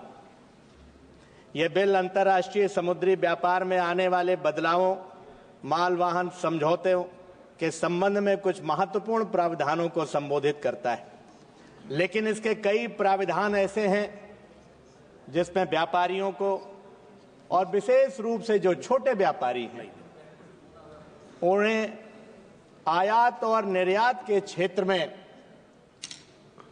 वो भी प्रभावित होंगे, कर्मचारी भी प्रभावित होंगे। हालांकि सत्ता पक्ष के लोग जब बोल रहे थे और माननीय मंत्री जी ने जब इस विधेयक को प्रस्तुत किया था तभी उन्होंने कहा था कि कुछ विशेष उद्देश्यों को लेकर के हम लोग नहीं आए। यह 1856 में जो ये विधेयक आया था उसके बाद कुछ खास परिवर्तन इसमें नहीं किया। अगर ये कहें कि वही नई बोतल में पुरानी शराब है, आपने उसी विधेयक को केवल साल बदला है, इसके प्रावधानों में कुछ खास आपने बदलाव नहीं किया है। आदरणीय दुबे जी कह रहे थे पोर्ट की चर्चा, बड़े जोर शोर से पोर्ट की चर्चा कर रहे थे कि ड्रग्स गुजरात के उस एयरपोर्ट पे पकड़ा जा रहा है। आपने चर्चा कई बार की, जिक्र किया, लेकिन ये नहीं बताया कि एक खास एयरपोर्ट पर एक खास व्यक्ति के द्वारा संचालित एयरपोर्ट पर ही बार बार ड्रग्स क्यों पकड़ा जा रहा है। जरा इस पर भी अपनी चिंता व्यक्त कर देते। आपने वहन पत्र में जो दावों का समाधान का जो आपने अमेंडमेंट लाए हैं, इसके तहत माल के नुकसान या विलंब से संबंधित दावों का समाधान केवल एलिजिबल पार्टियों के बीच किया जाएगा। यह निर्धारित करने की प्रक्रिया जटिल हो सकती है, इसमें कई बार छोटे व्यापारियों की अनदेखी हो सकती है। सभापति महोदय, अंतर्राष्ट्रीय समुद्री व्यापार में एक रूपता की कमी है। अंतर्राष्ट्रीय व्यापार के दृष्टिकोण से देखा जाए तो यह पूरी विधेयक पूरी तरह से एक रूप नहीं है। विश्व स्तर पर समुद्री व्यापार में कई देशों में अलग अलग नियम और प्रोटोकॉल लागू हैं। क्या इस विधेयक में सरकार ने भारत के लिए कोई स्पष्ट दिशा तय की है ताकि अंतर्राष्ट्रीय समुद्री व्यापार में किसी प्रकार की कोई दिक्कत उत्पन्न ना हो? और साथ ही साथ सभापति महोदय, पर्यावरणीय दृष्टिकोण से इस बिल में कोई प्राविधान नहीं किया है। आज के समय में जब हम पर्यावरण संरक्षण की बात कर रहे हैं और उसकी सबसे अधिक आवश्यकता है, तब सरकार ने इस वहन पत्र में उस विधेयक को बिल्कुल नजरअंदाज किया है। क्या सरकार ने माल वाहन से संबंधित प्रदूषण, अन्य पर्यावरणीय प्रभावों पर विचार किया है? क्या इसमें कोई प्राविधान है जो समुद्री व्यापार के पर्यावरणीय प्रभाव को नियंत्रित कर सके? अच्छा होता कि सरकार इसके लिए भी कुछ प्रयास करती। और जो श्रमिकों की अधिकारों की अनदेखी हो रही है सभापति महोदय, इस बिल में माल वाहन उद्योग से जुड़े श्रमिकों के अधिकारों का कोई स्पष्ट उल्लेख नहीं। लाखों लोगों को रोजगार यह क्षेत्र प्रदान करता है, लेकिन उनके अधिकारों की सुरक्षा पर कोई ठोस पहल नहीं की गई। क्या सरकार ने इस क्षेत्र के श्रमिकों की स्थिति सुधारने के लिए कोई कदम उठाया है? इसलिए मैं सरकार से आग्रह करना चाहता हूं कि इस विधेयक में आवश्यक सुधार किए जाएं ताकि ये हमारे व्यापारिक समुदाय और श्रमिक वर्ग के लिए एक सशक्त और समान अवसर प्रदान करे। साथ ही साथ एक बहुत पुरानी योजना नदी जोड़ो योजना सरकार की थी। एनडीए सरकार में नदी जोड़ो परियोजना पर कुछ काम शुरू हुआ था। हमारी सरकार से मांग है, इसलिए नदी जोड़ो परियोजना पर सरकार काम शुरू करे और नदी जब जोड़ेंगे, नदियों को जोड़ेंगे तो निश्चित रूप से हमारा उत्तर प्रदेश है, हमारे यहाँ तो कोई पोर्ट है नहीं, इसलिए नदियों को जोड़ेंगे तो हो सकता है कोई पोर्ट उत्तर प्रदेश को, बिहार को भी मिल जाए। जिससे सारी नदियों को जोड़िए, जिससे कोई पोर्ट बन जाए, और पोर्ट बनेगा तो हमारे उत्तर प्रदेश के किसानों को, गरीबों को, श्रमिकों को, उनको भी इसका लाभ मिलेगा। इसलिए सभापति महोदय, आपने मौका दिया, आपका आभार प्रकट करते हुए अपनी बात को समाप्त करता हूं। बहुत बहुत धन्यवाद। Honourable minister.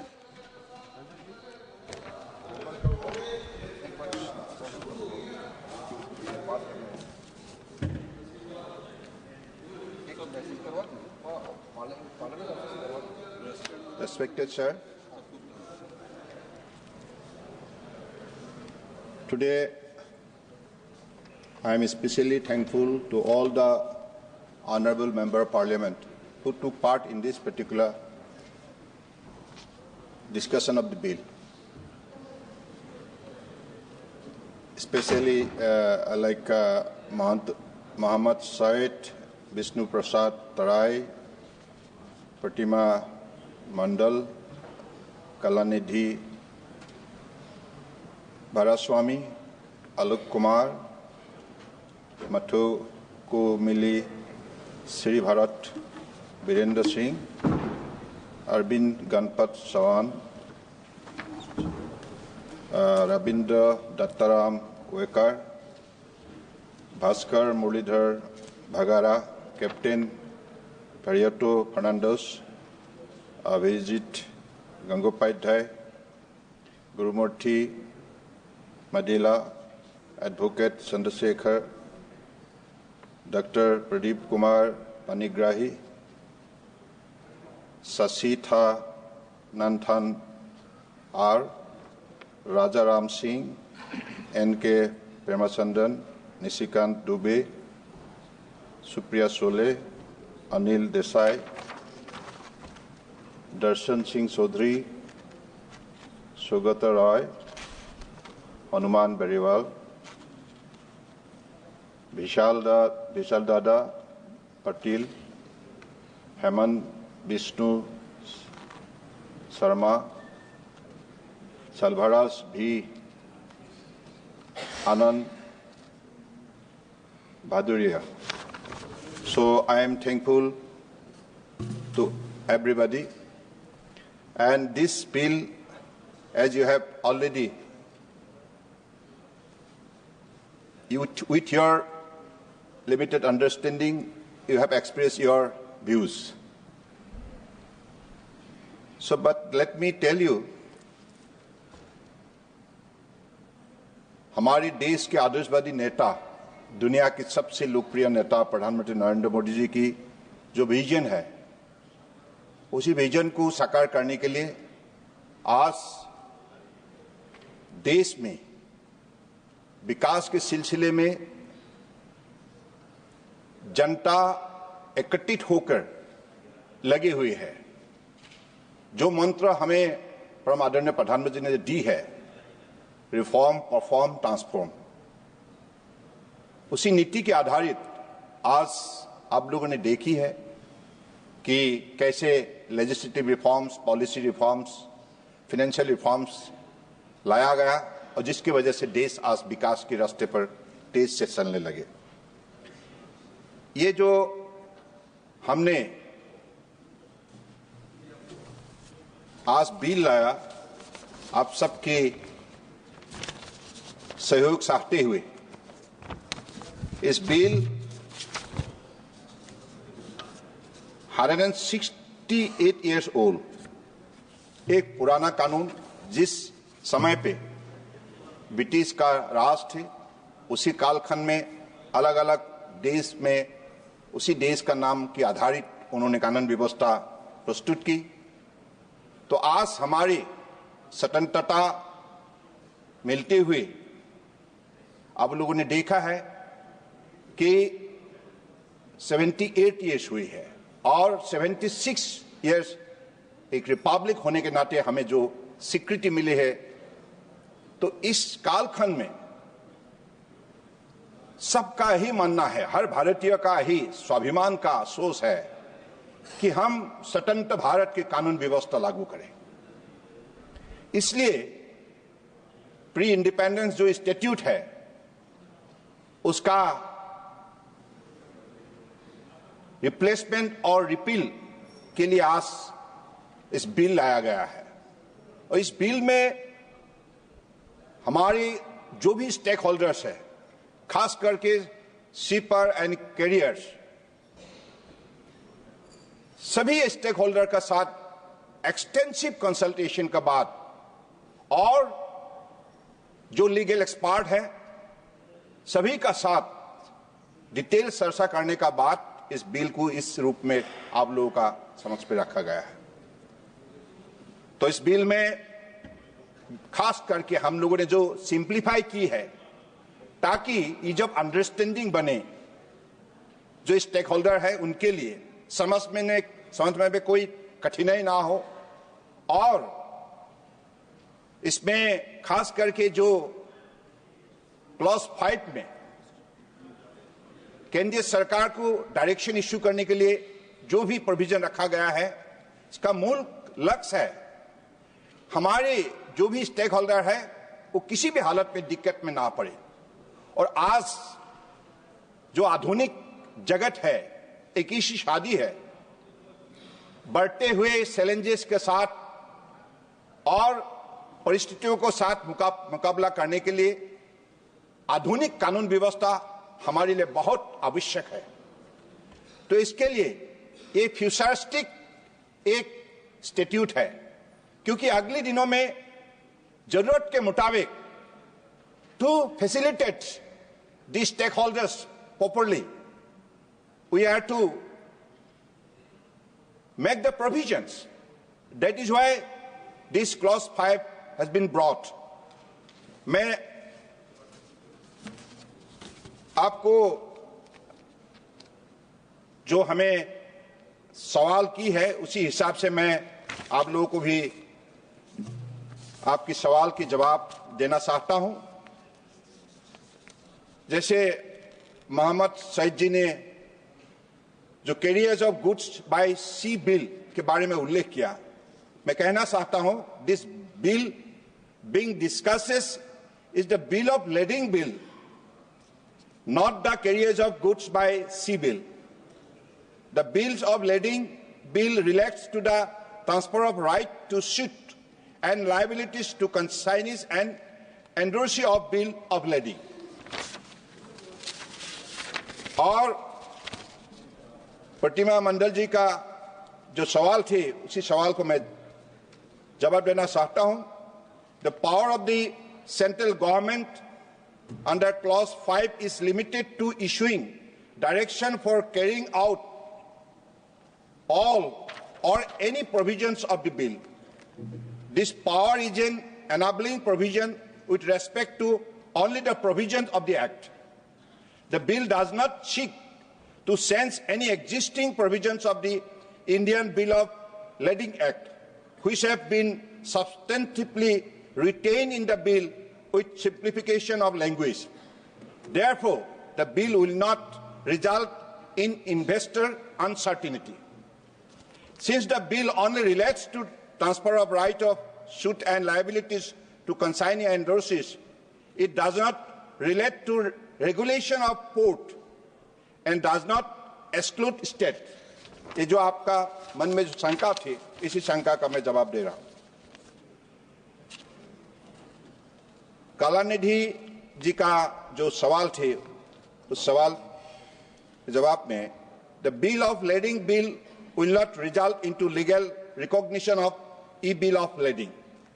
The bill of lading bill does not provide any legal recognition to e-bills of lading, which will require a detailed framework. Wide consultation का जरूरत है। अगर इसको लाना है, स्टेक होल्डर का साथ कंसल्टेशन जरूरी है, और आईटी का है, और फाइनेंसिंग लाइक जो भी इंस्टीट्यूशन है, डिटेल में चर्चा करना होगा। जब मत बनेगा तब इसको इसी हिसाब से लाया जाएगा। As it is evident from the current legal framework in other common law countries such as Singapore and United Kingdom that have come up with a separate legislation that provide for the legal recognition of e-bill of lading.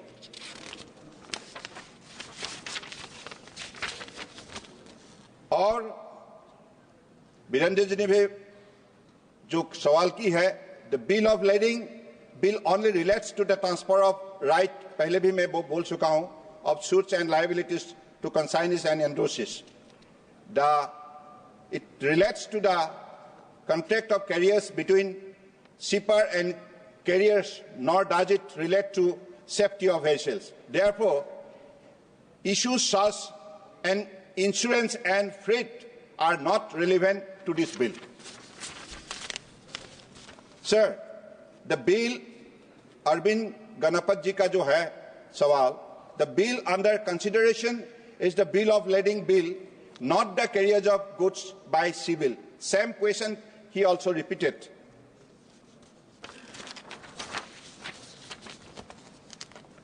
Then Gurumurti ji ka जो सवाल था, इस सवाल का जवाब यही है कि the bill does not relate to major ports for which other statute exist.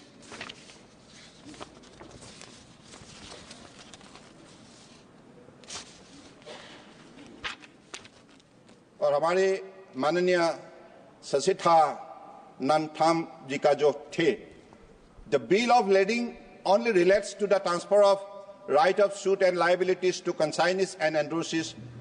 The bill neither relates to the contract of carriers between shipper and carriers, nor does it relate to the safety of the vessel. Therefore, issues such as freight are not relevant to the bill. N.K.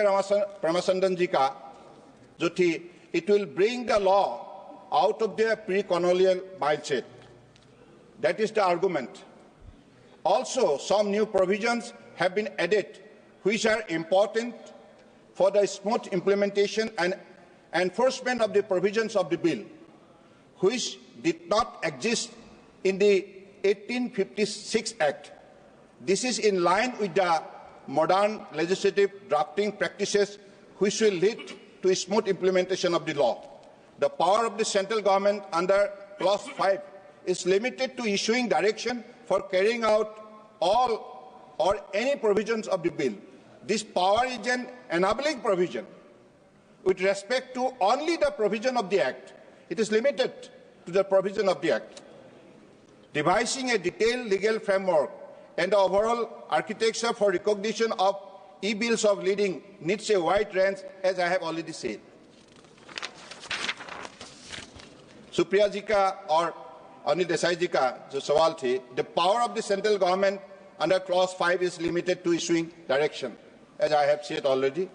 Recognition of e-bills of lading needs a wide range of stakeholder consultation. The bill deals with specific aspect of right and liabilities emanating from the transfer of bill of lading to a consignee or an endorsee.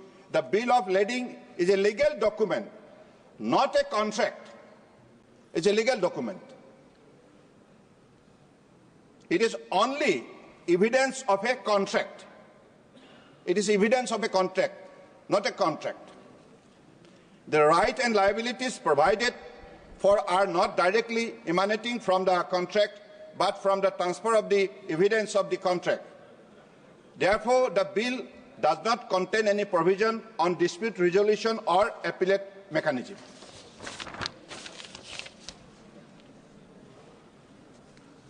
Captain Virivato Fernandez, the aspect of shipping and carriage of goods by sea raised are governed by other statute. Merchant shipping is governed by the Merchant Shipping Act 1958. Ports, state maritime boards, major port authorities are governed by other statute. This bill only relates to bill of lading. The provision of the bill are not subject to the quantity or nature of goods being shipped.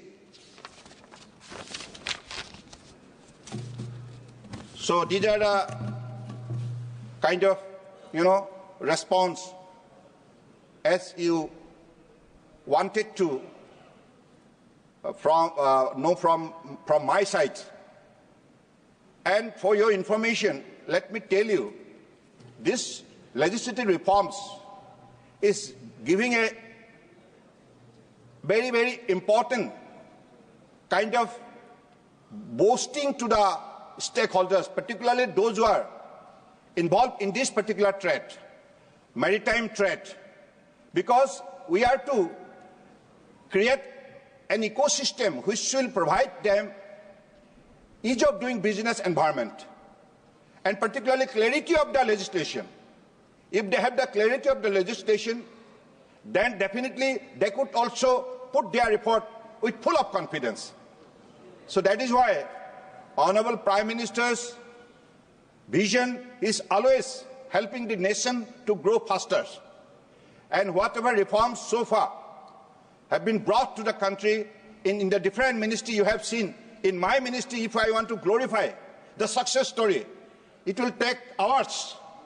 Since 2014, whether it is Sagarmala program, or Maritime India Vision 2030, or Amritkal Vision 2047, in every sector you have seen what are the exemplary initiatives under the Honorable Prime Minister's direction and vision is taking place. As a result, it is giving a lot of boost and also for the faster growth of our economy. Just I want to cite out one example. International waterways. Up to 2014, let me tell you one example, very exciting. This particular act was enacted in 1986, and since then, up to 2014, there were only 3 operational national waterways in the country. Altogether 5, but operational were only 3. As a result, and also the kind of infrastructures growth and also the growth of the national waterways, whatever effort during that time the respective government has taken, it is meager, only 1,480 crores something. But that is almost 1986 to 2014. You just count the years. But in the last 10 years, if you look at, you will see total expenditure in this sector for the making of the infrastructure facilities in the different national waterways. It is more than 5,000 crores. And the cargo handling capacity, that time it was limited to 18 million metric ton per annum, up to that moment. But in the last 10 years, it went up to 133 million metric ton. So that is the good story, success story in this particular sector. And look at the shipping and port, modernization, mechanization, digitization in the port sector. You have seen now JNPA has improved its capacity of container handling up to 10 million. First container handling port in the country who has attained this particular level of success. So this is happening only because of the Honorable Prime Minister's vision, honestly speaking. So there are many other ports coming up, even Paradip, Kandla, they are all going to become the mega port because of the cargo handling capacity increasing in a very faster mode. Of course, there are private and private Vizigam is also coming up. These are in the private sectors, in the public sectors, then it's like port run by the state government, state maritime board, everywhere. The success story now creating special encouragement to the people of the country, and they are generating confidence in the mindset that yes, this country become self-sufficient, self-reliant, Atmanirbhar Bharat, and by 2047, no doubt about it, is going to be one of the top developed nation in the world. Thank you. Very good. प्रश्न ये कि विधेयक पर विचार किया जाए। जो सदस्य इसके पक्ष में हाँ कहें, जो सदस्य विरोध में ना कहें, मेरे विचार में निर्णय हाँ वालों के पक्षवा विधेयक पर विचार करने हेतु प्रस्ताव को स्वीकृत किया गया। अब सभा विधेयक पर खंडवार विचार करेगी। प्रोफेसर सोगत राय जी, संशोधन संख्या 3। Yes, sir. My amendment is in page 2, lines 6 to 11, substitute every consignee of goods in a bill of lading or every endorsee of a bill of lading to whom the property in the goods therein mentioned referred shall pass to any individual or entity named as the recipient of goods or anyone who has been legally transferred ownership of the bill of lading through endorsement, essentially giving them the right to claim the goods therein mentioned, shall be subject to the same liabilities in respect of such goods as if the contract contained in the bill of lading has been made with such consignee or endorsee. This is just to make the bill more transparent. I move the amendment. प्रश्न है कि सोगत राय द्वारा प्रस्तुत संशोधन संख्या 3 को स्वीकृत किया जाए। जो सदस्य इसके पक्ष में हाँ कहें, जो सदस्य विरोध में ना कहें। मेरे विचार में निर्णय ना वालों के पक्ष में संशोधन अस्वीकृत हुआ। प्रश्न है कि खंड 2 से 6 विधेयक का अंग बने। जो सदस्य इसके पक्ष में हाँ कहें, जो सदस्य विरोध में ना कहें। मेरे विचार में निर्णय हाँ वालों के पक्ष में खंड 2 से 6 विधेयक का अंग बना। माननीय मंत्री जी, संशोधन संख्या 2। Yes. Sir, I move to amendment number 2. प्रश्न है कि माननीय मंत्री द्वारा प्रस्तुत संशोधन संख्या 2 को स्वीकृत किया जाए। जो सदस्य इसके पक्ष में हाँ कहें, जो सदस्य विरोध में ना कहें। मेरे विचार में निर्णय हाँ वालों के पक्ष में संशोधन स्वीकृत हुआ। प्रश्न है कि खंड 1 यथा संशोधित विधेयक का अंग बने। जो सदस्य इसके पक्ष में हाँ कहें, जो सदस्य विरोध में ना कहें। मेरे विचार में निर्णय हाँ वालों के पक्ष में खंड 1 यथा संशोधित विधेयक का अंग बना। माननीय मंत्री जी, संशोधन संख्या 1। I move amendment number 1. प्रश्न है कि माननीय मंत्री द्वारा प्रस्तुत संशोधन संख्या 1 को स्वीकृत किया जाए। जो सदस्य इसके पक्ष में हाँ कहें, जो सदस्य विरोध में ना कहें। मेरे विचार में निर्णय हाँ वालों के पक्ष में संशोधन स्वीकृत हुआ। प्रश्न ये कि यथा संशोधित अधिनियम सूत्र विधेयक का अंग बने। जो सदस्य इसके पक्ष में हाँ कहें, जो सदस्य विरोध में ना कहें। मेरे विचार में निर्णय हाँ वालों के पक्ष में यथा संशोधित अधिनियम सूत्र विधेयक का अंग बने। प्रश्न ये कि उद्देशिका और विधेयक का पूरा नाम विधेयक का अंग बने। जो सदस्य इसके पक्ष में है वो हाँ कहें, जो सदस्य विरोध में ना कहें। मेरे विचार में निर्णय हाँ वालों के पक्ष में हुआ। उद्देशिका और विधेयक का पूरा नाम विधेयक का अंग बने। मंत्री जी अब प्रस्ताव करें कि विधेयक को यथा संशोधित पारित किया जाए। आप एक मिनट मंत्री जी। निशिकांत जी कुछ बोलना चाहते हैं? माननीय अध्यक्ष जी, माननीय प्रधानमंत्री जी के नेतृत्व में शिपिंग सेक्टर ने बड़ा काम किया, इसके लिए मंत्री जी धन्यवाद के पात्र हैं। लेडिंग बिल में 2 पैरामीटर है सर, निगोशिएबल और non negotiable. Japan non negotiable है, चाइना जो है निगोशिएबल। हमने भी इनलैंड वाटरवेज के तौर पर हमारे यहाँ झारखंड में जो है साहबगंज में एक मल्टी मॉडल हब आया है। मंत्री जी के भी यहाँ क्षेत्र में जो है वो ब्रह्मपुत्रा, चूंकि पहले से उसका शिपिंग करता रहा है, तो वो आसाम में भी जो है एक मल्टी मॉडल हब बना रहे हैं, जिससे कि नेपाल और भूटान को हम इस तरह की लैंडिंग फैसिलिटी दे पाए। तो मंत्री जी बताएंगे कि ये जो ब्रह्मपुत्रा वाला है और जो साहबगंज वाला है, ये दोनों कब तक ऑपरेशनल हो जाएगा, और निगोशिएबल और नॉन निगोशिएबल का जो लफड़ा है वो कब तक हम लैंडिंग बिल में खत्म कर पाएंगे? देना चाहे तो। मान्य अध्यक्ष जी, माननीय निशिकांत दुबे जी ने जो भी उन्हें आग्रह किया है, इसको विशेष रूप से ख्याल रखा जाएगा। मंत्री जी अब ये प्रस्ताव करें कि विधेयक को यथा संशोधित पारित किया जाए। I move that the bill as amended be passed.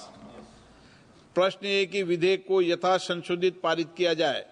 जो सदस्य इसके पक्ष में हाँ कहें, जो सदस्य विरोध में ना कहें, मेरे विचार में निर्णय हाँ वालों के पक्ष में प्रस्ताव स्वीकृत हुआ और विधेयक यथा संशोधित पारित हुआ। सभा की कार्रवाई कल मंगलवार दिनांक 11 मार्च 2025 को प्राप्त 11 बजे तक के लिए स्थगित की जाती है।